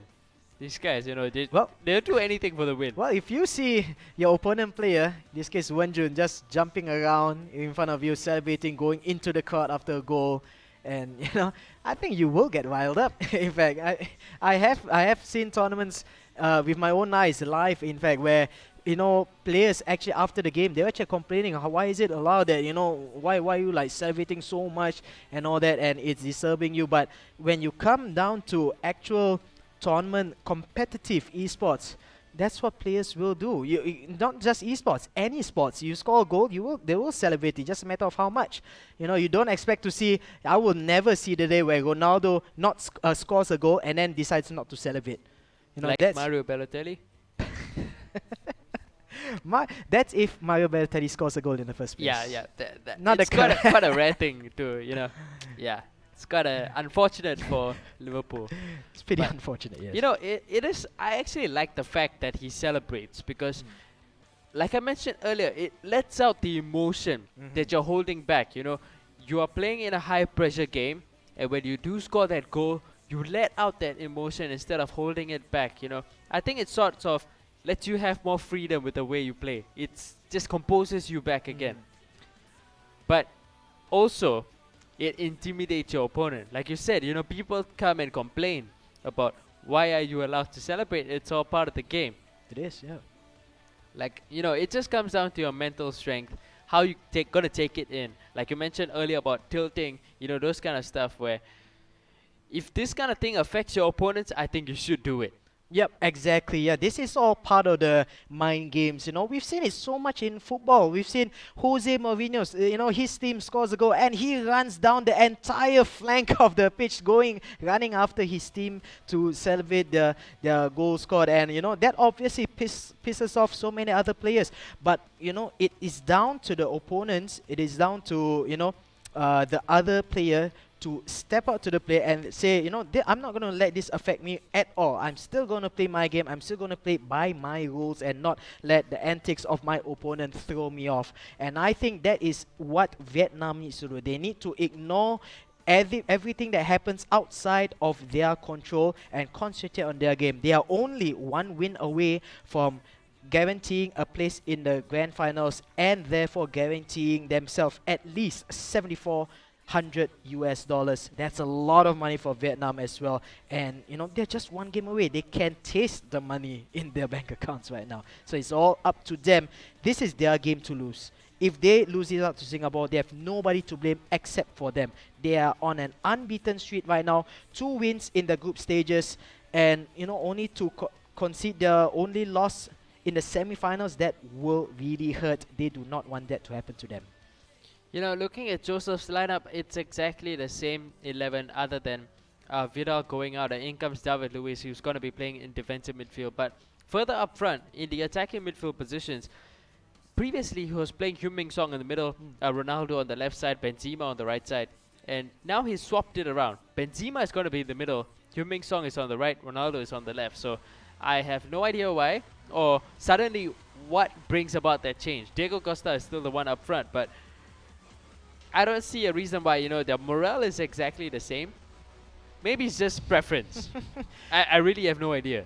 Yeah, it does seem weird. And I'm also thinking why David Luiz, defensive mid, he has Essien and he decides to use Essien at right back. David Luiz being deployed in defensive midfielder, and then Maicon, the centre back. Why not Maicon, the right back, Essien, the defensive mid, and Luiz, the centre back? You don't question the man who plays professional. You don't question Zarate, full stop, eh? Yeah. Perhaps so, but anyways, it is up to him. He must win this match or it's game over for Team Singapore. Team Singapore now on the ball in the yellow of Chelsea, playing from left to right. This is the final man here. It is Joseph, the anchor man for Singapore. His opponent, Hoang Tin from Vietnam, playing from right to left in the red. That looks like Vietnam's national colors, in fact, in the red of Uni Autonoma FC, and he has plenty of defending to do because it's Matsumos against Diego Costa. Diego Costa coming inside, cutting inside, and off the post. The shot by Diego Costa from Joseph from Singapore, but he still has the ball. The left-hand flank is Ronaldo, cuts it back inside. Here, who does he pass it to? Son Hyun Min, not able to complete the pass, well deflected off the Vietnamese defensive midfielder there, and off he goes for a counter-attack of his own on the right flank with Antoine Griezmann. He does find Ibrahimovic in the middle. He's going to give it to Yaya Toure. Quick passing being laid out by Vietnam. Eventually Singapore will win it back, but that chance there by Diego Costa, that really would have set the ball rolling for Joseph. I feel like if he had taken one more step towards goal, that would have been it. He just rushed the shot a little. Right after he made the turn, he took off that shot, and it didn't quite turn out too well. Ronaldo will have back possession now on the left side. Space for him to go for the finesse. Decides not to go for it. Here's Heung-min Song not going for the shot, and Fellaini coming in with a timely interception. And Vietnam will have this chance to go on the counter-attack. Luis Suarez spreading it out to the right side with Griezmann. But Ronaldo will be there to clear, putting in pressure for Joseph. And so far, Joseph has been the one more likely to score the first goal of the game. They will have back the ball now. Gambarini, this time being deployed at centre back. So that might be something which Joseph might look to exploit. Gambarini, not someone with a lot of pace, not someone with a lot of height as well. So Ronaldo might look to come into the box and try to see if he can exploit that lack of pace and height. We will see Gerrard spread the ball over to the right side. Griezmann is there. He's going for a short pass, but Maicon will be there to intercept. Fantastic work coming in from Maicon. Min Song playing the long pass in towards Diego Costa. Going to nod it back down towards Cristiano Ronaldo. And he's going to wait for the rest of the players just to come forward and support him. He's going to find Benzema. Ronaldo making the run towards the left. This is David Luiz. Finds Son. This is Diego Costa. Can he finish? He goes for the fake shot back. And Min Song having possession again. Still looking to build forward for that attack. David Luiz going back again towards Ashley Cole. Karim Benzema finds Son. He goes for the shot. And finally, the shot does come. The keeper comes up with the save, equal to the shot that was put out, but that was multiple opportunities for Joseph to go for the shot. So many chances. I thought he was going to shoot, but no. Fixed shot, passes it around, nothing happening, and finally Heung-min Son manages to get a shot off. Well saved by the goalkeeper David De Gea. Ashley on the left-hand flank gets past two defenders, and that will be considered a foul by the referee here.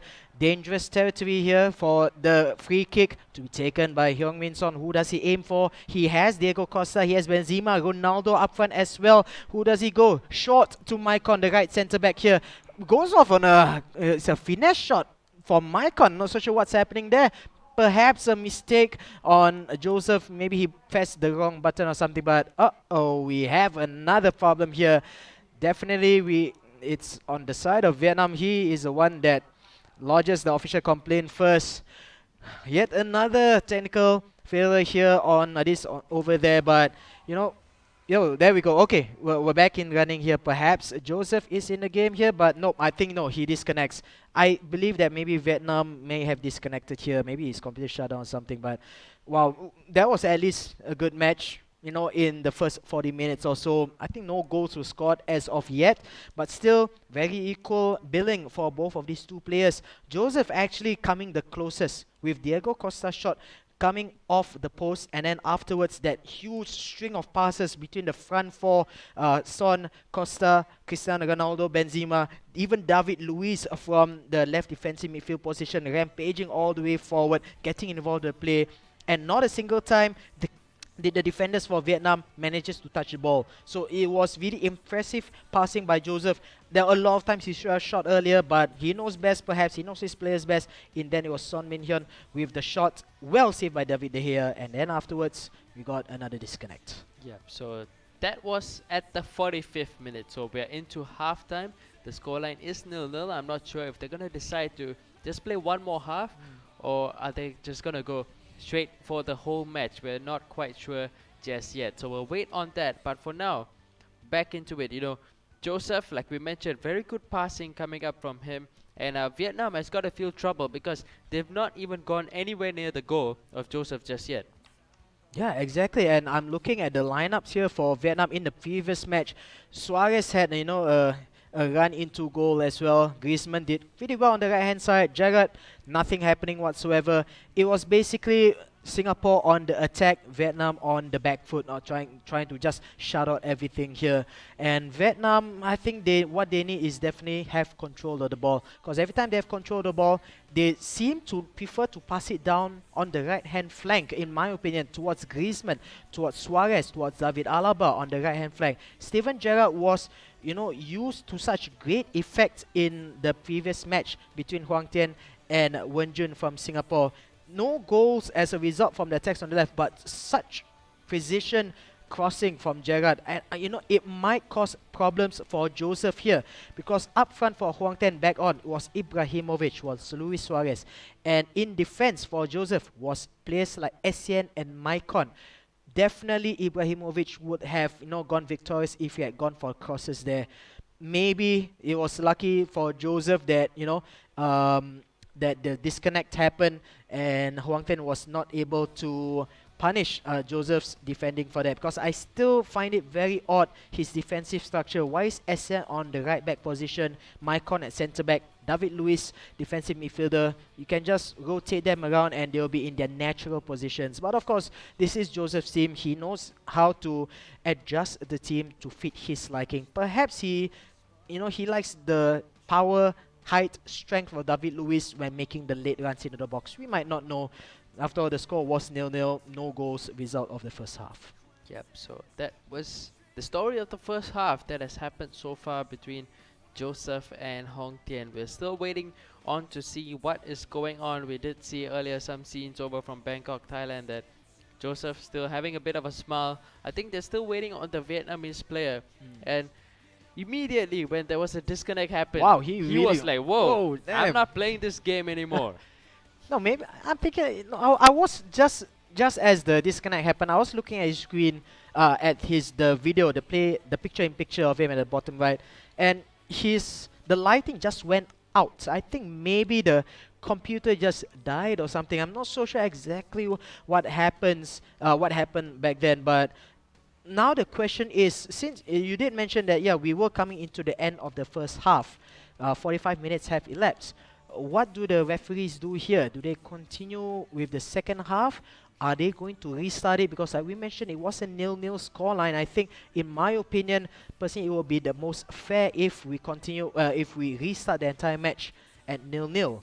You know, the schedule will be thrown, of course, will be thrown out of balance. But in terms of fairness, in my opinion, I think that will be the best way. Just restart everything else, because if you're going to reconnect the game, the whole lineups will have to be changed as well. It won't really be fair to say, okay, the next 45 minutes are the last 45 minutes with completely different lineups. Yep, that's right. That's a bit of a, something which the game does not have, like a reconnect feature where your game gets saved and you probably reconnect to where, like a last checkpoint kind of thing, Yep. That's something which we do not have, and probably we might look into it in FIFA Online 4 maybe. Yeah, hopefully. Yes, sir. So yeah, that's something we're still waiting upon our players over from Bangkok and Thailand to see what's going on. But for those of you watching at home, really thank you all for joining us at the Southeast Asia Championships. We have more codes to be given away later on today, as well as a lucky draw that's going to be happening for the Chelsea side jersey that we've got to give away. So that's something to look forward to. I heard that there were 8,000 people who signed up for this. So there's a 1 in 8,000 chance that you're going to win it. Yeah, we saw the lucky draw box itself. We are going to pick out that one name, and there were a lot of names inside, a lot of pieces of paper, so anybody can win it. Did you put your name inside here? I want to say yes, but well, But if it's I not do a win it, Liverpool then, jersey. all the people are not gonna be happy. That's about not gonna it. be They'll fair, like, isn't it? This guy rigged it, He rigged Kelong, it. Yeah. Kayu people. Kelong. So I don't think my name is inside, and if I do win, I would probably celebrate and we will go for a break or something. But I don't think that's gonna be happening, and we'll still wait for them. But anyway, we'll go back into it. We're so far looking at what's happening. It's probably gonna be Vietnam going to the finals. They're leading the game 2-1 now, or rather they're leading the series 2-1 now. Joseph is the last one left, and the strongest player from Vietnam has yet to play.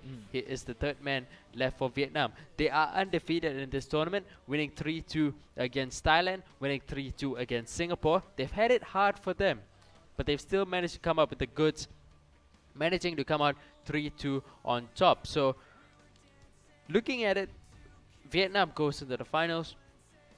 And we talked earlier about Thailand, Team A and B. Probably A will go into the finals as well.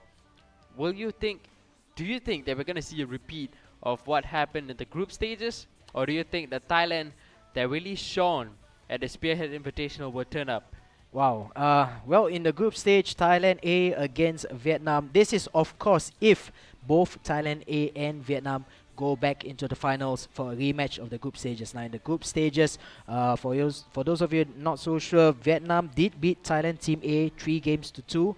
Went all the way to a best-of-5 series, and at the last game, Vietnam barely edged out Thailand after penalty kicks, after extra time, winning that 4-2 in penalties. So it was a really, really close match. However, this time, I have to say the location of the place will be in favor of the Thailand, because we are playing live from Siam Square Mall at Bangkok, Thailand. You saw the images of the crowd, absolutely packed. I would say almost capacity. I'm pretty confident of that.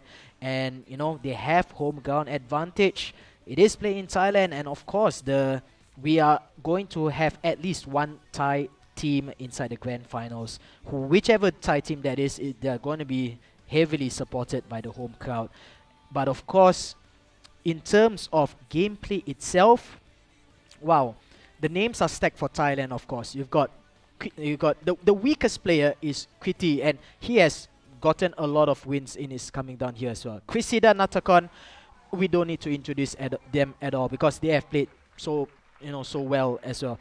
Considering against Vietnam here, they kind of labored their way to victories, but they are victories nonetheless. It seems that Vietnam specializes in grinding out those victories against everybody's expectations. Through a lot of hard work, they managed to get the results out. So it's going to be a really, really close game. I do not expect it to be an easy one-way match like what Thailand A did in the Spearhead International, easily defeating the South Korean opponents 3-1.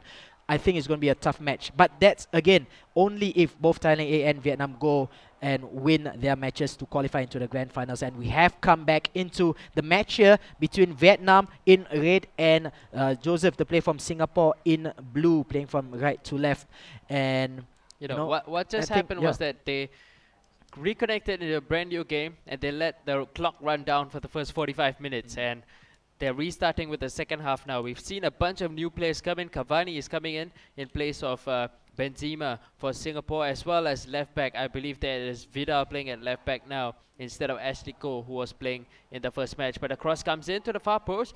David Luiz, I believe, is back into his favorite centre-back position. Yep. And we will see how Singapore will go for the attack now. Cavani in central attacking midfield will spread the ball out towards the left back, that is Arturo Vidal, and he will look to find space to run into. He gets intercepted off the ball, but Ronaldo has space. He's not going for the finesse. This is Hulk with the first 1-0 now for Singapore, and Joseph coming up with the first goal of the game, making full use of the space being afforded to him, and the turn was at the right time to find the right space and to put in the right finish. I thought he was offside, but no, he was definitely onside there. Hulk on his so-called weaker right foot manages to curve one past the goalkeeper. What a start this is for Joseph. He comes off the blocks running here. Vietnam has been piling on the pressure, but Joseph stuck to his heels there.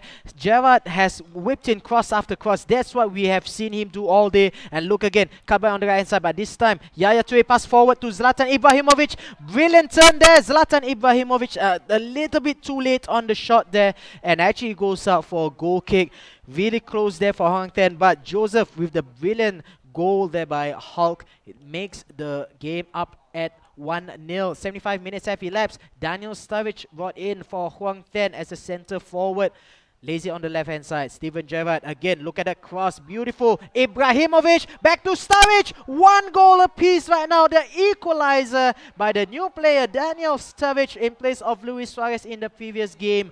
Huang Thian manages to equalize here again off a beautiful cross by Steven Gerrard. Zlatan Ibrahimovic uses his height against Maicon to bring the ball down and right into the path of awaiting Daniel Sturridge, who slots it past the goalkeeper. 1-1 for both of these teams. We have a huge match in front of us. There's still 10 minutes left in this game. Joseph having possession of the ball now on the right side with Maicon, giving it over to Hulk, the goal scorer of that 1 goal for Joseph. He does find Essien on the right flank, and his cross is going to get deflected out for a corner. And Joseph usually likes to take his corner short. There's never been ever has he ever hit the ball into the box. So he will go for a short corner, and Hulk will be the one to collect, and Gerrard will steal it away. This is a great opportunity for Vietnam to go on the counter-attack. Daniel Sturridge looking to play the lob pass into Griezmann, but perfect reading of the game being done by Maicon. And Joseph now with the opportunity to go for his goal. This is Cavani to Diego Costa. Can he misses the opportunity the last minute of the game, and Diego Costa one-on-one with the goalkeeper. All he had to do was to finish it in. He could not get it off, but Joseph will get one more opportunity now. He'll have it go again with Cavani. Long pass being laid out towards Hulk. Can he keep it in? He will not be able to do so, and that will probably bring the end of the first 90 minutes of this match. We are going to go into extra time. Look at the but Joseph, statistics. Look at the statistics. 73% possession for Joseph, the player from Singapore here. Against only 23% for Huang Ten. Everything has been going in Joseph's way. Had he not considered the goal against Vietnam, we might have seen a hugely inspirational comeback by Team Singapore. There's a great goal here by Joseph, but also a fantastic build-up play and fantastic goal here by Huang Ten. But this goal, that last-minute attempt, Diego Costa one-on-one against the goalkeeper for Huang Ten, David De Gea. 99% of the time, you know that Joseph is going to score the goal. Looks like the 1% has come here and spoiled the day, but it's still Joseph who is in full control of the match here. Look at this build up here. Diego Costa runs the wrong way right into the path of Rio Ferdinand. Hauck tries to get the intercept here. Huang Ten for Vietnam goes on a counter attack. Look at the run on the right hand side. David Luiz, absolutely fantastic tackle at the left defensive midfielder position. He goes on a counter attack on the left with Cristiano Ronaldo. Ronaldo finding the good space out on the white side. He beats two players. He is now through on goal. Ronaldo was trying to cut inside on his favorite right foot, but the defender was coming in with the interception, and Joseph will have another go once again at another shot at goal. This is David Luiz finding Cavani with a fancy pass in towards Ronaldo. He will now find Diego Costa. Hauck is on the left side. He goes for the finish. The goalkeeper comes up with the save, and Joseph just looking more and more likely to grab the winning goal. Ronaldo will be the one standing right at the edge of the field to take this throw in. Diego Costa will keep it back for themselves. Will he dribble into the box? He's going to try and make his way in, but eventually the defenders will come out with the clearance, and the referee will blow for half time in extra time. It is still, can you believe it? It is still 1-1. Joseph, you saw at the bottom left hand side, he is absolutely pissed off with that miss there by Diego Costa. He knows he should have buried it. He comes so close so many times, just unable to finish it. That is something that is pretty much uncharacteristic for Joseph. Whenever he gets into positions, he almost always scores. Definitely, he does miss every now and then, but not 2, 3, 4 times in a row like that. Joseph will be very angry with himself, and he should, because he has had so much possession, he has had so much control of the game. That is a fantastic save by David De Gea, I must add. However, Joseph is still full control of this game. It is up to him whether he loses this game or not. Huang Ten is just defending for his life. Vietnam knows that they have the game advantage. The series is still in their favor, 2-1. And even if Huang Ten loses this, he still has the so-called best player. The carry player up next is Tan Teng for Vietnam. But of course, Huang Ten does not want to lose this, because if Joseph wins this, he knows that anything can happen if they go to into game number 5. And well, with Joseph's run of form, he might actually do the impossible and get a win from absolutely nothing at all. So we will see a double substitution coming in for Huang Ten. Dirk Kuyt, one of the players being brought on for in place of Sturridge, as well as another player that made way. I believe it was Griezmann and Sturridge that went out, and in came Lukaku as well as Dirk Kuyt. So we will restart the game now. Again, back towards the left wing for Huang Ten. Will he go for the cross with Gerrard? So far, he's going to play it short instead to Yaya Toure. Fellaini back towards Yaya. This is Lukaku. Was trying to play a quick pass in towards Ibrahimovic, but Gerrard will get it back on the left side. Switching flanks over to Dirk Kuyt. This is Yaya Toure. Back towards Gerrard again. He's probably might go for the shot, but eventually Cambiaso comes in with a challenge, and Joseph will have possession of the ball. There is 5 minutes left for Joseph to try and grab his second goal of the game. He is the one who has looked more likely to get that goal. We'll see if he can do so this time. Diego Costa is the one making the run. Giving over to Hauck. Can Hauck finish this time? Hauck with the sweep in the 117th minute. Joseph scoring that second goal. And pure emotion, pure jubilation coming in for Joseph. That will probably be the winning goal coming in for him if he can defend right after Vietnam kickoff. That was a wonderful through ball by, I believe that was Cavani, if I'm not mistaken. But it is definitely Hulk with the goal scored there with his favorite left foot. Way too powerful for David De Gea, who's been absolutely fantastic for the Vietnamese team, but could do nothing as the ball trickled its way into goal. 119th minute in the game. Can Vietnam get an unlikely equalizer in the dying minutes of extra time? As Cavani wins the ball back, we will go into game number 5 between Singapore as well as Vietnam. It is Joseph for Singapore against Tan Teng for Vietnam. Whoever wins this next match, ladies and gentlemen, a whopping $7,400 is waiting for them here, as well as the chance to go into the final to win maybe even more. Maybe they can go and win $19,200, who knows. But this is a huge match for Joseph as well as Tan Teng, possibly the most important match of their lives.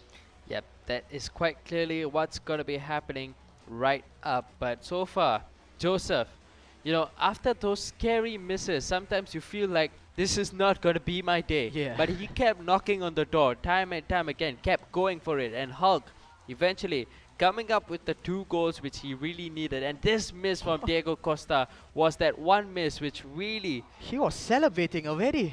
That was how much you know you're going to score. And when stuff like that happens, oh my goodness. But thank God for him, Hulk manages the to winning get up. goal Yes. right there, you know, getting it right in the 118th minute. Once you score at that kind of time, you know you pretty much have sealed it, Yes. as long as you defend your next attack. So that was exactly what happened for Joseph, and huge congratulations to him, but it is not over. There is still one more game to come up against Vietnam, and their last player, probably their strongest player as well, he was the one to defeat Singapore in the 5th game in the group stage, and Joseph has to face him again. Wow, this match, like I mentioned, it could very well be the most important match that both Joseph as well as Tan Teng has had in their entire careers, professional careers. This is $7,400 at stake, ladies and gentlemen. Of course, Singapore has confirmed 470 US courtesy of their win from Indonesia. Vietnam has confirmed themselves 940 US dollars. Of course, no small amount as well. But from 900s, we're going all the way up to 7,000 US dollars. That's a huge bonus payout just by winning this one last game. We thought that it was going to be Vietnam's game all the way. They were unbeatable. They were undefeated coming here.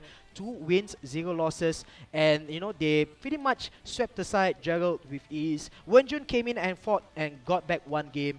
Then Huang Tian came inside and swatted Wenjun out of the way. In comes Joseph. He was the last remaining player. If Joseph had lost that game, he would have been knocked out of the tournament. The whole team would have gone home, you know. But thankfully for Team Singapore, Joseph has given his all against Huang Tian, manages not only to control the game, but just enough to score that winning goal, defeating his opponent 2-1. And now Joseph will go inside this game against possibly the strongest opponent he has in this tournament thus far. It is Tan Teng from Vietnam. This is going to be a huge match. I'm just wondering if, you know, the stakes are this high, will both of them retract back into the shells and play conservatively? Every single time, you know, a match goes into a number 5 game, players tend to shell up because they do not want to concede that goal. I'm wondering if Joseph has the guts, you know, the fortitude to just go ahead and play his regular attacking based game. And I do hope for his sake he does that. At least he goes off on a high and not on a whimper. Just looking immediately at the team which Tan Teng has set up, from the default setting that we went in, immediately he pulled his 2 defensive midfielders back, like further back to cover in defense. So it looks like how you mentioned, he might be going for the more conservative approach, whereas for Joseph, he's going for the partnership which worked well for him in the previous game. David Luiz and Cambiaso in defensive midfield. Benzema is going to be the one playing in attacking midfield. Ronaldo will probably shift over to the left side. Diego Costa will be the one up front, and Hulk on the right side. So this is this exact same 11 which he set up against his previous opponent. So Joseph feeling confident with this 11. We'll see if he can ride that momentum going into this final game. Like we mentioned, this is absolutely crucial. It is the difference between winning $940 for Vietnam or winning a minimum of 7,400, and you are just one step away from playing for that first prize of 19,200 US dollars. One match away. Just 6 minutes away, actually. Yep, All it takes is 6 real minutes. life minutes. Yep. The last time both these guys faced, Tan Teng won the game 2-0. And both goals were scored in the first half. That is game face on right now for Joseph. He knows it is his time to shine. And the one thing I like about Singapore right now is that they have turned up at the right time. Gerald in the previous game against Indonesia turned up, won 2 games for him. Hibidi, before Joseph had to come on, won that match against Nok Vu and just brought down the morale, brought down the momentum, which Vietnam were looking to build upon. We are now going into that last game in the semi-finals between Vietnam and Singapore. Singapore are going to be the one playing in the yellow jersey of the Chelsea, and Vietnam going to be playing in the blue of Manchester City. Joseph immediately going with Ronaldo. The pass comes in. Costa with the miss. First chance of the game. Again going the way of Diego Costa. This time, Costa not in exactly the best condition that you can ask for. He's diagonally down, so he might not make the same runs as he would as if he was up. But we will see. Vietnam now going for the attack down the right side. Jerome Boateng playing at right back for them. Defensive midfielders are Yaya Toure and Steven Gerrard. Lob pass comes in for Griezmann. Casillas will be there to collect. And Joseph will look to build upon his good start. He's already had 1 shot on goal, being saved by the goalkeeper. He will look to have another go again. Down the left side, Arturo Vidal looks to find Cambiaso in the middle. He's waiting for the run of Benzema. He's not going to make it, so Hulk will go for the pass instead. And Sergio Ramos, I believe, coming in with the interception. Joseph will collect it back again. Look to build slowly from the back. Essien just running down the right side, looking to find space. Good turn away pass. Sergio Ramos, the pass comes in towards Cambiaso, and Vietnam will collect the ball back again. David Luiz having the ball. Benzema just pushing the ball a little bit too much for himself to get a second touch onto it. And Joseph, time and time again, so much pressure being put by him on towards the Vietnamese player. That's why he's constantly keeping possession of the ball. This is Hulk now on the right side, looking for space, looking for options. He's not going for the cross. Instead, he might look to go for a pass, but Kevin De Bruyne comes in with the challenge. This is a great opportunity for Joseph to grab a goal. He's gonna take it with Thiago Silva. He goes with the shot. Silva puts it in, and Joseph using the most unlikeliest free kick taker in the whole team. Your centre back Thiago Silva coming in with the goal, making it 1-0 for Singapore. You know, Thiago Silva's free kick rating is lots of time underrated by a lot of players. He's actually one of the best defenders in the game today to take free kicks, and this is exactly why. Look at the shot there from such a distance. It's almost Roberto Carlos-like, basically. Curves one above the wall, right down past the goalkeeper. The goalkeeper got a touch, but way too powerful for him to do anything. Joseph is in the lead, believe it or not. We are actually seeing a miracle happening. Joseph might just win it for Team Singapore. Remember, guys, this is huge money at stake, 7,400 US dollars at stake here. Whoever wins this will win himself at least that amount, with the chance of winning 19,000 plus US in the grand finals. David Alaba on the left hand side for Tan Teng. Nothing happening right there. Well defended by Joseph, but it looks like Joseph is in all-out defense mode right here. Good positioning. Zlatan Ibrahimovic lays one back for Tan Teng for Team Vietnam. Equalizes that back. There's a good spell of possession there with Ibrahimovic laying it off there, getting in front of the last defender. Griezmann, first pass here. Brilliant pass by Luis Suarez. Ibrahimovic falls flat on the ground, but does just enough to squeeze one past the goalkeeper. We are back on even ground, ladies and gentlemen. 40 minutes into the game. What an exciting match we have. I thought Tan Teng was just going to go all-out defense all the way here, but after Joseph scored that goal, he knew he had to go forward. Diego Costa tries to clear it back to Karim Benzema. The defender only managing to clear as far as the center midfielders. Again, Tan Teng goes on the offense, this time on the right-hand side with Griezmann. It's gonna find Suarez. Might he go on the shot? Oh, that's a bit of a mix-up. And eventually, Maicon comes in with the clearance. It's gonna be a corner. This will be the last chance of the first half. Kevin De Bruyne will be the one taking the corner. There are a couple of players to aim at. It's going to be headed straight towards the goalkeeper, and he will just throw it upfield. The referee will not blow for halftime. He will do so now. So at halftime, what an exciting first half we've had. It is 1-1 between Vietnam and Singapore. Just want to give out a little bit of a fact before going to the second half. Joseph, in this tournament, when he has scored the first goal, he has yet to lose a game. That is one statistic that he needs inside this game right now here, because history. I'm not so sure history ever plays a part in football, but we've seen records being unbroken for so long, only to be broken at the wrong place at the wrong time. I sure hope. Selfish of me, of course, I'm a Singaporean, but I sure hope that this statistic does not break at this game. Joseph will be playing from left to right here in the yellow of Chelsea, coming into the second half. The score 1-1 with his opponent, Tan Tung from Vietnam, playing from right to left in the blue of Manchester City. Remember, guys, this is game number 5 of this matchup, this series between Singapore and Vietnam. Again, so many defensive mistakes coming up from both of the teams here, but Tan Tung manages to get it into safety. It's 4v4 right now for Tan Tung. Who does he pass to? Tries to weave one through the middle, but well defended by Esteban Cambiaso for Joseph of Team Singapore. Arturo Vidal, brilliant sliding tackle here by Matsumos. Goes off for a throwing on the left-hand side to be taken by Joseph from Team Singapore.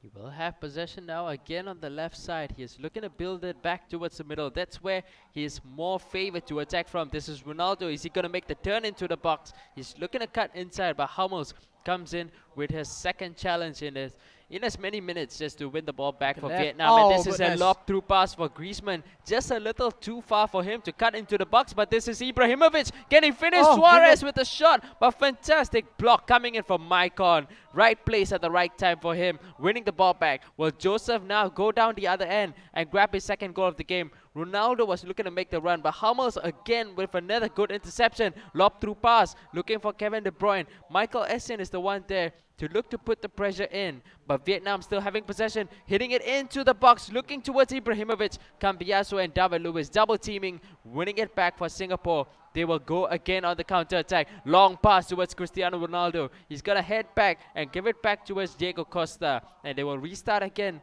with Vidal on the left side. Passing it back towards the middle. This is Benzema to Cambiaso. Back towards Hulk again.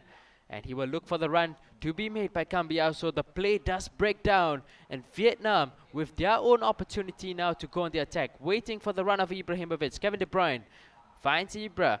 Back to De Bruyne again. Back to Ibrahimovic. Suarez is in the middle. I believe Ibrahimovic will go for the turn, but David Luiz comes in with the interception. It is a corner now for Vietnam, and it's time to take a break. What a match. What a match this has been. You can't ask for a better match than these two gentlemen have been showing us right now. Tan Tung for Vietnam, Joseph for Singapore. Game number 5, everything at stake. Loser goes home with only a few $100s in the bank. Winner goes home with at least $7,400 US. It's Suarez with the short corner kick to Dirk Kuyt, the substitute on the left-hand flank here for Tan Tung. Oh, but actually went off for a goal kick. 77th minute inside the game here. Scores are still 1-1. It's hard to say who has controlled the game because both of them are performing ever so well. The first half was definitely in favor of Joseph. The second half, much more close affair here. But Joseph is in control. In the ball right now is Esteban Cambiaso. Who does he go for? He might go for it himself. Diego Costa, is that a foul? No foul there, but Cambiaso goes back inside. Hulk goes for the shot. Fantastic fingertip save there by the goalkeeper. But still, Cristiano Ronaldo, can he keep it inside? No, he cannot. Just not able to keep it inside the gameplay area there. Handanovic, fantastic save there of Hulk's shot on the right-hand flank. But again, it is Joseph on the attack here, but he loses the ball in midfield. We're coming close to the end of the regulation time here. 89 minutes has elapsed, but look at the amount of bodies inside the right half of your screen. Benzema feeds Ronaldo, goes to the middle. Costa, Diego Costa, no, not enough time. Too far the ball. Pushed too far ahead of him to get any decent connection there. Not enough time in regulation minutes here. And we go into extra time, ladies and gentlemen. Look at the statistics. 3 shots to 2 in favor of Joseph. 55% to 45% possession in favor of Joseph. But what's important is the scoreline. It is still 1-0 for both these two teams. Joseph has had so many opportunities to score. He has not gotten his scoring boots on when he needs it. He could have finished this so much earlier than this. But the law of the game says if it's a draw after 90 minutes, we will go into extra time, and extra time is where all the action will take place. You know, Joseph is just again and again just proving so difficult for these Vietnamese players to deal with. And Joseph will have 30 minutes left to get the better of Tan Tung. He has also got to think about something. He has already brought off Griezmann in place of Dirk Kuyt. And he's really got to think about something, because so far in the second half, especially in the last 20 minutes of the game, Joseph has been dominating possession. So much pressure being put on by Joseph. He constantly brings the players forward, and there's no space being afforded to the Vietnamese player at all. So we will see what extra time brings for us, especially that last turn as well, where Rio Ferdinand made that wonderful interception. That really could have been that winning goal, but we'll go into extra time now. Griezmann having the ball, giving it over to Tevez. Vidal will come in with the clearance after that interception by David Luiz. The long pass being laid out towards Ronaldo now. He's going to get ahead of Jerome Boateng, but the pass will go back towards Handanovic. Yaya Toure will just drive forward from midfield and bringing up the possession for Vietnam. Giving it now to Steven Gerrard, finding Ibrahimovic. They're going to play it back towards Alaba. Long pass being given over to Griezmann. Ibrahimovic has some space ahead of him. Is he going to go for the turn? That's going to be a foul, surely, in a very, very dangerous area right now for Vietnam to score from. We've seen many free kicks goals today already, and it is going to be Zlatan Ibrahimovic. He is the man that's going to be stepping up. They're going to switch it over to Carlos Tevez very quickly. Tevez with a shot. Tevez puts it in. That is your second goal of the game now for Vietnam. And they are now in the lead. Joseph looks rocked by that goal right now, but he still has lots of time for him to try and come back. It was a quick free kick being taken by Tevez. Constantly switching players just so that Joseph cannot get back the defender to defend. Yeah, that's Good right. goal by him. Exactly. You know, you see time and time again, Joseph always tries to get one defender on the line there. But because of the relentless switching of free kick takers by Tan Tung, it keeps resetting the players. I'm sure a lot of you players at home knows exactly what this does when you keep switching the players around, the free kick takers around. And in that case, it proved fatal for Joseph. However, like what Easy Game has mentioned, still so much time left. We did go inside extra time here. He has time to compose himself. He is making a few changes. I'm not so sure if it's personnel or formational changes here. But on the whole, Joseph is actually doing pretty dang well for himself actually with this formation. He just, considered this goal off a free kick. And there's no substitutes to be called here. At best, it is a formational change, if any whatsoever.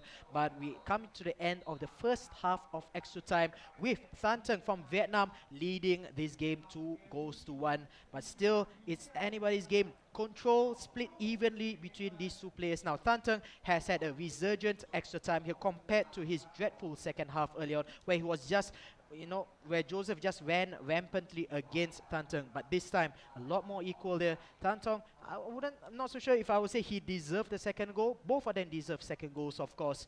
But much better play by the Vietnamese player here. A lot closer game this time. But what's more important is the score. Vietnam leading this match 2-1. Yep, so we will now get underway in the second half. There is just 15 minutes left for Joseph to go on a hunt for his equalizer. Essien will find Huck down the right side. He's not made any substitutions. Cambiaso, lots of space for him in the middle, but he wastes that pass away. And Joseph will look to put the pressure. That's good pressure being laid out by Essien. That's going to win the ball back for Singapore. We'll see what they can do with possession of the ball now. Maicon finds back Thiago Silva, and they will look to build forward back into the middle for Cambiaso. This is Ronaldo. Finds Cambiaso again. Diego Costa. He's going to go. He's going to go for the fake shot. And this time the defender is there to cover. Joseph has to go immediately, win the ball back now. He's going to give away a free kick. There is time for just one more attack for Joseph. And even if he does want to go for that attack, he has to win the ball back now. Tevez is going to hit it long towards Ibrahimovic. The lob pass is not going to go the way back of the big Swede. Joseph has got to make this attack count. That's a smart challenge coming in from Vietnam. Even though they give away the free kick, that's going to stop the counter attack that was coming in from Joseph. Asian is going to hit it long.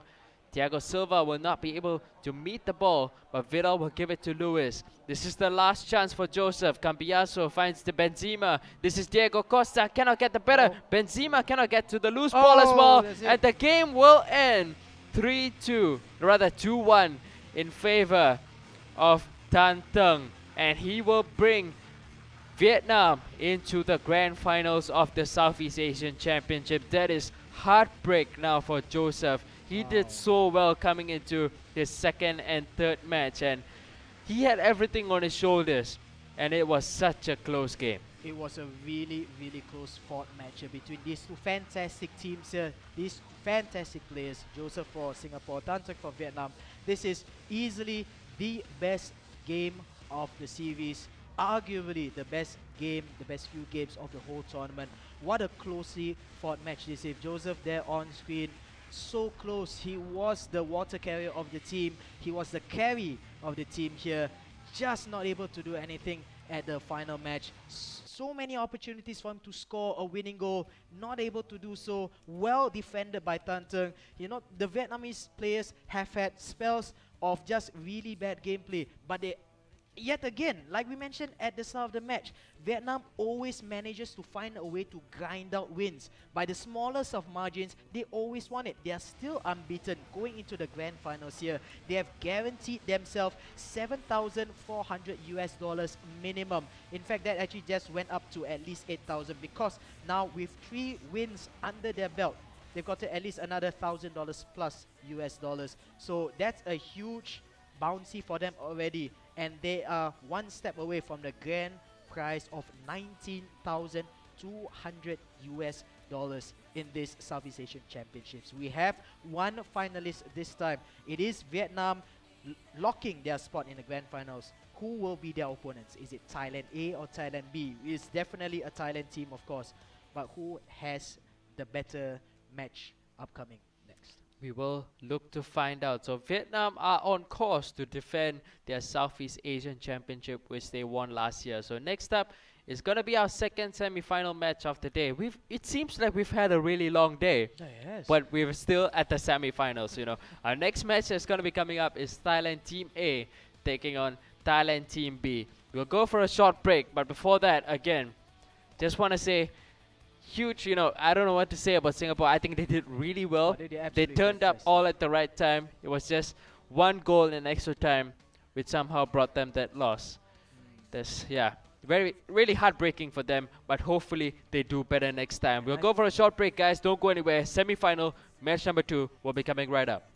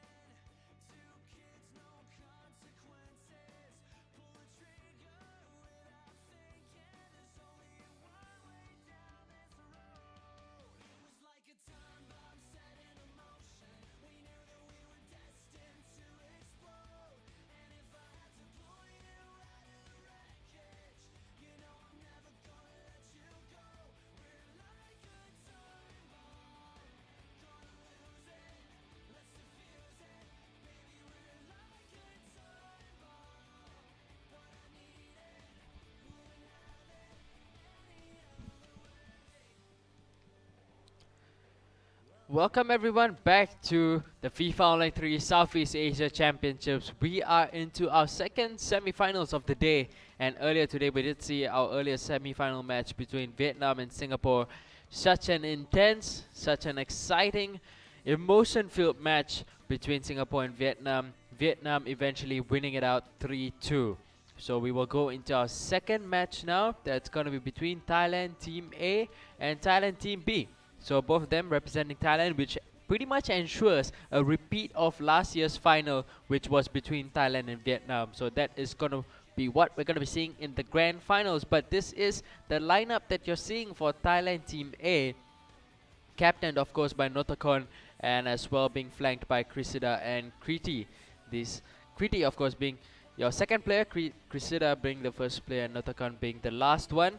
And of course, if you go and see over on Thailand Team B as well, they have a squad that consists of Tidak, Kanapol, and Chut Mongkol. So those are your three players for Thailand Team B. They are both setting up now, and we will start pretty soon.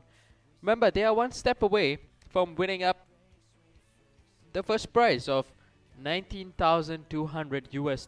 That's a lot of money to play for. And what do you think about playing Thailand against Thailand? You know, you're going up against your fellow countrymen.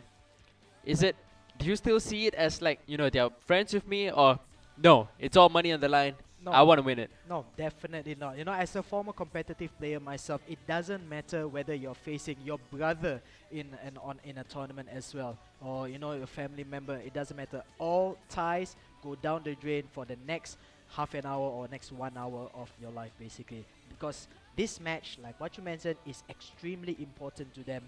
The winner of this match will go home with at least $7,400 in addition to whatever winnings you got previously for every win. Because for every win, every series win, you get 470 US already. And Thailand Team A has 2 wins. Thailand Team B has 2 wins as well here. But of course, the grand prize, the final there, $19,200 US. How much is that in Thai baht? I do not know, but it's a lot of money for sure in Thailand. And both of these teams know what is at stake here. Of course, you know, the honor of being the Thailand team, the best Thailand team to send out against the Vietnamese is huge on them. It's going to be a huge rival match. We know how heated up a Thailand versus Vietnam match can be. Like what you mentioned, last year we had the same thing as well, and this time should not be any different. Both of these teams looks to be ready. Of course, the first team, for Thailand Team A, it will be Krista, of course, and Thailand Team B, we see there it is Kanapol who will be representing Team B first. Yeah, so Kanapol yesterday had sort of a very disappointing group stage actually for himself. So he'll be looking to come into this game trying to set guns blazing and try to get a first win for himself. Whereas Krista, he's had to play the most number of matches for his own team, especially when he beat Malaysia 3-0 today, as well as yesterday when he had to play most of the matches. And looking at the strike force up front, very, very scary. They have Thierry Henry, Fernando Torres, Luca Toni up front being supported by Francesco Totti. But look at this side on Thailand Team B as well. No pushovers. They have Eto, Royce, as well as Fakir, who's on the left side, being supporting, you know, just putting all the support that's coming forward. So I think we're going to be expecting lots of goals coming into this game. Yeah, the interesting thing here in terms of formation or lineup for Thailand Team A's Krista, there's a huge gap at the right wing side there. And it seems that they have got, you look at your map right now over here, so many players down the middle. Is Krista right now in the middle here with Jon Gorkov not getting anything out there. Well tackled by Jonathan Woodgate, the centre back here for the team in red, which is Thailand Team B. It is Krista for Team A, playing from left to right in the black. He is defending against Thailand Team B's Panapol, who is playing right to left in the red. And we saw early on one striker already so early in the game, 10th minute, and he got himself injured. Who will he switch it off to? Totti on the left-hand side, not able to link anything up. Very messy play, at least in the first few minutes of this match here. Seems that both of the players have not yet gotten into the groove of things yet. As we see Giorgio Chiellini, the left-back for Krista, launching one forward onto the path of Henri. You know, even yesterday when I saw Thailand Team B play. They had one of their players get injured very early in the game, but he decided not to take them off. He plays on the rest of the game with the injured player. He does not use the player to sprint anymore. He still uses them for their ability. So I'm not surprised that he's actually opting to not take off that injured player. I don't quite have any confirmation. Yeah, it is Gareth Bale who is injured. One of the players who you really want to use your pace for. And he's not opting to take off Gareth Bale. We have Fakir who is down the left side, twisting and turning past two players, looking to find some space to run into. This is Gareth Bale back again. This is Atto with the shot. But Peracek comes up with the save. And that was the first chance. Going either way. Going the way of Thailand Team B. Chiellini will restart. And play it back forward. And Johan Gokuf will play the ball forward. But Torres will give it away. And Thailand Team B will look to go on the counter attack. Marco Reus will not be able to get there ahead of Rafael Varane. But Thailand Team B so far have been putting a lot of pressure in very high up the pitch so that Team A and Krista will not be able to go up in search of that first goal of the game. This is Francesco Totti with the shot, but the defender comes in with the block. Very good challenge from the defender, and we're going to see a pause. Probably the substitution that's going to come in for Gareth Bale. Yeah, it is sad to see Gareth Bale, the right winger for Kanapol of Thailand Team B, right now on the screen there, being injured so early in the game, within the 9th minute of the game, and I wonder who he's gonna bring on inside, because Gareth Bale was pretty effectively used at the right wing there, cutting in inside onto his favorite left foot. Maybe even could have taken a shot, but it is going to be Gareth Bale out, and it's Emmanuel Adebayor going in. He's been declared as a striker, so that means possibly Marco Reus or Samuel Eto'o might shift to the right hand flank here. We'll get a confirmation on that, but it is Francesco Totti for Team B's Kanapol to take the corner kick. Only as far as the defender Koscielny, however, clearance finally a little bit further than early on. Zaccardo manages to bring the ball back into play. Adebayor was the main man for Thailand Team B yesterday when they played in the group stage, so he has proven that he can turn up in the big stage. Adebayor has proven that yesterday he can do very well to grab the goals for himself. We'll see if he can impact this game. Marco Reus now being shifted over to the left wing. Francesco Totti playing in central midfield. Abu Dhabi is the one who's playing in defensive midfield for Thailand Team B. They'll have it back again towards Reus. Totti with space. Will he go for the shot? The finesse comes in, but the angle just was not quite right, where you see the curved kind of finesse shots. Yeah, that's it needs to be sharper. yeah, More that's on right. flanks, The angle has got to be a little more different when you try to go for the finesse shots. But at halftime, it will be 0-0. So far, Thailand Team A and Krista has not got going in this match at all. Yeah, I'm seeing here that Krista has been on the back foot pretty much the entire game. Looks like Team B showing Team A how is attacking football is to be played here. In Kanapol, I didn't quite take a look at the statistics or the possession statistics there, but we can get a certain feel of the game that Kanapol is controlling the game, at least on the offensive side of things, much better than his opponent Krista. But credit to Krista as well. He's been defending pretty well. Whatever Kanapol has launched into the face of Krista of Thailand Team A, Krista has been able to so far neutralize everything that's coming down to Team A's position there.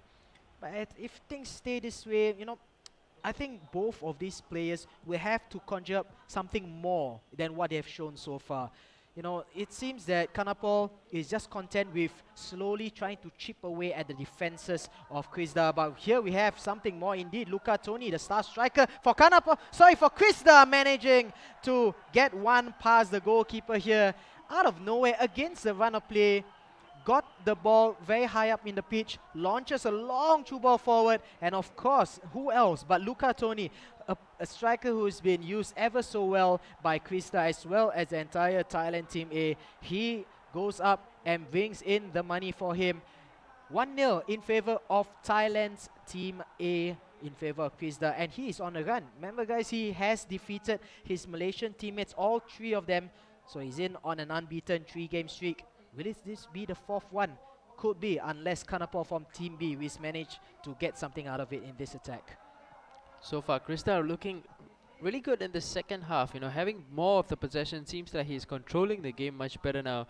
And Kanapol is the one who's on the back foot after conceding that first goal. Luca Toni. There's too much strength about him. Nothing can do to get him off the ball once he chests the ball down like that. But we'll see. Kanapo going the attack. Space now for Totti. He's not going for the finish. Adebayo gets it back. And it's going to be a shot at the near post, which Petacek will get his hands onto. It is going to be a corner now for Kanapo. Francesco Totti will be the one standing over the ball. He's asking for a short pass, and he might go for it. Instead, he's going to hit it into the box, and Petacek will be there to collect. So easy pickings for the goalkeeper, and he will just hoof it upfield. There's 20 minutes left in this game. And Thierry Henry finding good space and possession with Fernando Torres. Good smart turn past the first defender. He might look to go past the second one. Luca Toni goes back instead of going for the shot. Botman now finds Matic back towards Thierry Henry. Botman again. Richards is going to find a pass towards Gokov. He's going back to Torres. And the pass did not come the way of Gokov that occasion. Yeah, Gurkov making an excellent run right down the middle of the penalty box there. If Luca Toni had managed to get off one short pass onto the path of Jan Gurkov, it would have been an easy tap in, easy second goal. But yet again, look at the through ball there by Fernando Torres and Luca Toni. The strength of Luca Toni against Eric Abidal. Just way too much in favor of the Italian player here for Krista from Thailand Team A. Absolutely fantastic. Looks like Krista knows exactly how to use Luca Toni. I remember, guys, Luca Toni isn't even the #1 striker for Thailand Team A when they did the draft. They had Henry, they had Torres, they had other strikers as well.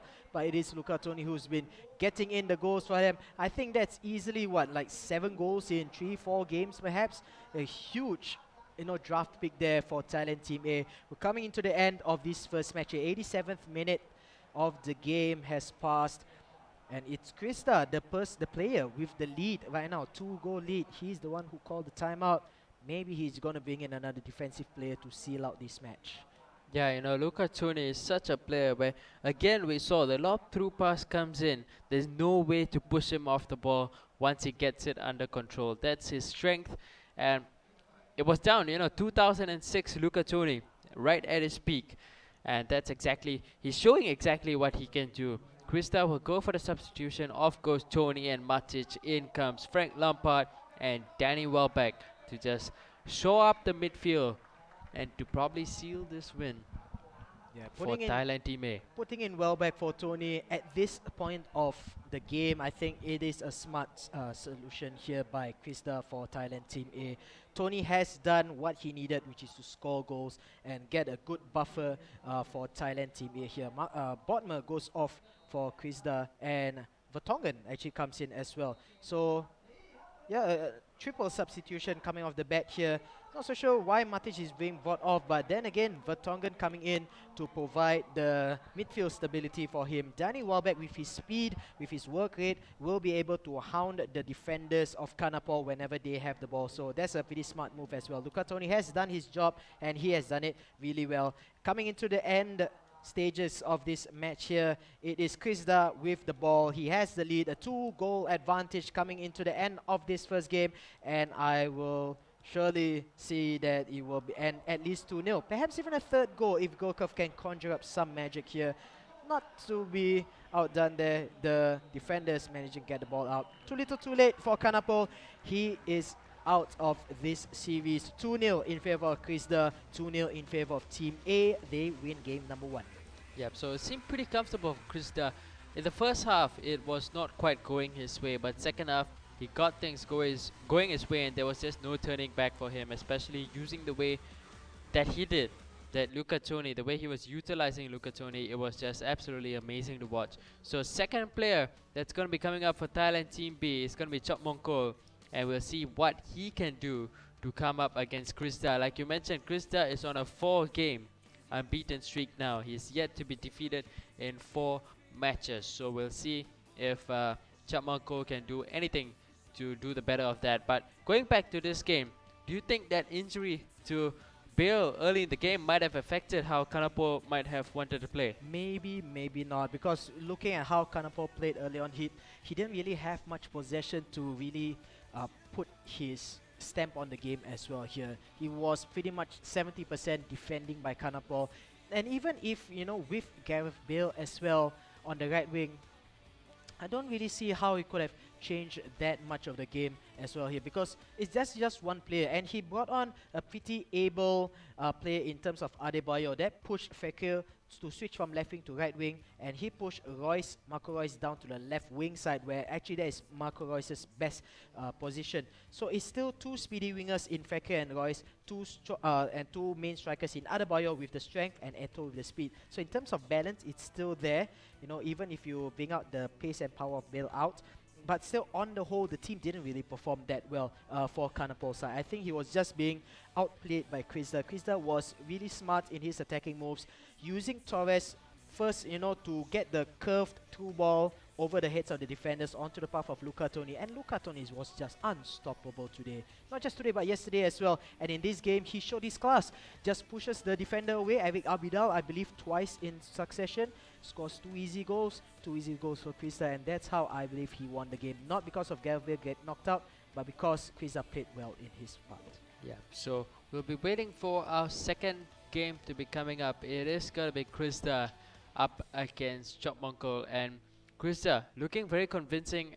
Do you think he's going to make it 5 games in a row? I think he has a very good chance at doing it. I think too as well, actually. And Chopmonkel has seen how his teammate Kanapol, you know, like perform, not really getting his stamp on things on the game here. And I think Chopmonkel might need to step it up against Krista. Remember, like what you said, Krista has won 4 times in a row. His playstyle very similar. He has 4 strikers up front, and Jon Gurkov will be, you know, assisting them right behind the strikers as well here. Krista, in the previous matches, especially from Thailand A against Malaysia, he played 4 strikers up front. For example, Henry, Torres, Tony and Messi. Right behind them is Bodmer. This time he took out the right winger, swapped it for Jon Gurkov, who played in a central attacking midfielder. That sacrificed the right wing, the right flank, but basically has a lot of strength in defense, because now he had Matic and Bodmer holding fort at the defensive midfield area, and instead have Gurkov in the middle attacking area. So that gave a lot of balance in the middle. Up front, he just had needed to make sure Luca Toni gets the service he needs, and that's all he needs, because Luca Toni in the right place at the right time will always score for Krista. So for Chopmonkel, in order to defeat him, my take on it, somehow find a way to eliminate Luca Toni out of the game. I don't know, get him injured, get him red carded, whatever it takes, because Luca Toni is a beast for Krista. Once Luca Toni is out, or if you can't get Luca Toni out, at least make sure the support to Luca Toni is not there, because Krista always goes for Luca Toni. Very rarely did I see any goal by any other player, or rather a goal that Luca Toni was not involved in. If he's not scoring them, he's assisting them. So that's why I think Chopmonkel really has got to find somebody strong. Luca Toni is not fast, he's just strong. He's such a beast up front. You need to get somebody strong there. And the choices in centre-back, Eric Abidal, Jonathan Woodgate by Kanapol, I think that was not the correct way to do things. They do have Sergio Ramos on the bench. That's one player that they might probably look to find and shackle Luca Toni. Yes. And Sergio Ramos will probably be that man. You know, I think it's all down to the condition of the player. That's why he probably decided not to go with Sergio Ramos in that game. But for now, we will still be waiting for our match to start off between Krista and Chopmonkel. Yesterday, Chopmonkel, I remember him playing against Malaysia. He had just 1 game to play, if I'm not wrong, and he managed to lose that game.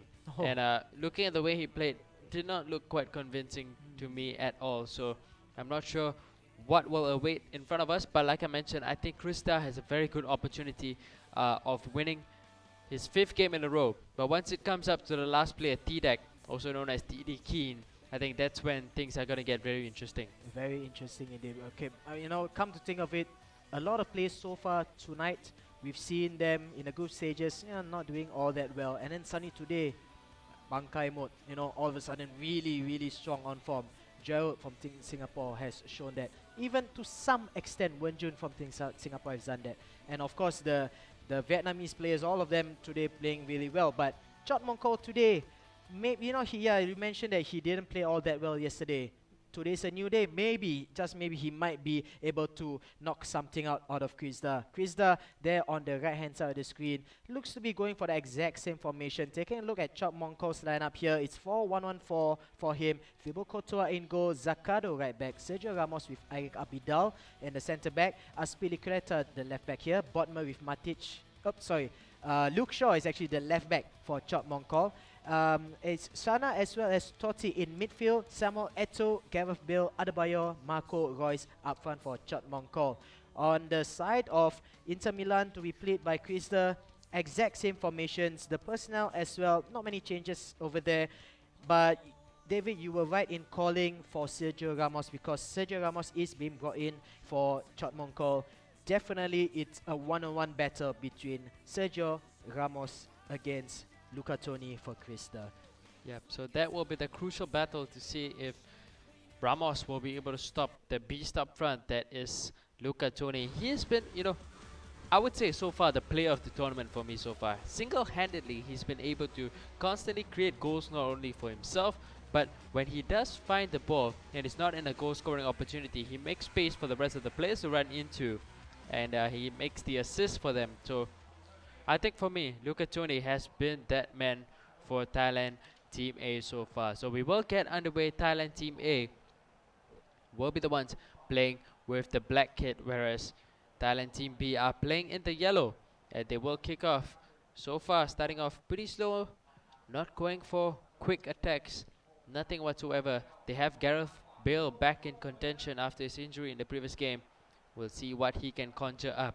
They will go back for a pass into the middle. There's Loricana, finds Adebayor. Can he put it in? Fantastic save coming out from Czech. And first real chance of the game going the way of Thailand Team B. Yeah, Loricana providing a fantastic through ball there. Adebayor should have buried it into the back of the net here, but fantastic save from the goalkeeper. Have a corner kick to be taken strangely by Adebayor on the right wing. Cannot be. Yeah, there we go. Gareth Bale there. Adebayor should be one of the targets. He goes all the way, all the way to the back. Way overhit there by the player in yellow. That is Chot Mong Ko from Team Thailand B. Again, his opponent in the black of Inter Milan is Krista for Team Thailand A. Zaccardo manages to shove Fernando Torres out of the way there. Francesco Totti brings the ball forward. Look at that pass there onto the path of Samuel Eto'o. Too speedy. It's Samuel Eto'o with Bodmer getting the interception there. The strong tackle. Oh, Gareth Bale manages to win it off. And the goalkeeper just parries it under his body. Able to deflect the ball just out. There we go, the right arm of the goalkeeper there. Conceding a corner kick, much better than conceding a goal. It's Gareth Bale, switches to Adebayor. I'm sure he'll switch back to Gareth Bale. Yes, he does.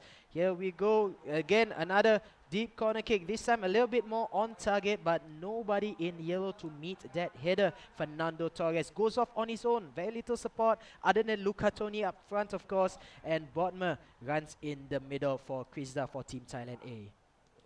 They will have now possession with Azpilicueta, who is pushing forward in attack, and so far not much of pressure being put on him. Gokuf, the referee will play on after what was deemed as a foul, and Thailand Team B will win the ball back. They look to set off on the counter attack. Marco Reus making a very good run. He will find a lot of space ahead of him. Gary Cahill is coming ahead to come and cover, but Reus will cut back and look to probably play a pass in the middle. He's going to find Samuel Eto'o giving a pass to Adebayor. He hits the post.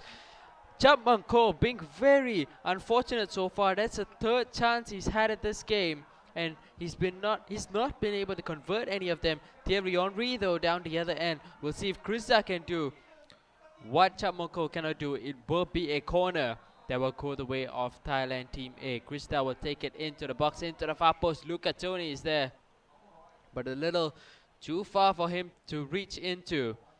And Thailand Team B will look to go for another attack again. Remember Adebayor hitting the post earlier in this game, and he'll be looking to make amends for that miss. Adebayor still having possession of the ball, going against Cahill. Cahill coming in with the interception. Adebayor looking to play the pass back towards Luke Shaw. Royce is waiting on the left side for the pass, but none of it comes to him. This is Gareth Bale looking to play the 1-2 with Loricana. But Krista will be able to go on the counter-attack. Thierry Henry on the left side. Pretty much isolated. Tony is making the run in the middle, but is not going for the lob-through pass. Fernando Torres, though, having possession. He's going to play the pass back in towards Henry. The ball not being cleared here. This is Luca Toni. Abidal eventually does get the interception off, and this will be the last attack of the first half. Francesco Totti playing in central midfield, bringing his team forward. And now this is Luke Shaw, finds Royce on the left side. Good time now for Chapmankol to finally cap the first goal, but eventually he will lose it out. The referee will blow for halftime, ending it 0-0. But in this first half, it's all been Chapmankol. He's been dominating this first half. Yeah, that's right. And Chapmankol not only dominating in terms of offense, but defensive structure has as well been really strong there. Krista, quite a number of opportunities coming close. Chapmankol with the more clear-cut opportunity to strike the first goal in. But Krista has had his chances as well, but not really troubling the goalkeeper so far. The back four, Zaccardo, Ramos, Abidal, Luke Shaw, you wouldn't really think of them as tier 1 players other than maybe Sergio Ramos, but you wouldn't really think of them as tier 1 FIFA Online 3 players, but they've been performing really well for Chapmankol against the likes of Henry, Torres, Gurkov, and the star striker Luca Toni. Pretty decent defending here. They have to defend this one here as well. Fernando Torres skies that. Maybe that's off for a corner kick. No, it's not. He just, Fernando Torres being Fernando Torres, and kicks it way over the bar. Goal kick in favor of Chapmankol. He goes on the offense as well. No lightning quick counter attacks from both these two teams here. Playing the regular attacking move, spreading the ball into the wings, on the left wing, onto the right wing, and trying their best to break down the defenders bit by bit. But at the moment, it is Chapmankol who has had the better opportunities. Krista, pretty much, not saying that he's doing badly by any accounts, but I think he has shown that he can do a lot better in the previous matches, and I think he just lets the power off the gas pedal a little bit too much here. He needs to step it up as well here, because Chapmankol, he might have been one of the poorer players in the last round, but this round so far showing that he has what it takes against Krista. Yeah, he's been doing really good so far. It's just that he has no goal to show for all the domination that he's had in this game. You can look at the way, just looking at the camera that's on him, he's just shaking his head in disappointment, because knowing that he should really be leading this game right now. Krista will be looking to make some changes to his squad, probably trying to make some substitutions that will help him to get back into this game. So far, like you mentioned, defensively, Chapmankol has been good. He's been cutting off the supply that's coming into Luca Toni, and even stopping Luca Toni himself, and Toni is going to make way. In comes Frank Lampard as well as Lavezzi. So double substitution coming the way of Thailand Team A. We'll see what that brings to the table for them. This is Botman now. He is looking for probably the cross to be going into the box, but none of it comes up. And Thailand Team B will have back possession once again. This is Gareth Bale. Good turn pass. Aspilicueta gets a second turn off as well. And this is Totti pushing forward, looking for space. Totti was trying to find a pass into Eto. Eventually the clearance does come out, and this is a good opportunity. There were 6 players in attack up front for Thailand Team B, so very good chance to go on the counter attack for Team A. Thierry Henry looking to play the 1-2 with Richards, but poor pass by Richards will not set off Henry towards goal. Totti though comes up with the lob through pass. Eto will not get there ahead of Gary Cahill. Into the 75th minute of the game, just 15 minutes left, and neither one of them have yet to break the deadlock. Totti though will look to be the one that can do so. Adebayo, Francesco Totti back to his Luke Shaw. He's gonna try and find a through pass towards Royce. It's just gonna evade him, and it's gonna be a goal kick for Krista. Yeah, going into the last few stages of this match here, I have to say it's pretty uneventful compared to the matches we've had here so far. A tactically astute game from both of them here. Both of them using pretty much variations of 4-2-4 formation right now. Just a few different stuff. Krista still no right winger, so he can't really attack through the right hand flank. Everything is gone down the middle. After taking Tony and Gurkov out, it's Lavezzi on the left hand wing. That will provide a lot of speed there, but he's up against Zakado, who is pretty speedy at his peak as well. Envy being deployed as a center forward, which means that their top striker is actually Fernando Torres, and Torres hasn't had really that great a game in this one here against Chot Mongkol. And on Chot Mongkol's side here, we have a triple substitution. It is Alexis Sanchez and two other teammates coming in as well in favor of Samuel Eto'o and Adebayo. It is Sergio Aguero for Adebayo here. As well as Gervinho. Yep, on the left hand flank as well. So those were changes that came the way of Thailand Team B. We'll see if that can spark something, but for now possession will still be with Team A. They look to push forward and attack now. There is just one attack left in this game before time runs out, and we'll have to go to extra time. We'll see if Lavezzi can do something. He's on the left side, giving it back towards Botmer. Matic is in the middle, waiting for the rest of the players to push forward. Richards back to Matic. Long pass being given over to Lavezzi, and in it comes to Torres. He stopped on his tracks, and the clearance will come out. Still another opportunity, no, says the referee. It will be full time, ending it 0-0 between both these guys, and we will go into extra time to see who can win this match. Yeah, Krista against Chot Mongkol. Krista having the series advantage so far, 1-0. But in terms of scoreline, in terms of attacks, nothing happening for both of these players. I would say that Chot Mongkol is, defending very well actually compared to his previous matches yesterday night. But in terms of attack, very difficult to compare between both of these two players because so little is happening. It's been a scrappy midfield battle for huge durations at a time here, especially in the second half. Both of them not sure exactly what their play style or how to break down the opponent team as well here. As we go into extra time, the first half of extra time, it is Krista playing from right to left in the black of Inter Milan, and his opponent Chot Mongkol of Thailand Team B on control of the ball right now with Alexis Sanchez. Is Sergio Aguero inside the box but hounded by so many defenders. That's been the name of the game so far. Defenders have been just crushing their strikers' opponents all night long basically. Again, another huge scrappy battle in the midfield area, and Zakado manages to bring the ball out of safety for Chot Mongkol.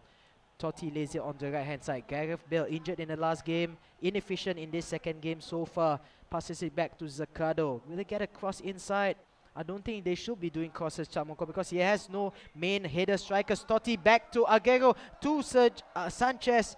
Sanchez with the second chance. Aguero finally gets the goal. Chot Mongkol might be the one to finally stop Krista in his track. Krista is on a 4-game streak. Chot Mongkol with the substitute there. The good passing play between Aguero, Sanchez, back to Aguero. Ball bounces a little bit around there. No defenders at all around the substitute. Sergio Aguero buries it onto the bottom left-hand side. And Thailand Team B might be looking at an equalizing game here to bring the series back to 1-1.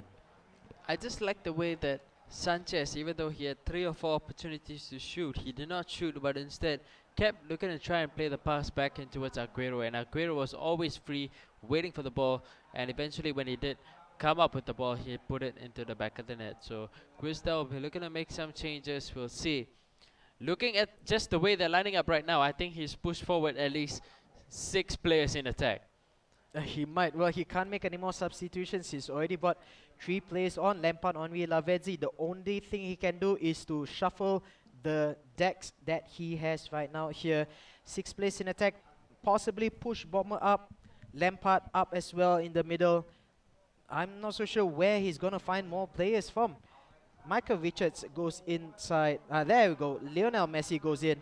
So now we have a proper right winger in the form of Lionel Messi. So I'm seeing here, wow, it could possibly a 3-2-5 formation, and he has to go for it because we are coming into the end of the first half of extra time here, and Krista is on the way to his first loss of the night. End of the first half of extra time, and the match so far goes on to the favor of Chot Mongkol. two results can come off here. Krista, by pushing Michael Richards out and Messi inside, he leaves a lot of space in defense. Look at the radar there on the left hand side. There's only 3 center backs. If Chop Mongkol is able to intercept the ball, get a quick counter attack forward, he might actually extend the lead. Krista is walking on thin ice right now, but he has to risk it all. Here is Thierry Henry inside, manages to get the ball back. Thierry Henry gets a shot in, fingertip save by Thibaut Courtois, and now Chot Mongkol on the attack. Look at your radar, so many white-shirted players in front of him. It's 4 against 2. Gervinho, the substitute, fresh legs on the left-hand flank. Bodmer trying his best to defend. Aguero not able to get ahead of that because the pass by Gervinho is so poor, and he's not able to find Sergio Aguero to extend his lead here. Back to Krista, he goes on the attack once again, and a lot of black dots on the right hand side of the screen yet against Gervinho. Gets the ball ahead. Look at the play in front. It's 2-on-1. It's Aguero. It's Alexis Sanchez. Who does he go for? Does he go for it alone? Aguero tries to weave one underneath the goalkeeper. Bodmer back there for the intercept as well. Great save by the goalkeeper for Krista. Again, Chok Mongkol up in front ahead. It's Aguero. Who does it look? Sanchez. Make it 2-0. Yes, he does. Squeezes it past the goalkeeper, in between the goalkeeper and the post there. Chot Mongkol extends his lead to 2-0. I mentioned this earlier on. It was a huge gamble by Krista to play only 3 at the back, and this is what happens if you're not careful with possession. Chot Mongkol extends his lead 2-0 for Thailand Team B. This series will be drawn 1-1 going into Game 3. Yeah, it is a very close series, and of course, like you mentioned, it is 1-1 now. Chot Mongkol so delighted with his win, and like a huge sigh of relief, because he was absolutely dominating this game, especially in the second half as well as in the first. So many opportunities to score eventually, and finally grabbing that first goal with Sergio Aguero and getting that second goal after Krista just pushed forward so many players in attack. So second player that is going to be coming up for Thailand Team A is going to be Kriti, and we will see how he's able to influence this matchup.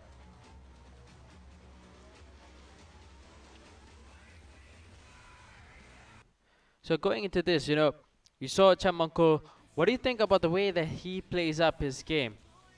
Chot Mongkol, he has surprised me against Krista. Krista was on a 4-game unbeaten run. It was his 5th game of the night, however, so he may be a little bit tired. Chot Mongkol coming out fresh in the team. Never played a match so far tonight. Has played a match yesterday, like what you mentioned, was disappointing.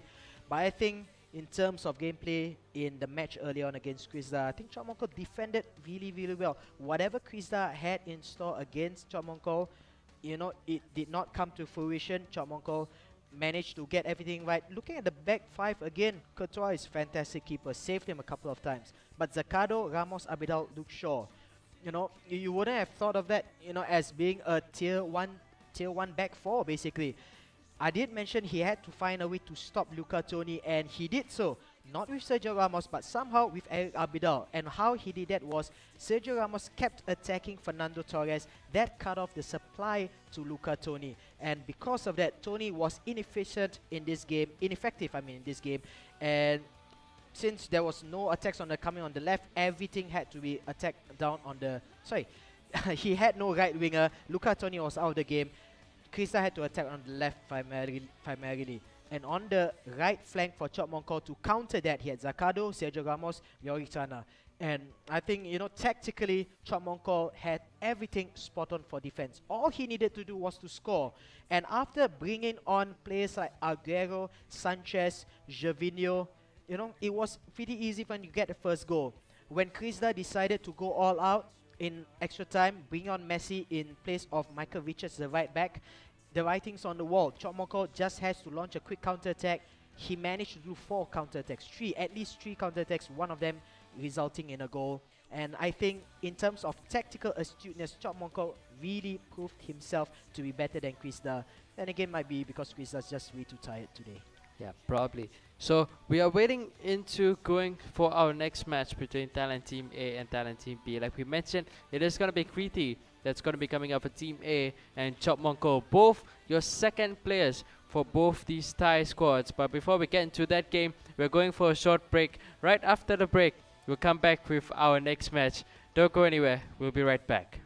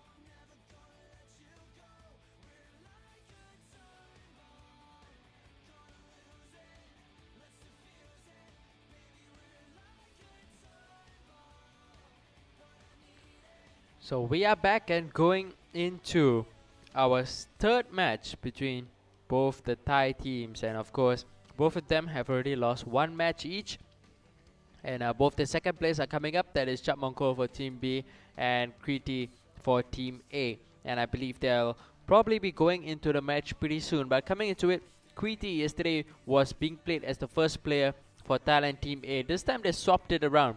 Kriti is playing as the second player, whereas Krista, coming in as the first player, doing very well, winning 4 games for himself, beating out Malaysia 3-0, winning the first game against Thailand Team B's first player, and eventually losing out his 5th game. But how do you think is Kriti going to do? Yesterday when he played, he only won 1 game. After that, he lost his 2nd game. So far in this whole tournament, Kriti has only played once.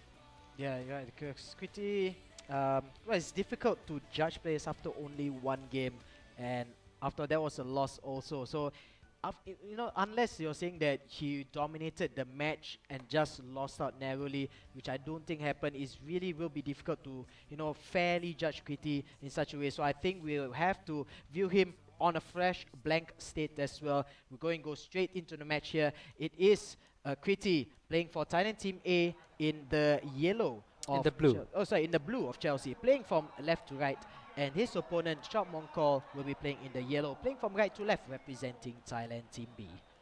Yep, so this is how they're going to be lining up. They will have Bale again on the right wing. They're going to play a good long pass in towards Francesco Totti. He's true on goal. He's not going to be able to get a shot off, because in comes the sliding challenge from the defender just to get off the block. So Team B will get a chance with this corner. Remember, we've yet to see a single goal from a corner in this whole tournament, and we'll look to see if that can happen later on today. Harry Kane now coming in place of Luca Toni. Harry Kane has also had a very good tournament so far, and Thierry Henry doing very well to win the ball back. Is he going to send the cross in towards Torres? Torres is one-on-one with the keeper, but the cross just a little too deep. That's not going to be a foul. Torres was just put off the ball by the defender who came in with the challenge, and Abidal will bring the ball forward from defense, and this is fantastic work coming in from Abidal, eventually losing out possession to the player from Team A, and they will look to restart this attack from the left. Going into the middle, Harry Kane looking to play the through pass in towards Torres, but Team B will be able to defend. De Rossi in possession now. He's going to find his central midfield partner, that is Totti. He's going to play a long through pass in towards Adebayo, and the goalkeeper coming out very quickly just to put in the pressure on the player, and unfortunately Adebayo could not get his shot on towards goal. Chiellini though will restart again from the back. 30 minutes into this game, both of these players have yet to have a shot on goal just yet. Having a very tight game so far, just like we did in the previous game. Azpilicueta, very advanced position for the right back, bringing into play Chiellini as well. Thierry Henry played as the left midfielder, losing out to Gareth Bale. Now this is the chance to go on the counter attack for Thailand Team B. Adebayo giving it over to Totti. No lob through pass. Instead, they go for a short pass and they will slow down the tempo of the game and go down the left side again with Luke Shaw, who gives out possession to Vertonghen. Both sides just constantly exchanging possession. Eventually, the free kick is going to go the way of Team A, and they'll have it back again with their backline and pushing forward with Harry Kane.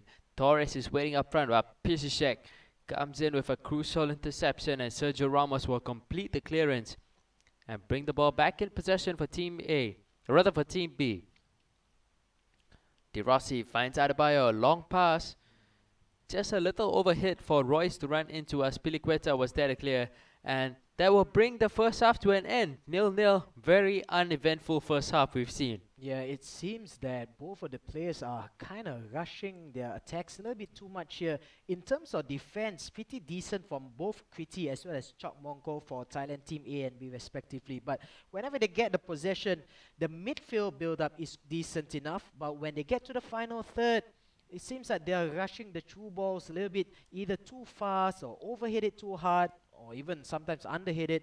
But basically, not much composure being shown by both of these players in terms of attacks. Defense have been pretty solid for both of these two teams. But of course, that's being helped by the fact that the attacking of their opponents have been very lackluster as well. Marco Reus on the left-hand flank, finally injecting some pace on the left here. But of course, Azpilicueta equally fast as well as the right back here for Kriti playing in blue, playing from right to left. He's on the attack against Chok Mongkol in yellow, representing Thailand B. And look at the counter attack here. It's Harry Kane in attack against Lukas Piszczek. Who does he go forward? He tries to get past Piszczek on his own. Gets a corner kick instead to be taken by Fernando Torres. Surely taken short to Thierry Henry. Back to Fernando Torres. Who does he give it to? Not many options there. He's being stuck there except for Frank Lampard. Up to Jan Vertonghen, the centre-back, joining the attack. Harry Kane gets past one defender. A combination of sliding challenges from both the goalkeeper as well as Sergio Ramos stops Harry Kane in his tracks. And here goes a counter-attack by the team in yellow. It's Chok Mongkol on the left-hand side for Thailand Team B. Marco Reus in front of him. A few players. He passes to Francesco Totti. Eto'o past the goalkeeper here. A brilliant back pass there by the eternal Italian captain Francesco Totti of AS Roma. Back heels it into the path of Samuel Eto'o, who passes it out of reach of Petr Cech. Beautiful assist there. 1-0 in favor of Chok Mongkol. Now he is doing really well in this series so far for Thailand Team B. Yeah, really showing up when he's really expected to, showing up on the big stage, especially when you're going up against Thailand Team A, who are considered the favorites coming into this. And Chok Mongkol, you know, like we mentioned yesterday, not having a very good group stage matches, but this time he's really showing up. And Kriti is going to make a couple of changes. In comes Nasri, and we'll see how that is going to be impacting his game. Torres finds Harry Kane. Will he get an immediate equalizer? He will not be able to do so. We're into the 70th minute of the game. The long pass is going to come the way of Gareth Bale. Is he going to get the better of Chiellini? The Italian player just getting ahead of Bale. Harry Kane though, it seems like he's not being played at the right position to fully utilize his strengths, but Torres almost getting onto the edge of that ball and almost getting through on goal. Marco Reus on the left side will just be able to slow down the tempo of the game and bring the ball back in possession for Chok Mongkol. Yeah, it would be wise of Chok Mongkol coming to the late stages to try his best to hold possession. He loses that out. Thankfully for Chok Mongkol, his opponent Kriti in blue wastes that opportunity by using Harry Kane and passing it forward to absolutely no man's land here. Marco Reus, look at the speed there on the left hand side. Jan Vertonghen tries to give chase. He has the pace. Does he have the ability to tackle him out? Francesco Totti gets back inside. Francesco Totti tries to go on his own there. Perhaps a pass might have been the better option for Chok Mongkol, but the game stands at 1-0, still in his favor of Thailand Team B. And another good intercept there by the team in yellow. Luke Shaw this time comes forward. And he has the ball. Will he be able to keep in play? Yes, he does. Look at the amount of space there is on the right-hand flank to get a cross in, perhaps. Luke Shaw will get a cross in. Still holding up play. Playing the corner game over here. Wins himself a corner kick deep in the... Oh, actually wins himself a free kick, I think, perhaps. Nah, it is a corner. Oh, that's a corner Yeah. kick. Sorry, yeah, but it's still 89th minute. Francesco Totti there in the cutscene, telling the team to calm down. They have the lead, of course, and we have a pause here. I think that was by Kriti. That was by Not Chap Kriti. That Mongkol. was by Chap Mongkol. Okay, so I think he's just going to bring somebody, perhaps somebody strong up front to hold the ball in the corner area. He is in the lead, 1-0, and he has a attacking corner in his advantage. I do not see Kriti being able to conjure up a goal out of these dying minutes in how the situation has gone so far. Especially since we are into the 89th minute of the game. There is absolutely no time left. In comes Fakir. He will be occupying the right wing slot for Chap Mongkol. He will go for another pause, probably look to make another change, maybe to his formation. He's probably tweaking up his formation now. And look at Kriti. He's getting frustrated right now. Just waiting. These pauses are just playing with his mind right now. So in comes Adebayo. Or rather, off goes Adebayo. In comes Jovino and Jackson Martinez for Chap Mongkol. He will look to hold up the play here at the byline, and he will win another corner for himself. And there's absolutely no way to stop this that's coming from Chap Mongkol, because you can't go anywhere near to stop the corner taker. Yep. And the referee will blow for full time, ending it 1-0 in favor of Chap Mongkol. That's his second game won in a row for Thailand Team B. There is just one player left for Team A, and What a that player is that is. their star man, Notakon, also known as Zephylos. He is the man to be called upon to rescue it for Thailand Team A. What do you think is gonna happen? Wow, I mean, arguably the best player in Southeast Asia, possibly the best player in Asia Pacific for FIFA Online 3. And he has not lost the game, I think. Yes, Notakon? He lost on penalties in the group stage. Oh yeah, on penalty. That's Yeah. right. To the Vietnamese players, of course. Yeah. But other than that, looking at his past achievements, looking at what Natakon is able to do, the range of passes, the range of attacks, his skill moves. I mean, obviously, come on, like his skill moves is almost unstoppable. Chot Mongkol, I hope that he saw the match between the Vietnamese player and Natakon, because I think that's quite a rare occasion for Natakon to lose. Zephylos is pretty much, one of the best players Thailand has ever produced, and this is the captain of Thailand Team A, and he's been called up, and every time he's been called up, most of the times he's done really well. His back is against the wall. Natakon, he knows what success tastes like. There is no way that he wants to go out on a whimper. I think Natakon will play his standard aggressive attacking play, showing Chot Mongkol how is it like to be facing a real so-called FO3 champion. And Chot Mongkol, if he somehow manages to beat the legend that is Zephylos, that is a huge scalp for Chot Mongkol, coming from such a not so great showing yesterday to single-handedly defeating the entire Thailand Team A. I think, Thailand Team B, if that had to happen, they will give a bulk of the money, the 7,400 to Chot Mongkol, because then he will really deserve it. But then again, even if Natakon beats Chot Mongkol, there's still a third player, and what a third player there is for Thailand Team B, Tidek.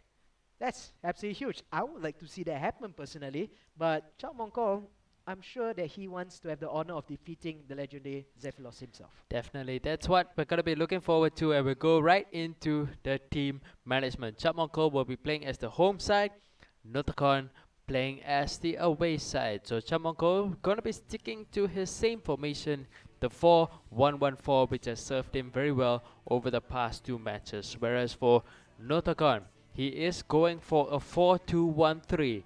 And that is what he's been using yesterday as well, and it did really well to get past three Vietnamese players, just falling to the last Vietnamese player on penalties. So that's what and how Notakon is going to be lining up his team.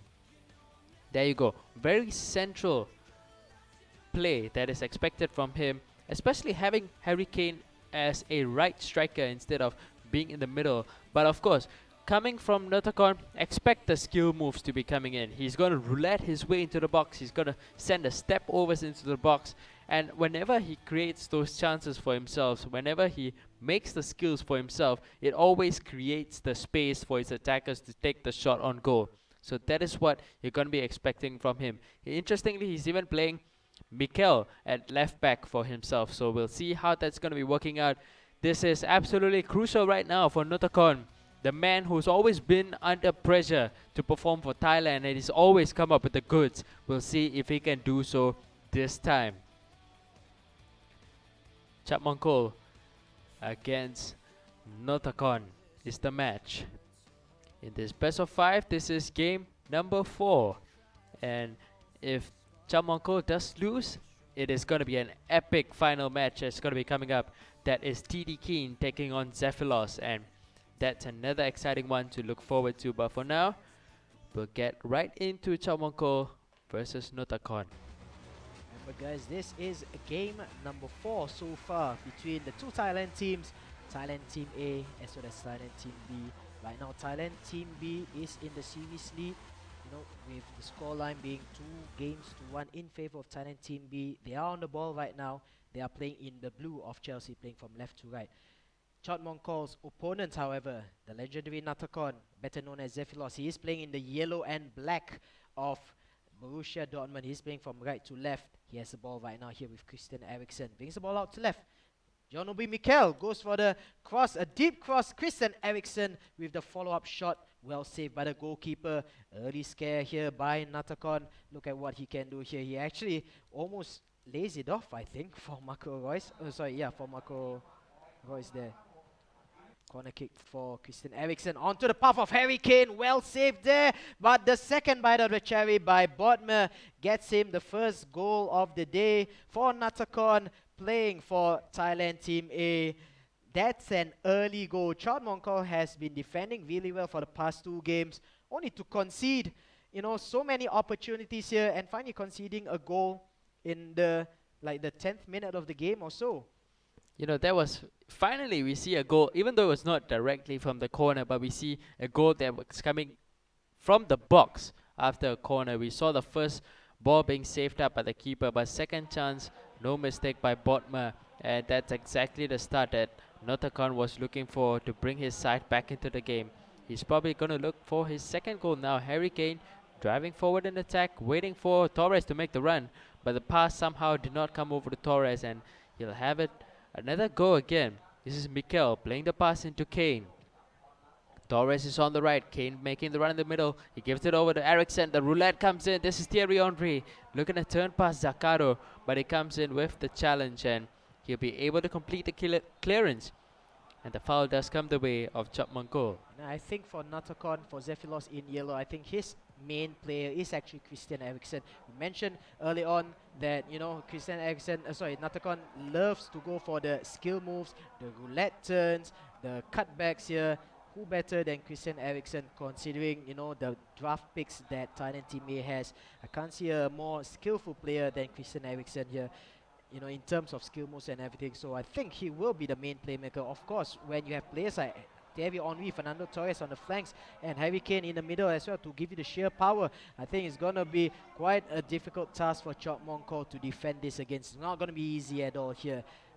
And even Michael Richards coming into the gameplay here. The right backs and left backs have been pushed so far forward. John Obi Mikel on the left, Michael Richards on the right. He's been, Notakon has been pushing the fullbacks all the way to almost right and left midfield positions actually. But he has to defend a bit here because Marco Reus is on the attack right now for Chapmongkol. The team in blue, the team Thailand B. Jackson Martinez, the striker, getting out-muscled by Rafael Varane. But Varane's clearance getting nowhere there. Christian Eriksen has some space in the middle to run towards. So who does he pass? It's Thierry Henry on the left. Zaccardo coming in with the strong challenge and getting the ball away from the feet of Thierry Henry. And on forward he goes on the left with Luke Shaw. Doing pretty well actually, Luke Shaw. Jackson Martinez in position, but Bodmer, of course, man-marking Martinez all the way out and into safety. Harry Kane almost got the knockdown for Torres to run into, but we'll see the opportunity now come the way of Chapmanko. He has Marco Reus on the left wing, gonna send a lob through pass into Jackson Martinez, but Varane stands strong and he will get the clearance off, but Bale will collect it back for Chapmanko. This will probably be the last chance of the first half. We'll see if he can get that equalizer. Fabregas will lay the pass in towards Royce. Again, the interception being made by the defenders of Notacon. Fernando Torres now, can he double his lead? Thierry Henry waiting for the run of Torres, who's well marked off by Luke Shaw.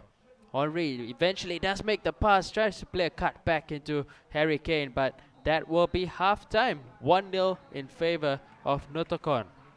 An early spell of attacks by Notacon was enough to break down the defenses of Chot Mongkol there. Now he had like 5 or 6 attacks in the first 15 minutes of the game. Finally scoring with that very last one here. Notacon getting the corner kick on the right hand side. The first attempt was saved by Thibaut Courtois very spectacularly. The ball bounced up onto the path of Bodmer, who buries that, and pretty much after that Notacon seemed to ease off a little bit on the attacks here. Either that or Chot Mongkol was able to defend better, but still Notacon manages to get a few pot shots from distance. In terms of control, Notacon pretty much still has it in his locker here, especially with Christian Eriksen as well as Harry Kane dictating things from the middle. Thierry Henry with the early shot there, and well saved by the goalkeeper. Thibaut Courtois of Chot Mongkol keeping the score decently at 1-0 only. We have a corner kick on the right hand side by Notacon to be taken maybe by Giorgio Chiellini. Yeah, he will be looking to send it into the box and into the far post. Matic rising up, but Ramos will be there to clear the ball away. Aguero will lead the charge for the counter attack. This is good opportunity. 3-on-2 now for Chapmanko. Can he get Jackson Martinez in space? But Richards with a strong challenge coming in and denying the space for the player to run into, and we'll see Notacon go down the other end, but the pass does not connect with Christian Eriksen. Chapmanko is certainly chasing the game now. There seems to be, a little bit of intensity to his play that's risen up in the second half, especially knowing that he's down 1 goal, and he'll be looking to see off this game against Notacon. Free kick will be taken by Mikel. Into the box it goes. And Marco Reus will collect it back on the edge of the box. Martinez with a good turn past the first defender. Can he find the space to send the second pass into Gareth Bale now in possession? It's Chiellini who's marking off Sergio Aguero. Gareth Bale is free, and Chiellini running on towards the line, and Chapmanko wasting that opportunity to grab that equalizer. We'll see Notacon go down the other end with Thierry Henry on the left side. Ramos with a strong challenge. And Chapmanko will look to go on the attack again. The right wing position is totally vacant there. I'm not so sure where the left back for Notacon went. Jean-Obi Bikel just went AWOL, but Gareth Bale not able to do anything there, not able to capitalize on the gap on the right wing. He has the ball right now on the left. Back to Zaccardo. The middle is Daniel De Rossi. Who does he look for? So many yellow shirted in front of him, but Aguero manages to hold the ball. The substitute going all on his own. Finally got tackled off for a corner kick by Notacon. I think that was Chiellini with the last minute tackle. The scoreline is still only 1-0. It's not, it's not clear really for Notacon. The road isn't that clear for Notacon to finish the game off here. He needs to score at least 1 goal to keep it safe. Remember guys, this is game number 4. Notacon is the final player for Team A of Thailand. If Notacon, the player on your right there in the red lighting, if he loses this, Thailand Team A will be knocked out. Chot Mongkol is playing decently here, just keeping things level, 1-0, and he is going to have a triple substitution here. Fekir, Van Persie, and Memphis Depay comes into play, and he's going to just overhaul the entire front line for his team. Yeah, looks like he's still looking to make a couple more changes, and like you mentioned, it's a whole overall of the front line that's coming in for Chapmanko. He's really looking to try and seal this game against Thailand Team A so that they don't have to go into a game number 5. We will have Depay. He'll be the one taking the corner. He'll switch it over now to Fekir. He'll send it in towards the near post. De Rossi will not be there to take over the ball, and Fabregas will collect. Fabregas creates the space. Luke Shaw is the one was in towards goal, but he's unable to get a shot off, and Notacon will be looking to keep possession of the ball. Henry and Mikel running into each other. Mikhail just seems a little lost playing at left back for Natakon.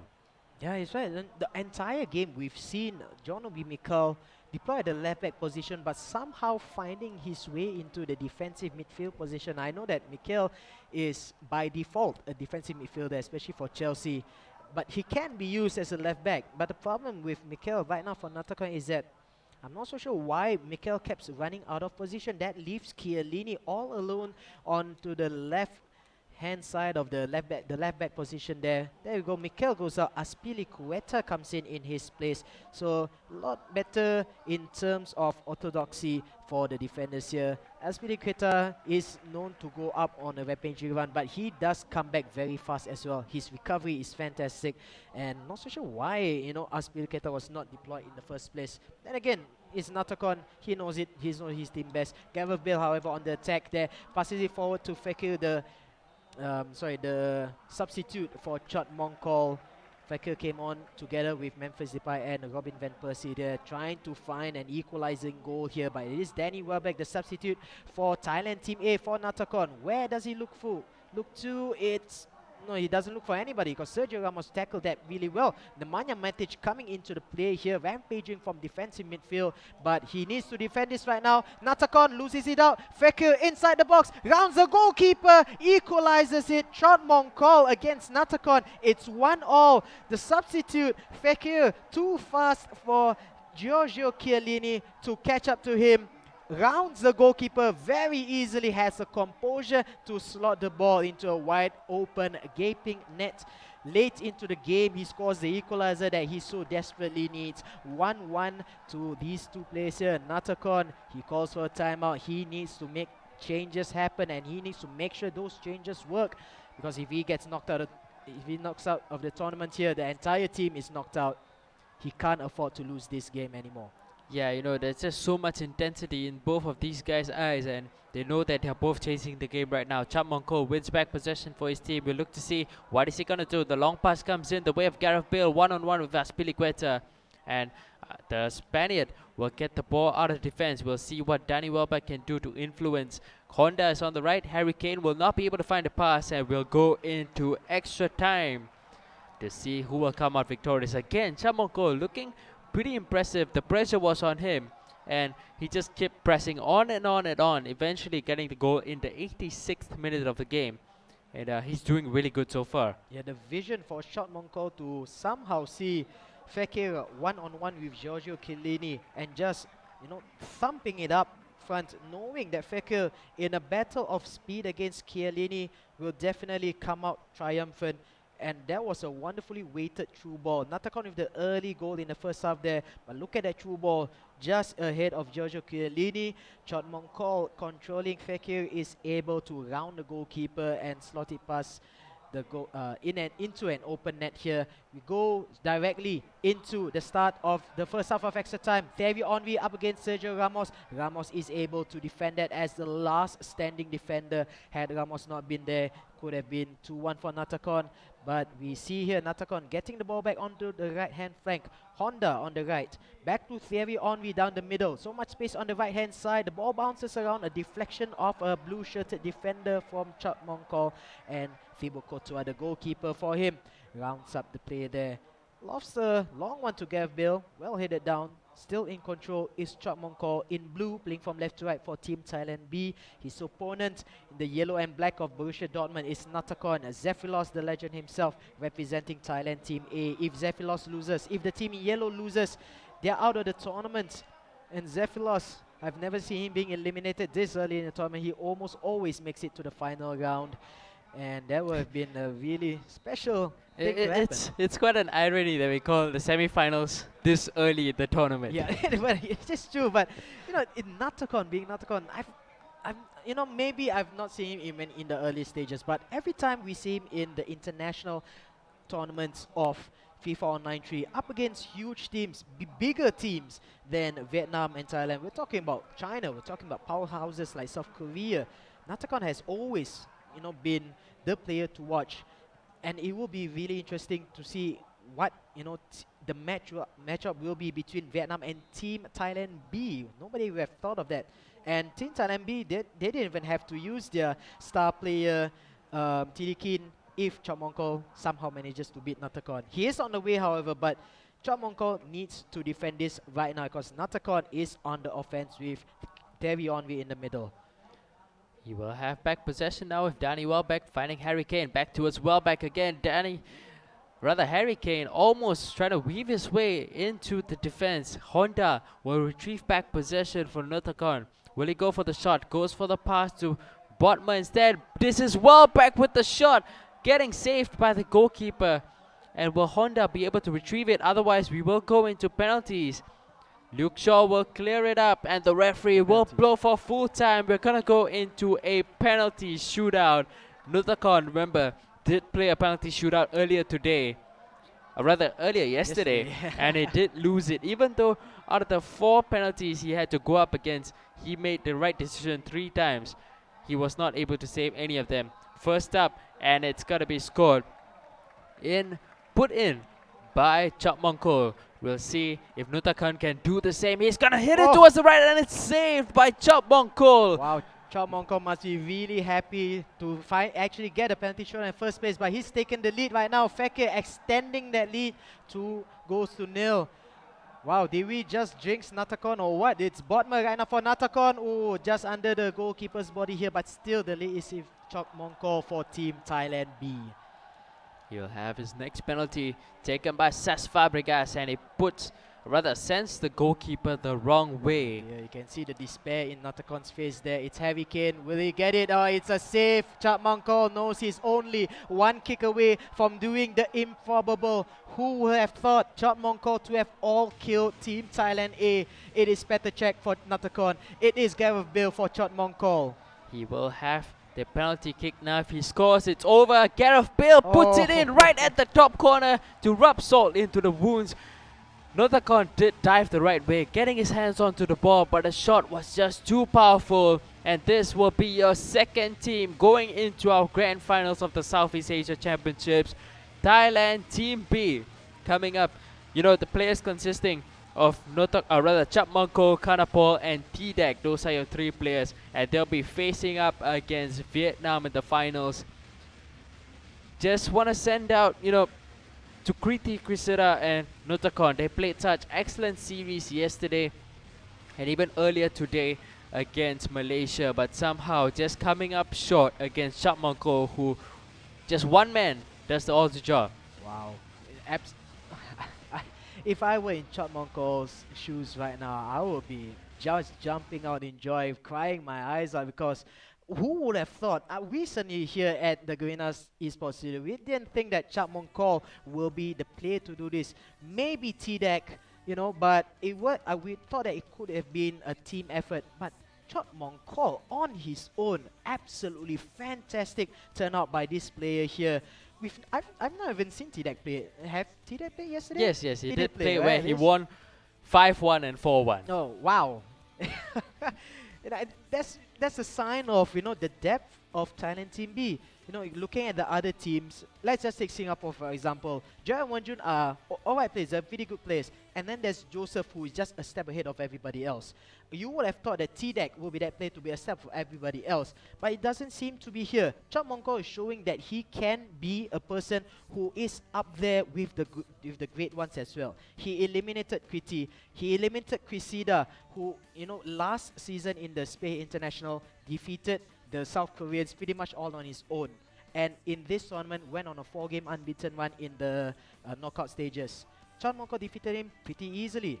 Then came Natakon. Everybody thought, I personally thought, there was no way that Natakon could have lost to Chopmonko. Chopmonko, you can see he was getting tired.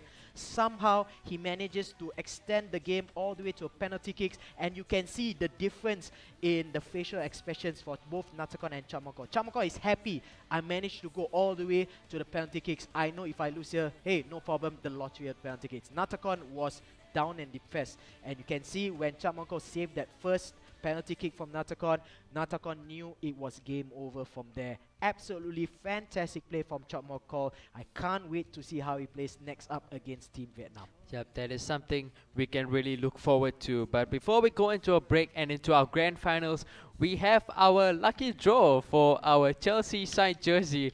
Like I mentioned earlier, we have like 8,000 names. inside this box right now. It's a lot of There you see, lots of paper inside there. So 8,000 names to choose from, and there can only be one winner. And David, I would like you to have the honor of choosing one name Right, there. so I'm not gonna look inside. I'll just If you pick. see, if you pick I, your I'm own like name, we're one just whole gonna- handful of names coming out. Like If you it's gonna be pick your difficult to name, pick wow. one. Okay, Yeah, so let's go. I'll Mix just it put up. in, and we'll have our winner. This will be it. Go. So this is our winner with a really interesting name. His name is Waj with a W-A-I-J-J-J-J-J-J-J-J-J-J. That's his name, okay? W-A-I-J-J-J-J-J-J-J. So That's his name. Waj. Okay, so Waj, huge congratulations to you. You won yourself the signed Chelsea jersey. And for those of you watching at home, don't worry, even though you've not won the jersey, you have your codes. Everybody's favorite code is out right here now. So go ahead, redeem your code at coupon.fo3.garena.com. We'll be going for a break. After the break, it will be the grand finals of the Southeast Asia Championships. It's going to be Thailand Team B taking on Vietnam. First prize of $19,200 to be won. Lots of money to play for. This is going to be good. We'll be right back.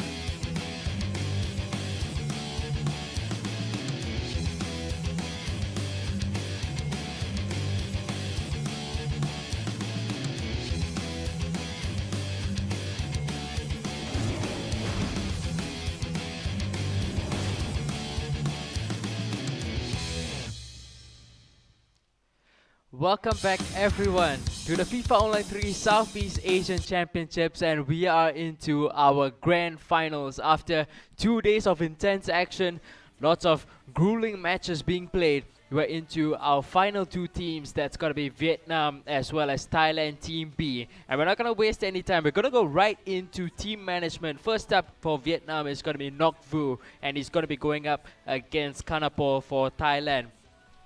As for their routes coming into this final, Vietnam topping off their group in Group A and going straight into the semi-finals, and where they faced off Singapore, coming up with a narrow 3-2 win and now going to the grand finals. As for Thailand Team B, they topped their group as well, going into the semi-finals and beating out Thailand Team A 3-1. Chap Mangko being the one player to defeat all the players on Thailand Team A and making their way into the finals. And of course, both these teams are now playing for the first prize of 19,200 US dollars. That's huge load of money. Exactly, and both of them knows they got a minimum of at least almost 8,000 US dollars right now. Second prize is of course 7,400 USD, but with every series win, they win themselves another additional 470 US dollars. Both of these teams of course have 3 wins under their name. That's another 1,200, 8,000 USD converted to Vietnamese dong or Thai baht. That's a huge amount of money. But what's that compared to 19,200? And with their record right now, it's easily over 20,000 USD. We're going to mention here, this is game number 1 of the grand finals. It's going to be a best of 5 here, minimum of 3 games, maximum of 5. It is Thailand Team B against Vietnam. Thailand B, spearheaded by Kanapor as the first player. He is playing in the red kit. The red kit from right to left side. And his opponent, of course, is Ngoc Vu, Vietnam number 1 player. He is playing in the white kit, playing from left to right. So we'll see the attack coming down the left, which will get broken down by the players, and looks like Vietnam will be able to bring the ball back with the defenders. And we'll see them restart from the middle. Lukaku playing the pass out towards Fafa, and I believe this is the first time he's playing in this whole tournament. Di Natale is trying to cut into the box, and he will get a chance with a corner kick, with Steven Gerrard will be taking into the box. Remember, like we mentioned earlier today, we've yet to see even a single goal being put in direct from a corner kick. You will see Kotua easily catch onto the ball, and Thailand will be looking to go on the attack from here. Yeah, looks like Vietnam is still trying to go down the flanks. They have played, for the past 2 days primarily down the flanks, and looks like nothing's changing here. Francesco Totti for Thailand not being able to get on the end of that pass there, being hounded by no less than 2 people. Jefferson Farfan in his first competitive match here today in the whites of Vietnam, not able to get the pass off properly as well. A lot of incomplete passes from both of these 2 teams here. Defending pretty well, decently enough, but of course that's aided by the fact that the opponents are not attacking up to their full potential as well. Zakado, the right back, passes to the middle. Totti lazy back. Bakary Sagna as well, the first time he's being seen here for today here. Samuel Eto'o lead up to Bakary Sagna. Francesco Totti, captain of AS Roma, the eternal captain, scores 1 here for Thailand, the home team there. And I will bet my shoes off that there's a lot of happy Thailand players right now inside the stadium. This is coming live from Siam Square Mall in Bangkok, Thailand. You can surely sense that the home crowd is behind the team here, and you can see in the results so far after half an hour of in-game time. Thailand Team B leads proceedings 1-0, and I think it's safe to call them just Team Thailand from now on, and they shown that they are the top team after defeating this Team A of the Thailand brothers, basically. Yeah, having played Totti in a central midfield position, just showing how he bombs forward in attack, driving forward from midfield and getting into the position to get the goal back for Thailand. And a really good start from him, especially Kanapor losing in the semi-finals, his first match, and this is exactly what he was looking for, to try and at least show his team that I can do something as well, not just looking for the rest of the players to carry me into the finals. So we'll see him go for another attack. This is Totti receiving the ball again on the edge of the box, but it's going to get cleared away by Vietnam. And Lukaku will lose possession of the ball. They will find Sanchez now. Thailand having possession once again, being challenged by two players, and eventually Griezmann will be the one to clear his lines. And so far, there are just two attackers up front for Vietnam. Both of them have not been able to impact much of this game. Gerard will be the one coming forward, some space ahead for Di Natale. He is one-on-one with the goalkeeper, and fantastic save coming out from the keeper as well. That was the first chance for Vietnam. Well done by the goalkeeper. Yeah, but also brilliant build-up play here by the Vietnamese player as well. Ngoc Vu playing from left to right in the white kit. He was 2-on-3 with the defenders there, and he still managed to get something on attack as well. He gets a corner kick. Jefferson Farfan takes it deep. Bakary Sanya hits it out there. It's between Yaya Toure and Sanchez. Yaya Toure getting ahead of Alexis Sanchez here. Lukaku holding up play on the right-hand side will be tackled by the left centre-back for Thailand. It's Eric Abidal to concede a corner kick on the right-hand side. Griezmann trying to aim for Rio Ferdinand. The defender gets ahead of him. But still, it's a white ball. Not enough time for a second attack. However, we go into halftime with Thailand in the lead. 1-0. In terms of control, in my opinion, I think Thailand had the better of it. Vietnam, not vote for Vietnam on screen right now there. Pretty much almost the entire game was on the defensive phase until it came to the 40th minute or so, where he finally manages to get in front of his own half there. Not able to get an equalizer yet, but the game is still early. It's only 47 minutes inside the game right now, but still it is Thailand on the attack. Samuel Eto'o in the middle. Mix up between Eto'o as well as Jackson Martinez will mean that the attack will fizzle out, but Thailand still has the ball on the left wing. Alexis Sanchez there, dribbles past one, dribbles past two. Can he get across inside? Hounded by Antoine Griezmann on the left hand flank. Still Sanchez goes off on his own. Actually intend to dribble all the way back to the left back position. Bakary Sanya will try to come in. Kolo Toure cleans that up ahead of the Frenchman Bakary Sanya, and Lukaku will kick off the counter attack on the right flank. We'll see Lukaku now receiving the ball back from Di Natale, but defensive cover being worked out by De Rossi, and Vietnam will be looking to build their attack from the back. Yaya Toure coming forward. This is Lukaku looking to find space ahead of him just to try and probably send a shot in towards goal. He will not be able to find a space. The shot does eventually come in from Lukaku. The keeper comes up with a smart save, and it is going to be the first corner of the game for Vietnam. There you see the shot coming in from Lukaku, finding the space, going for the finesse shot, just not having enough power or actually direction to actually trouble the goalkeeper, and Ngoc Vu decides that it's time to probably make some changes. He is chasing the game now, losing 1-0 so far, and that's probably the first chance he's had in the second half. Yeah, clever choice there as well. He knows that Romelu Lukaku is able to go for the long shots. He's on the favorite left foot as well there. Angles were correct. Just maybe a little bit not enough power to trouble the goalkeeper. The goalkeeper, however, had to make quite a decent save to parry that into a corner kick right now. 1 hour have elapsed. Steven Gerrard with the deep in-swinging corner. Oh, that actually, if not for Thibaut Courtois' alertness, the goalkeeper, the ball actually might have just sneaked inside. Still no goal for Vietnam over here, but they have the ball. They're still attacking forward. Look at the high defensive line there by the team in red for Kanapor from Thailand. He's trying to, goad the strikers into going into an offside trap, but might cause problems for him because his defenders aren't the most speediest around. And with players like Alexis Sanchez for Kanapor, for Team Thailand there, might cause a lot of problems if Ngoc Vu for Vietnam is unable to pull off the offside trap perfectly. Yeah, Ngoc Vu has been having a very good tournament so far. He has yet to lose, like whenever he has played first, he has yet to probably lose his game. So this will probably be the first time. If it stays 1-0, you will be losing, and we're going to see a triple substitution coming in for Kanapor. In comes Fabregas, Fakir, and another player as well. So, yep, that's right. So those are your 3 players coming in. A lot more speed that's added up to his attack, probably going for the counter attacks, because the Vietnamese player Ngoc Vu will be pushing forward, and these 3 speedy players will be able to exploit the space. Gareth Bale is there. Just like I mentioned about space, Bale finds the space in the middle and puts it past the keeper. It is now 2-0 for Kanapor.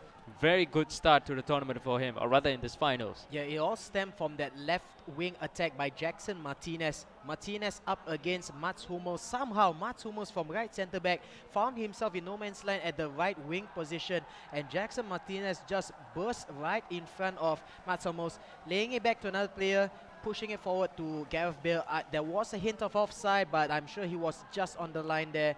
And 2 goals up to him, maybe even 3 goals here. Maybe Sergio Aguero on the ball.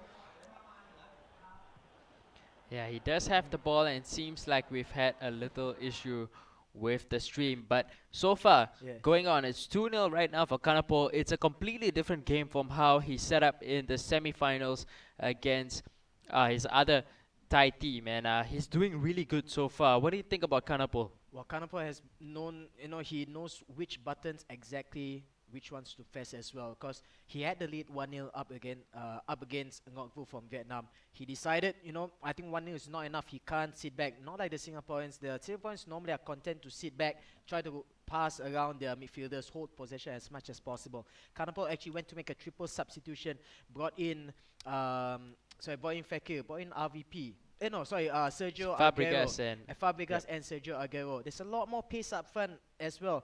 Coupled together with Jackson Martinez, Gareth Bale, so on. That's a really attacking lineup, and it shows right now over here. Kanapo scored his 2nd goal, and it could have been a 3rd goal before the feed went off on the Thailand side there. But we're trying our best to get the feed back here from the Thailand side. Seems to have a disconnect at the source over there, and our production team is hard at work trying to get it back down here. But from what I'm hearing, it's still 2-0 at the Thailand side.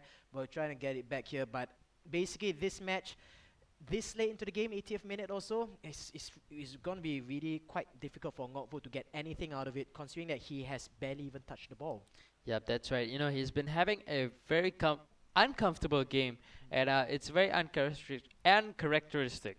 We've had a long day, mumbling on my words. Yeah. But yeah, we usually see him settle into the game pretty quick, and he seems to get his games underway, very fast. He likes to get his quick goals, and so far, against Kanapo, he seems to have struggled quite a bit. But our second player that we probably will look forward to for Vietnam is Tan Tung, and he's had a very good tournament as well. He came up against Singapore in the semi-finals, and he did pretty good as well. It's actually Huang Tin. Actually, Huang Tin. That's the player. But you're absolutely right. This second player for Vietnam, Huang Tin, he has performed really well so far in this tournament, especially against Singapore. I think he was the one that defeated both Wen Jun, if I'm not mistaken, right? Yes. Gerald knocked out somebody else. Thang Tin, did he all kill everyone?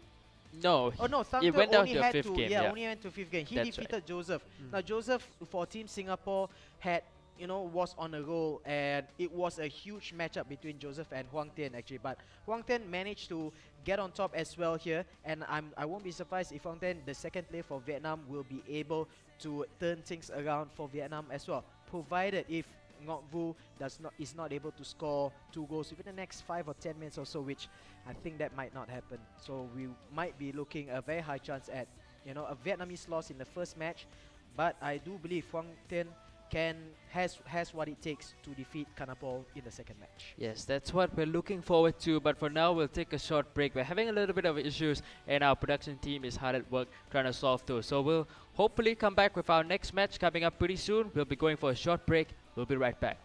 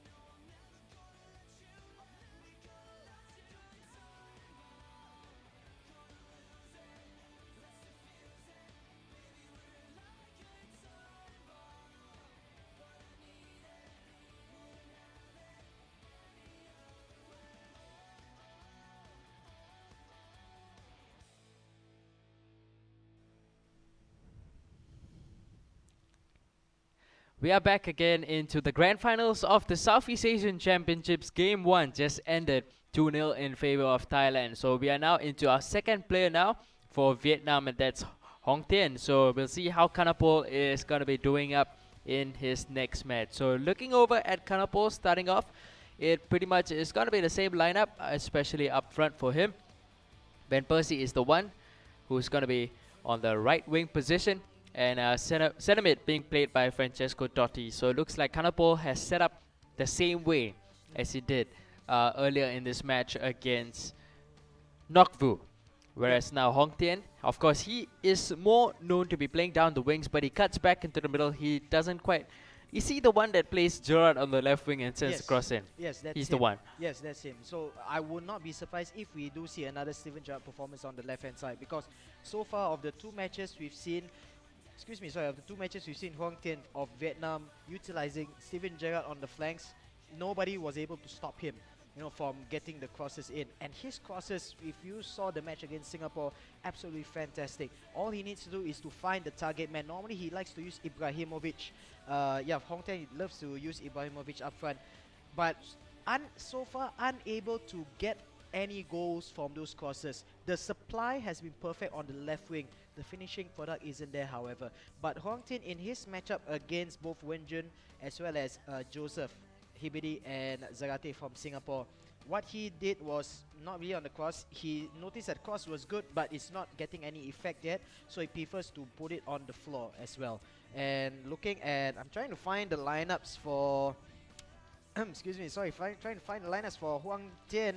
We've got a whole big mess of lineups. Yeah, there's a lot of whole lineups day of here. lineups. It's probably like somewhere on the floor or something. Here, gotta kind of find it. But I do remember. Oh, this is a bit awkward. Where did he go here? Well, while you find your lineups, just get back into here.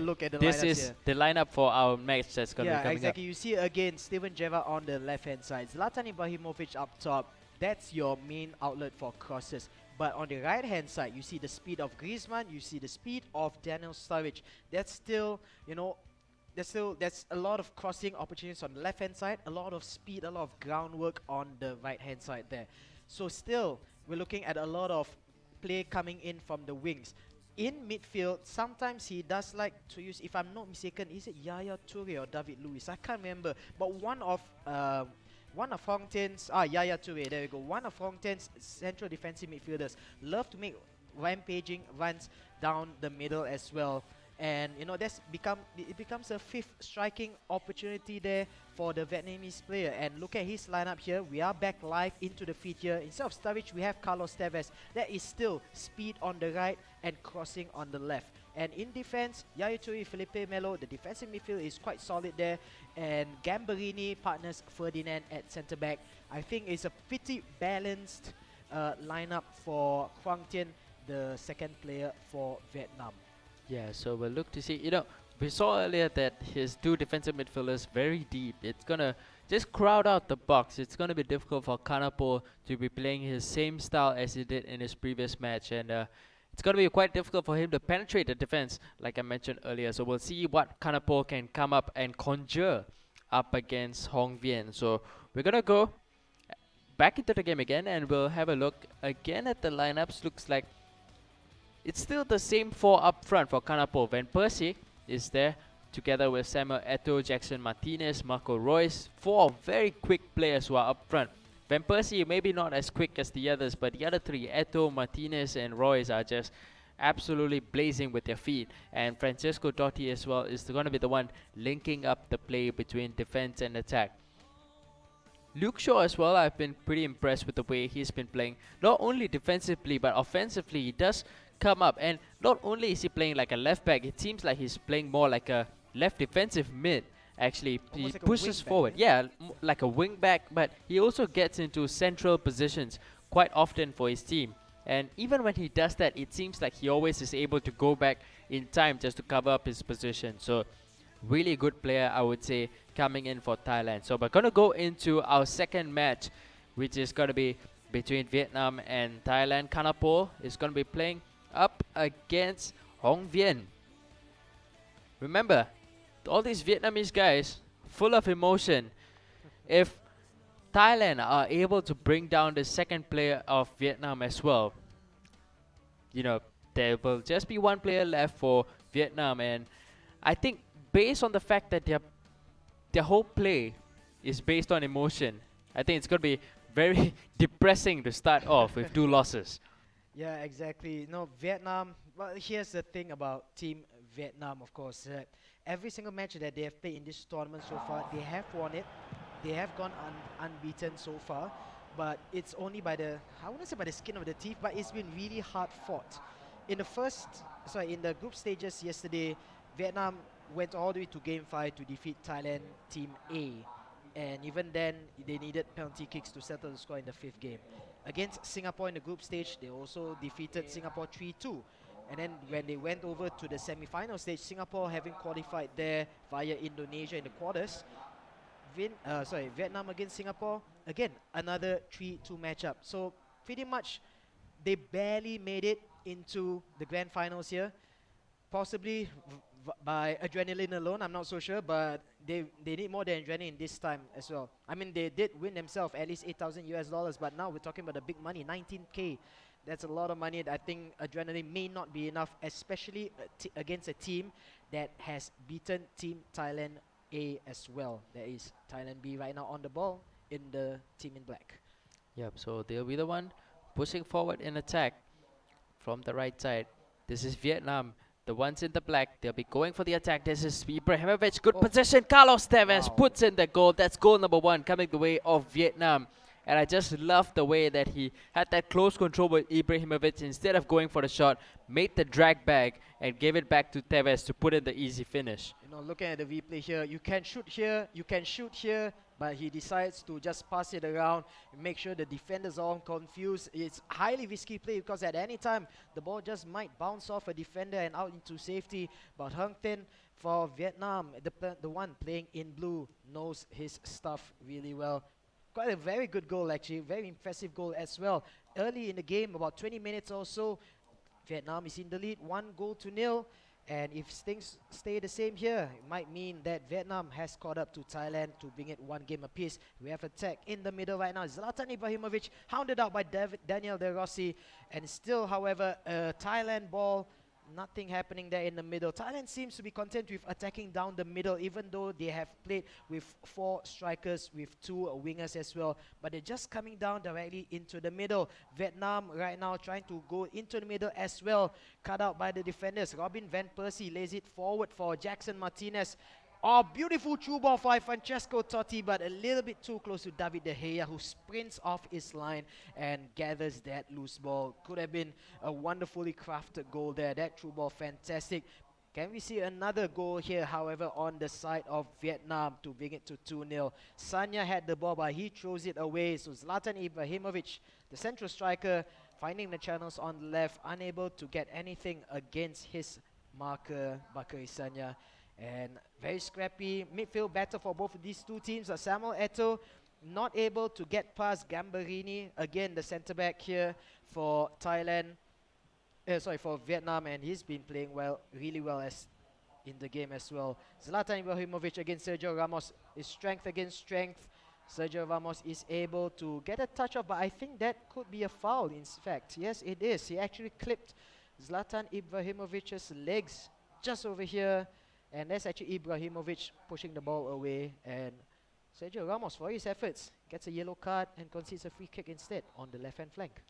We've seen quite a number of goals coming from this kind of position, going direct for the shot with that kind of angle. But this time, Gerard is going to hit it into the box, and the referee is going to give the free kick over towards Thailand. We'll see what they can do. Are they going to hit it long and into the box? They will go short with the pass.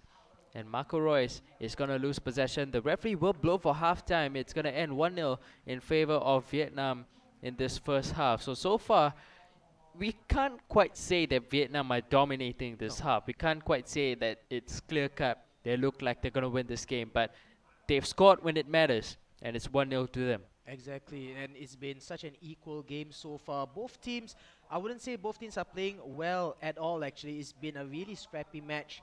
You know, they've defended pretty decently, but when it comes down to the attack, the build-up has been a little bit disappointing for both of them. Very scrappy indeed, especially in the midfield areas, with especially both of these players loving to pass initially to the wings and then cutting it back inside. But it's so predictable to defend against them. Just pack as many players as you can in the middle. Look at your screen there. You see the flat back four defenders for Team Vietnam huddled pretty close to each other, and they're really content with that, and not, you know, the team width, the defensive width isn't really there, and they're just compacting everything down the middle. Yeah, so far hasn't been quite working out for them, and Thailand Oh have dear. got to do defensive work because Carlos Tevez through on goal. He's gonna go for the scoop over the goalkeeper. That's a way to just put down your opponent and say, I've got this in the bag. You can't do anything about it. Vietnam are now 2 goals in the lead. Unlucky mistake there by the defenders of Kanapor for Thailand. He had control of the ball and he just passed it directly straight onto the striker Carlos Tevez. Just ricochets off the knee over the defender's head. Carlos Tevez still continues making the run onto the right flank there. Goalkeeper rushes out, but it's far too late. It's just too far away for the goalkeeper, and Carlos Tevez just easily scoops the ball up. I wonder if maybe if Kanapor did not call the goalkeeper out so far forward, perhaps, you know, it closed down the angle, might even make a save, the goalkeeper. But as it stands, 2-0 for Hong Tin, and it looks like he might just grab this game pretty easily, because I do not see a way how Kanapor could react to this. And again, it's Kanapor with the triple substitution. Almost, actually, I think it's at the exact same substitutions he made in the first game. Is Memphis Depay, is Fekir, it's Robin van Persie, I think. It's Fabregas. It's Fabregas, Yeah. yep, coming inside for Thailand. So all the same players we saw late in the second half come on in again. But back then, Thailand were in the lead, 1-0. Now they're down 2-0. I wonder if Thailand can do anything in this one here. Samuel Eto'o almost getting the header off. Felipe Melo will clear the ball away for the blue team. Vietnam, Hong Tien got himself into a bit of trouble there. Loses the ball, possession being turned over. Memphis Depay, what can he do here? Lays it forward. Jackson Martinez tries to go on his own, but Rio Ferdinand is there to make the strong challenge. Still, Memphis Depay on the left-hand flank. Tries to find options. Time is running a little bit short here. 70 minutes have elapsed. And turnover again. Huang Ten goes for a counter-attack. Does he spot the run on the left-hand side? Zlatan Ibrahimovic is really empty, but he goes onto the right side. He spots Carlos Tevez. Will this be a sweaty goal? Zlatan Ibrahimovic makes it 3-0. Easy thumbs up there by Huang Ten, the player from Vietnam in blue. 3-0 right now. He will definitely win this match here, bringing the total series scoreline to 1 game apiece for both Thailand as well as Vietnam. Yeah, this seemed like a very easy game for Huang Vien coming into it. And, you know, 2 of his goals were scored after lob-through passes coming over the top. And there's absolutely nothing that Kanapor has been able to do, especially when both of the balls have been played towards Carlos Tevez. He's been really a change that's really brought a lot more penetration in attack, especially for Vietnam. So they will seal this game number 1. And looks like our second player from Thailand, Chap Mongko, the man who all killed Thailand Team A. He's got to think about something to come up against the Vietnamese. Yeah, I'm looking at the Vietnamese player over here, and it seems that he's built for, you know, just soaking up the pressure in defense. And that's what he has been doing. Most of his goals have been as a result of counter attacks, where the opponent, the Thai player, will just push up way too far ahead with this very high defensive line. Oh, look at that, 4-0. Again, the defensive line for Thailand, way too far forward. Carlos Tevez just waltzed past the defenders. Eric Abidal, Sergio Ramos, Luke Shaw as well, coming in way too late. Carlos Tevez, just enough strength to hold off the challenges of both Ramos and Shaw. And with Sergio Ramos, with Sergio Ramos having the early yellow card just now, there was no way that he could make another sliding challenge. Another easy goal for Carlos Tevez. And 4-0. That's pretty much the highest score that we have had in today, and I think it ties the highest scoreline that we have had for the entire tournament, because in the group stages there was a 4-0. That was Thailand against Singapore, and that's the highest scoreline there. Here comes the end of the game. 4-0. We have the second highest scoreline here, and that's in the grand finals between Hoang Tien and Kanapol. With Kanapol having taken the first win of the previous Vietnamese player, which was Ngoc Vu. Right now he bows out. That's the end of the tournament for him. In comes the second player, Chat Mongkol. Like what you mentioned, he was the one person who defeated the entire Thailand A team on his own. We're looking for some magic from him, and Thailand Team B really needs the magic from Chat Mongkol. He certainly did come up with the magic in his semi-finals game. Let's see if he has enough left in him to churn up more magic as he comes up against Vietnam. But we saw earlier, you know, when he played his matches in the previous games against Thailand, it's not like he was absolutely dominating games. It's not like he was destroying them. But he was getting the goals that he needed, and he was doing pretty alright in defense. Yeah, exactly, and that's his strength for Chat Mongkol. His defense is actually really structured. I like how he, how he somehow is able to adapt to the opponent's play style. In terms of attacks, not the best, of course. There hasn't been really much periods of time where Chat Mongkol dominated the game or even attacked all that much. But he emphasizes a strong defensive structure. No matter what opponents try against him, he's always there, and he knows the changes, the personnel changes, the formational changes to make sure that the opponent does not score many goals. Even players as great as Zephylos, he needed to go all the way until penalties, and the score was quite low at only 1-1. And that's It was, yeah. Yeah, it was. And Zephylos is the type of player who will easily rush off players 3-0, 4-0 so easily. Only restricted to 1 goal, and even then, I think it was a there were so many opportunities for Zephylos to score, but Chat Mongkol managed to just hold the fort still and manages to get the win from there. Yep, so he's playing according to the game plan. You don't concede, you don't lose. That's the plan, No. Not like Kevin Keegan, whose game plan was more like, I score more goals than you score. Yeah, I like the game plan of, if I don't concede, I don't lose. At least I hold out for a draw. Yep, that's right, yeah. And I think that is exactly what the game style of Chat Mongkol is aiming for as well, because his defense is just marvelous actually.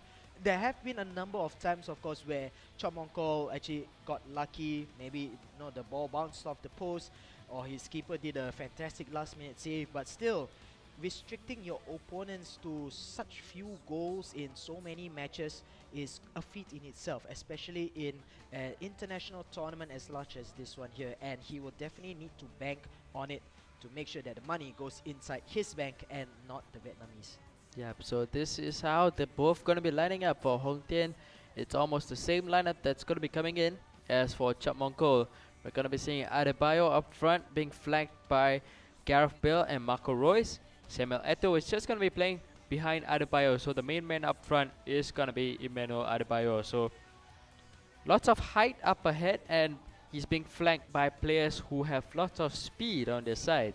And again, Francesco Totti is going to be the one playing in central midfield. He'll be the driving force forward, coming for attack for Thailand Team B. So we'll see how it's going to go. This is game number 3 in our grand finals between Vietnam and Thailand. So far, set score being 1 game apiece. Momentum, of course, actually with both of them. Hoang Vien coming in with a win, 4-0. Very convincing win over Kanapo, and Chat Mongkol coming 3-0 against Thailand Team A in the semi-finals. So a lot is at stake in this match. Remember, the winner of this match is going to win themselves $20,000, whereas the loser is only going to take home $8,000. That's a huge difference in terms of prize money. So they're going to be kicking themselves in the foot if they lose this game. But we will have the game underway right now. Vietnam will be the ones playing in the red, and Thailand will be the ones playing in the yellow. We'll see Yaya Toure going forward in attack. He is on the left side, gonna send across in towards Luis Suarez instead of aiming it towards Ibrahimovic, and Thailand will just slow the play down, attack now from the left side with Luke Shaw. He's waiting for options ahead of him to pass to, and because he finds no one, he's gonna go back to the defenders. Gareth Bale now, 2 players ahead of him. He's gonna sprint past Gambarini. One of the players you really want to look to attack from, because Gambarini is primarily played as a center back. This time he's employed at left back, so you might want to exploit the lack of pace which Gambarini has. This is Luis Suarez now in possession. Over to the right side. Griezmann might find the run of Suarez again. There are 2 players. Look in the defense and look at Adebayo. He's all the way back defending for his team. So Chapmanko really pulling all his players back just to defend. And eventually he does win back the ball. Samuel Eto'o now, one of the pacey players to be pushing forward in attack, but he immediately loses possession. But he gets it back again. Francesco Totti might find a through pass in towards Adebayo. Well cut out by Fellaini. And now Vietnam will look to go on the attack from the right side. Alaba still waiting for options to pass infield. There's the run being made by Suarez. Ibrahimovic as well, waiting for the pass, but Gerrard will go on the other end and look to turn past Pisicek. He's gonna get that defending work done. And Thailand will be looking forward to go in attack. You know, looking at how the Thai player here, Chot Mongkol, has set up his defense. Dana De Rossi is declared as a center defensive mid. But if you look properly at whenever, excuse me, Hong Tien, the Vietnamese player, gets control of the ball into the final third, you will see Daniel De Rossi actually shift back almost at the centre back position and form a third centre back right beside Sergio Ramos and Eric Abidal. We might see that later on when Hong Tien encroaches onto the territory of Chat Mongkol. But Chat Mongkol manages to get the ball back here. Sergio Ramos in defense will pass the ball around here. Early in the game, 35 minutes have elapsed. Primarily, it has been the Vietnamese player in control of the game, but Chat Mongkol, like we mentioned before, he built his team around a strong defensive base. I feel odd saying that because the defenders include people like Piszczek, Abidal and Shaw, but well, he managed to get the structure in place there no matter what players he uses. And like we mentioned before, Luke Shaw on left back position has been actually pretty much underrated. We have an attack on the right hand side by Chot Mongkol. Can he score the first goal? Is Gareth Bale stuttering, step inside, still Gareth Bale goes for a shot on his own. Antoine Griezmann whacks that out after the good save by the goalkeeper David De Gea, but not enough time to get a counter attack done. So far, Chot Mongkol on screen right now, player number 2 for Thailand. He's been on the defensive pretty much the entire game, other than that last few attacks there in the last few minutes of the match. But Huang Tian is still unable to break down the sturdy, solid defense of Chot Mongkol, and I think that is going to be the name of the game for this one here. Huang Tian will try his best to break down the shields, the defenses, but Chot Mongkol might just stand strong. Counter attack on the left hand side. Marco Reus going on his own. Beautiful cross in. Adebayo tries actually sneaks one goal in, and look at the celebrations by Chot Mongkol. After one entire half of defending, the first chance of attack by the Thai player on the left hand side results in a goal scored by Emmanuel Adebayo, the former Manchester City as well as Arsenal striker. Chests the ball down, bamboozles both Hummels as well as Ferdinand, the defenders for Hoang Tien Vietnam there, and slots it underneath the goalkeeper. 1-0 in favor of Thailand. I can't say I've not seen this coming, but considering how Vietnam has been dominating the control of the game, I'm sure Huang Tin will be absolutely pissed off regarding that, and he will definitely be pissed off regarding that easy turnover in the middle of the park. Yeah, he will get possession now. Chap Mongkol might be looking to further extend his lead, try to make it 2-0. That was probably the first chance he had all game, and he buried it into the back of the net. Again, not rushing with the shot, but instead waiting for Adebayo to just chest it down, drawing 2 of the players to come and put the pressure on him, and he just nutmegged one of them with a shot. You will have Gareth Bale now in possession on the right side. Might look to probably send another cross into the box, or just run the clock down. That's exactly what Chap Mongkol is good at. He's going to run the ball out of the field. But so far, every time he has possession, once he's winning the game, he just constantly looks to keep it as much as he possibly can. Yeah, and I'm not surprised that he can do that, because like we saw in the first half, no matter what the Vietnamese player tried and did, he's not able to get past the defenders. Suarez is able to get past it a little bit there, but the last man is able to block the path of Suarez, hounded out by both Ramos and Abidal, and Sergio Ramos will kick the ball right out of the park. Call here by Huang Tin.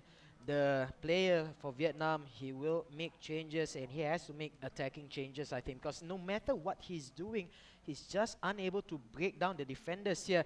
De Bruyne coming in at center midfielder, and Luis Suarez, if I'm not mistaken, comes out in favor of Carlos Tevez, perhaps. I'm not so sure. We will double check on that as well. But we know that Griezmann and Carlos Tevez, Luis Suarez went out, and De Bruyne is playing in the right midfield position.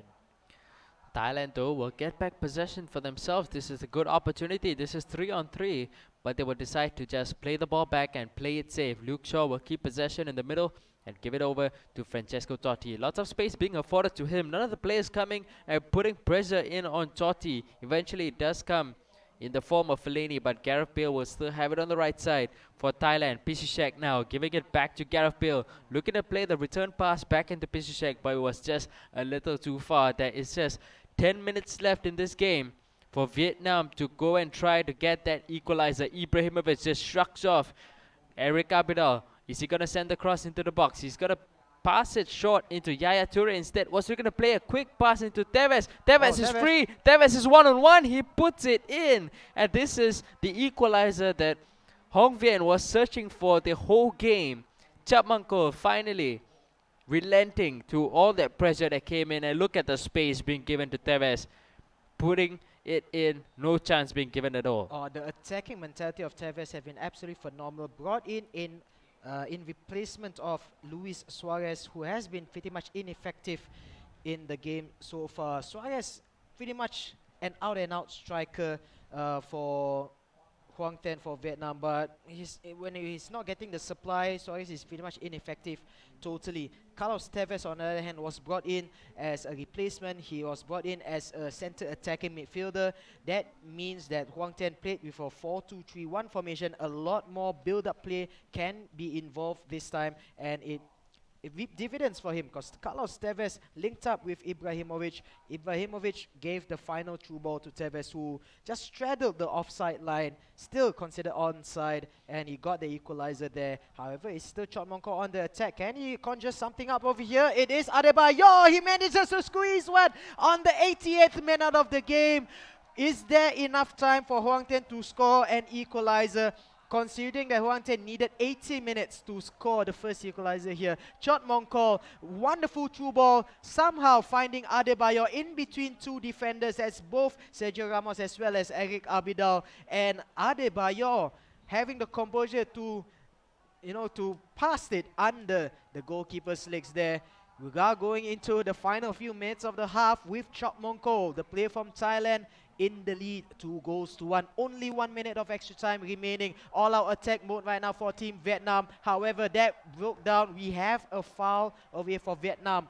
Can we see yet another fantastic free kick goal to be taken by Steven Gerrard? Eric Abidal, the defender, goes back into the line. Switches up to Tevez. Daniel De Rossi now on the line on the left-hand side of the screen. Back to Steven Gerrard. Eric Abidal comes back. The free kick wayward, goes over the bar. Chot Mongkol celebrates because he knows he won this game, and yes, he has. 2-1, which brings the total series scoreline to 2-1 in favor of Team Thailand. And David, you are right. The player that conceded less goals got the win.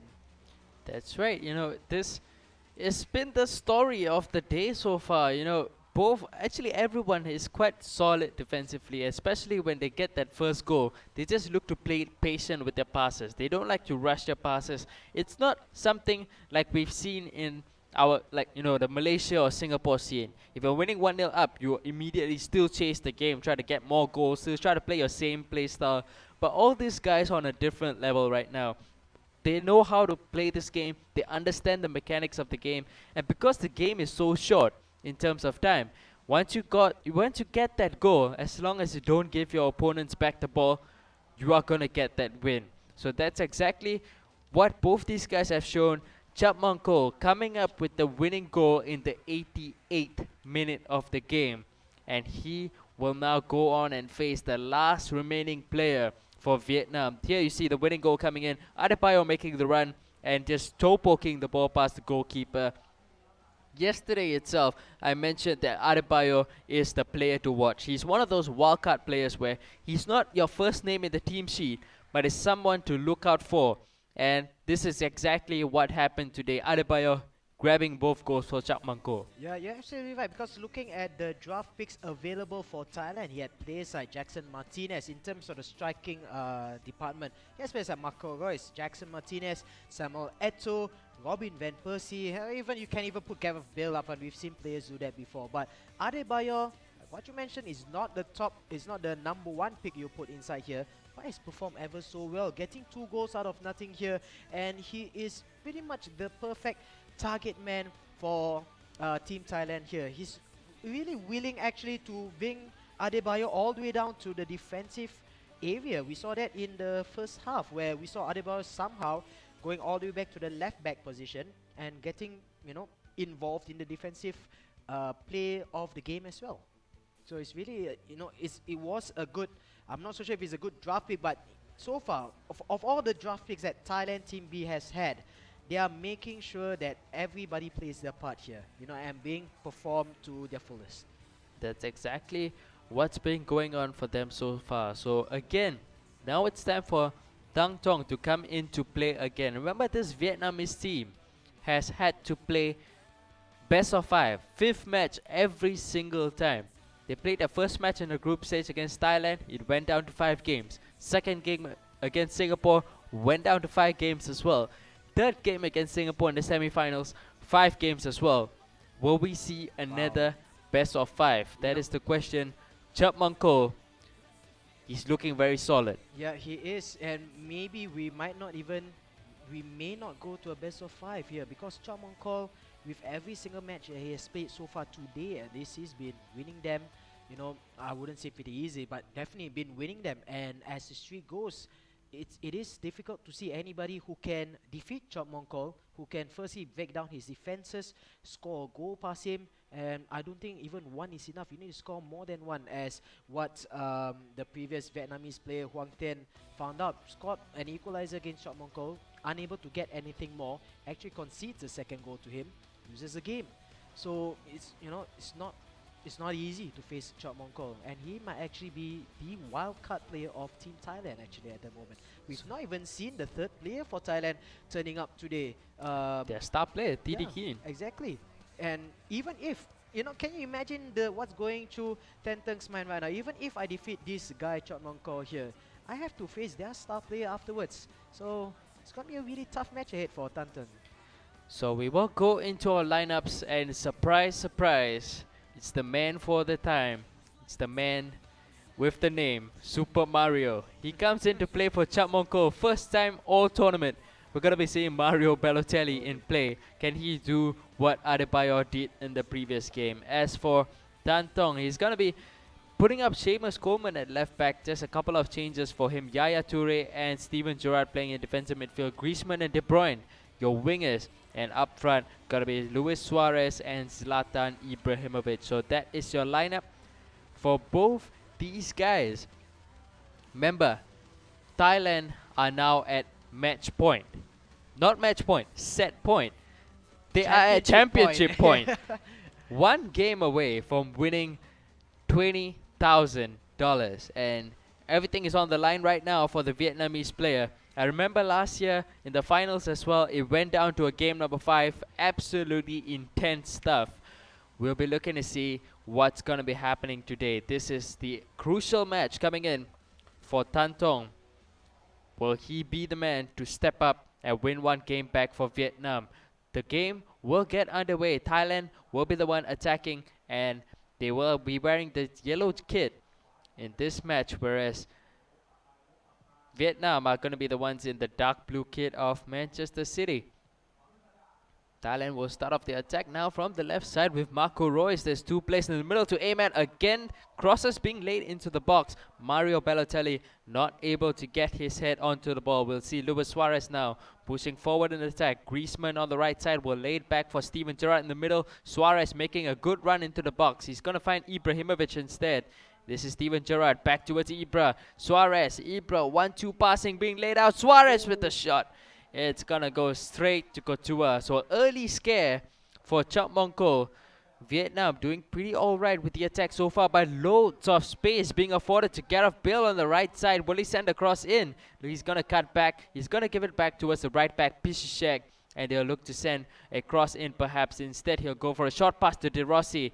And De Rossi, he's just gonna send in a sliding challenge. He might get a yellow card for that later on, but the play will resume with Steven Gerrard. Might find Griezmann on the right side. Gerrard making the run into the box. He's not gonna find the England midfielder. Instead, De Bruyne will go alone. This is Ibrahimovic to Suarez. Again, the shot going straight at the goalkeeper. And Vietnam have really got off the blocks running. Yeah, that's twice in a row there we see the player from Vietnam, Tan Teng, right here.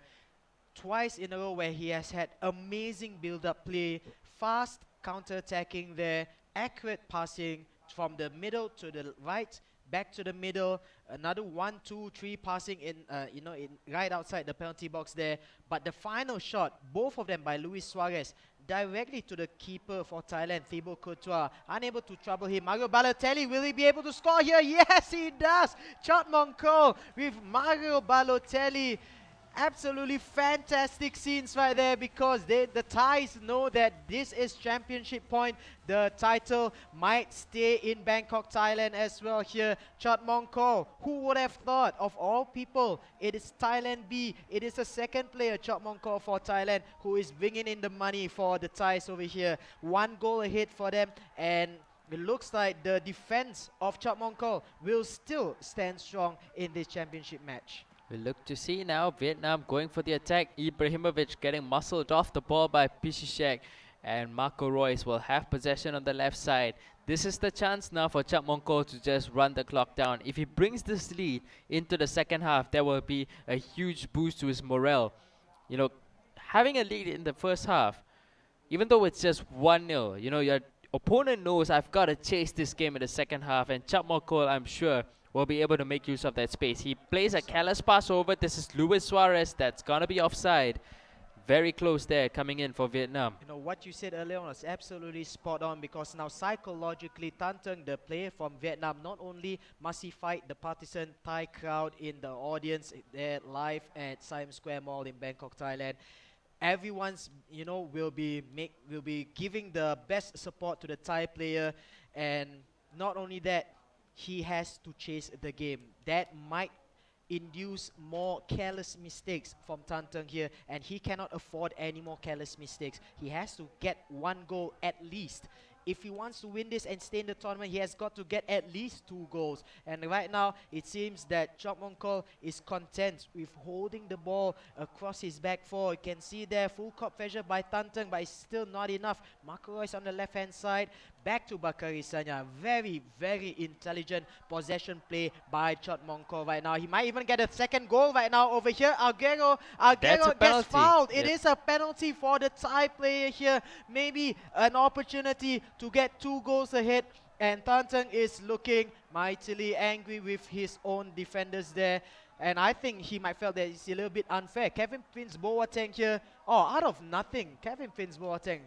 I think that might have been a mistake in the bottom press there, but Francesco Totti up against David De Gea. David De Gea stood his ground, unable to do anything. Chot Mongkol, look at the ties in the bottom of your screen. They are going absolutely berserk. 2 goals up in championship game match over here. Thailand against Vietnam.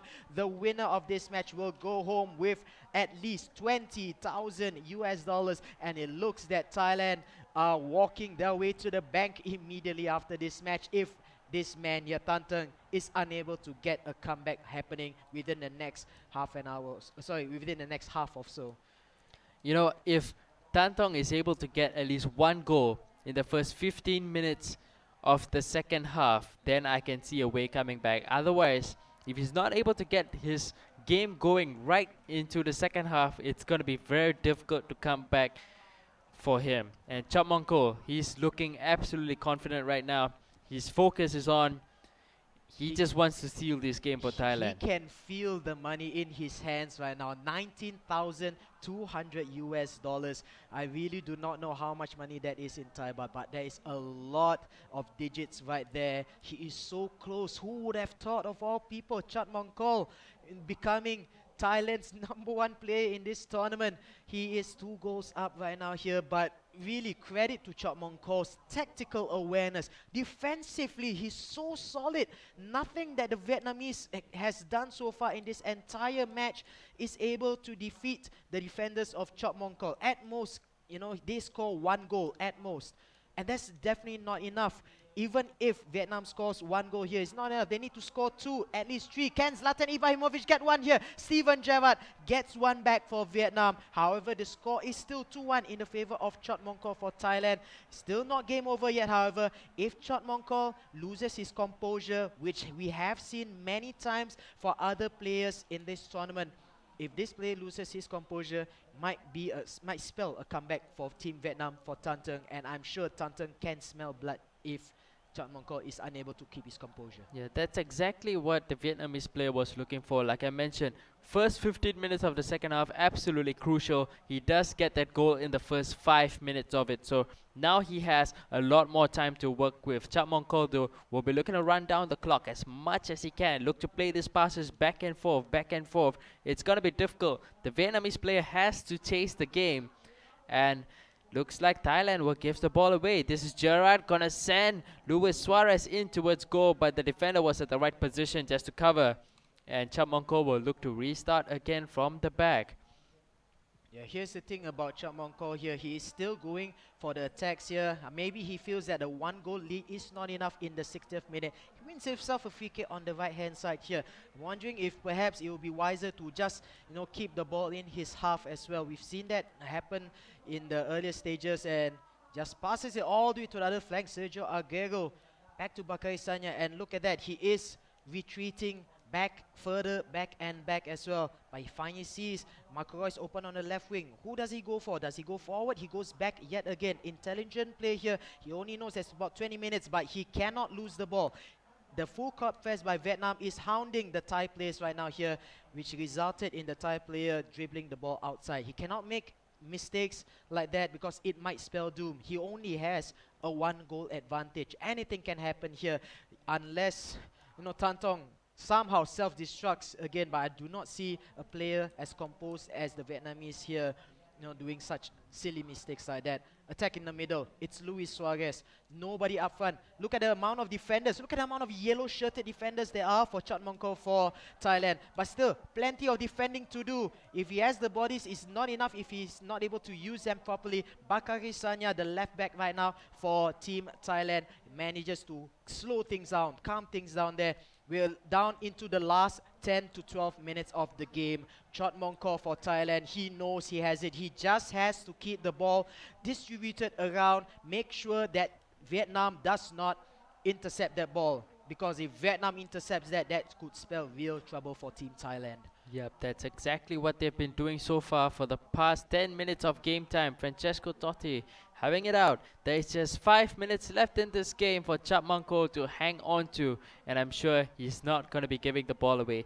If there's trouble, he's going to give it all the way back to his goalkeeper. He has nothing to be worried about, but Luis Suarez comes in with the interception. This might be the chance that Vietnam are looking for. Steven Gerrard finds back Luis Suarez. 1-2 with Gerrard. Will he go back for Suarez? Suarez comes in with the shot. It's going to go straight at Courtois, and he knows that that was the last opportunity of the game for him. There's the referee blown for full time. No, Chot Mong Ko is running the clock down. The ball will be hoofed upfield. The referee will blow for full time.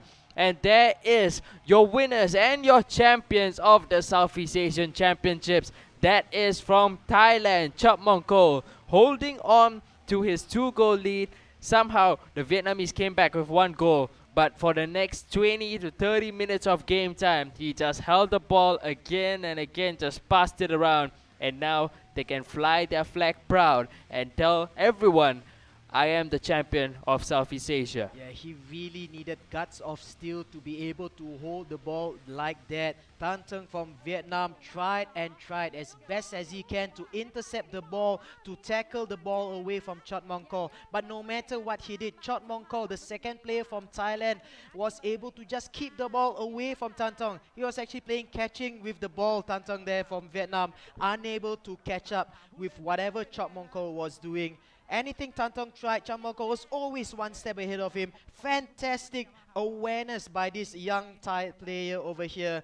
And he has just won the entire tournament for Team Thailand on his own. We didn't even get to see the so-called star player for Thailand B, which is T-Deck.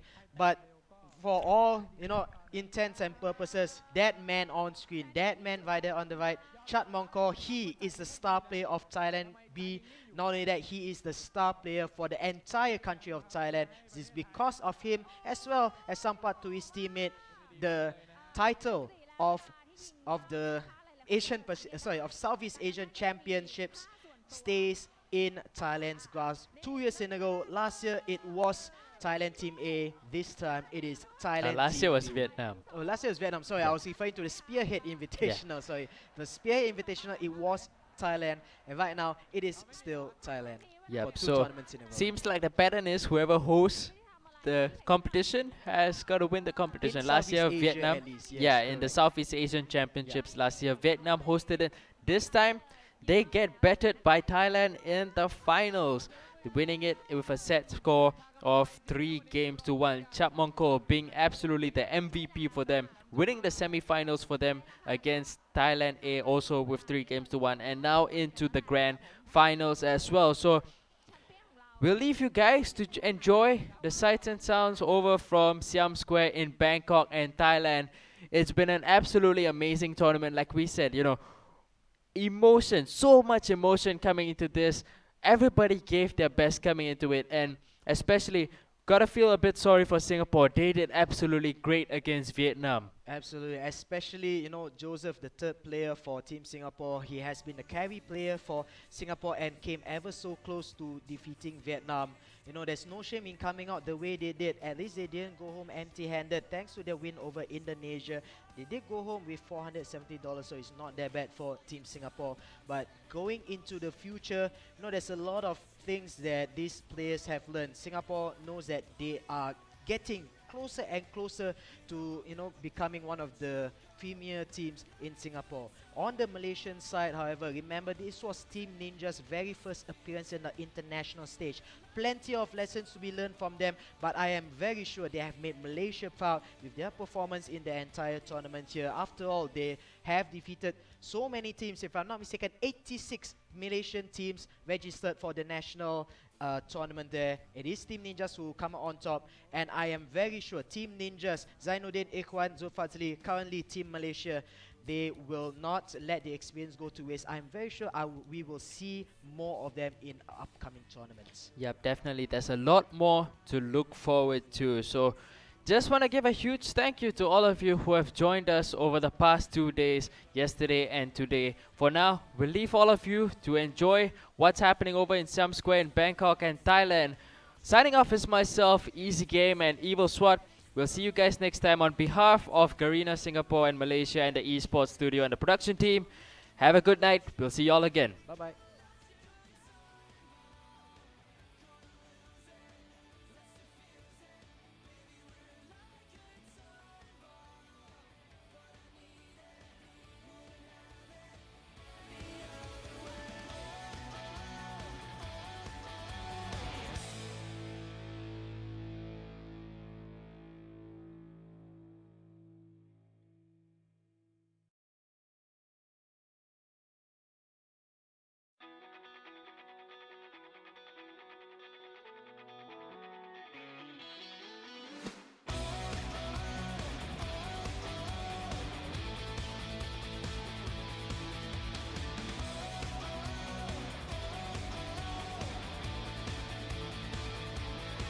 From the get-go, I knew this was hard to hold. Like a crash, the whole thing spun out of control. Oh, what a wire, we were dancing. 2 kids, no consequences. Pull the trigger without thinking. There's only one way down this road. It was like a time bomb set in motion. We knew that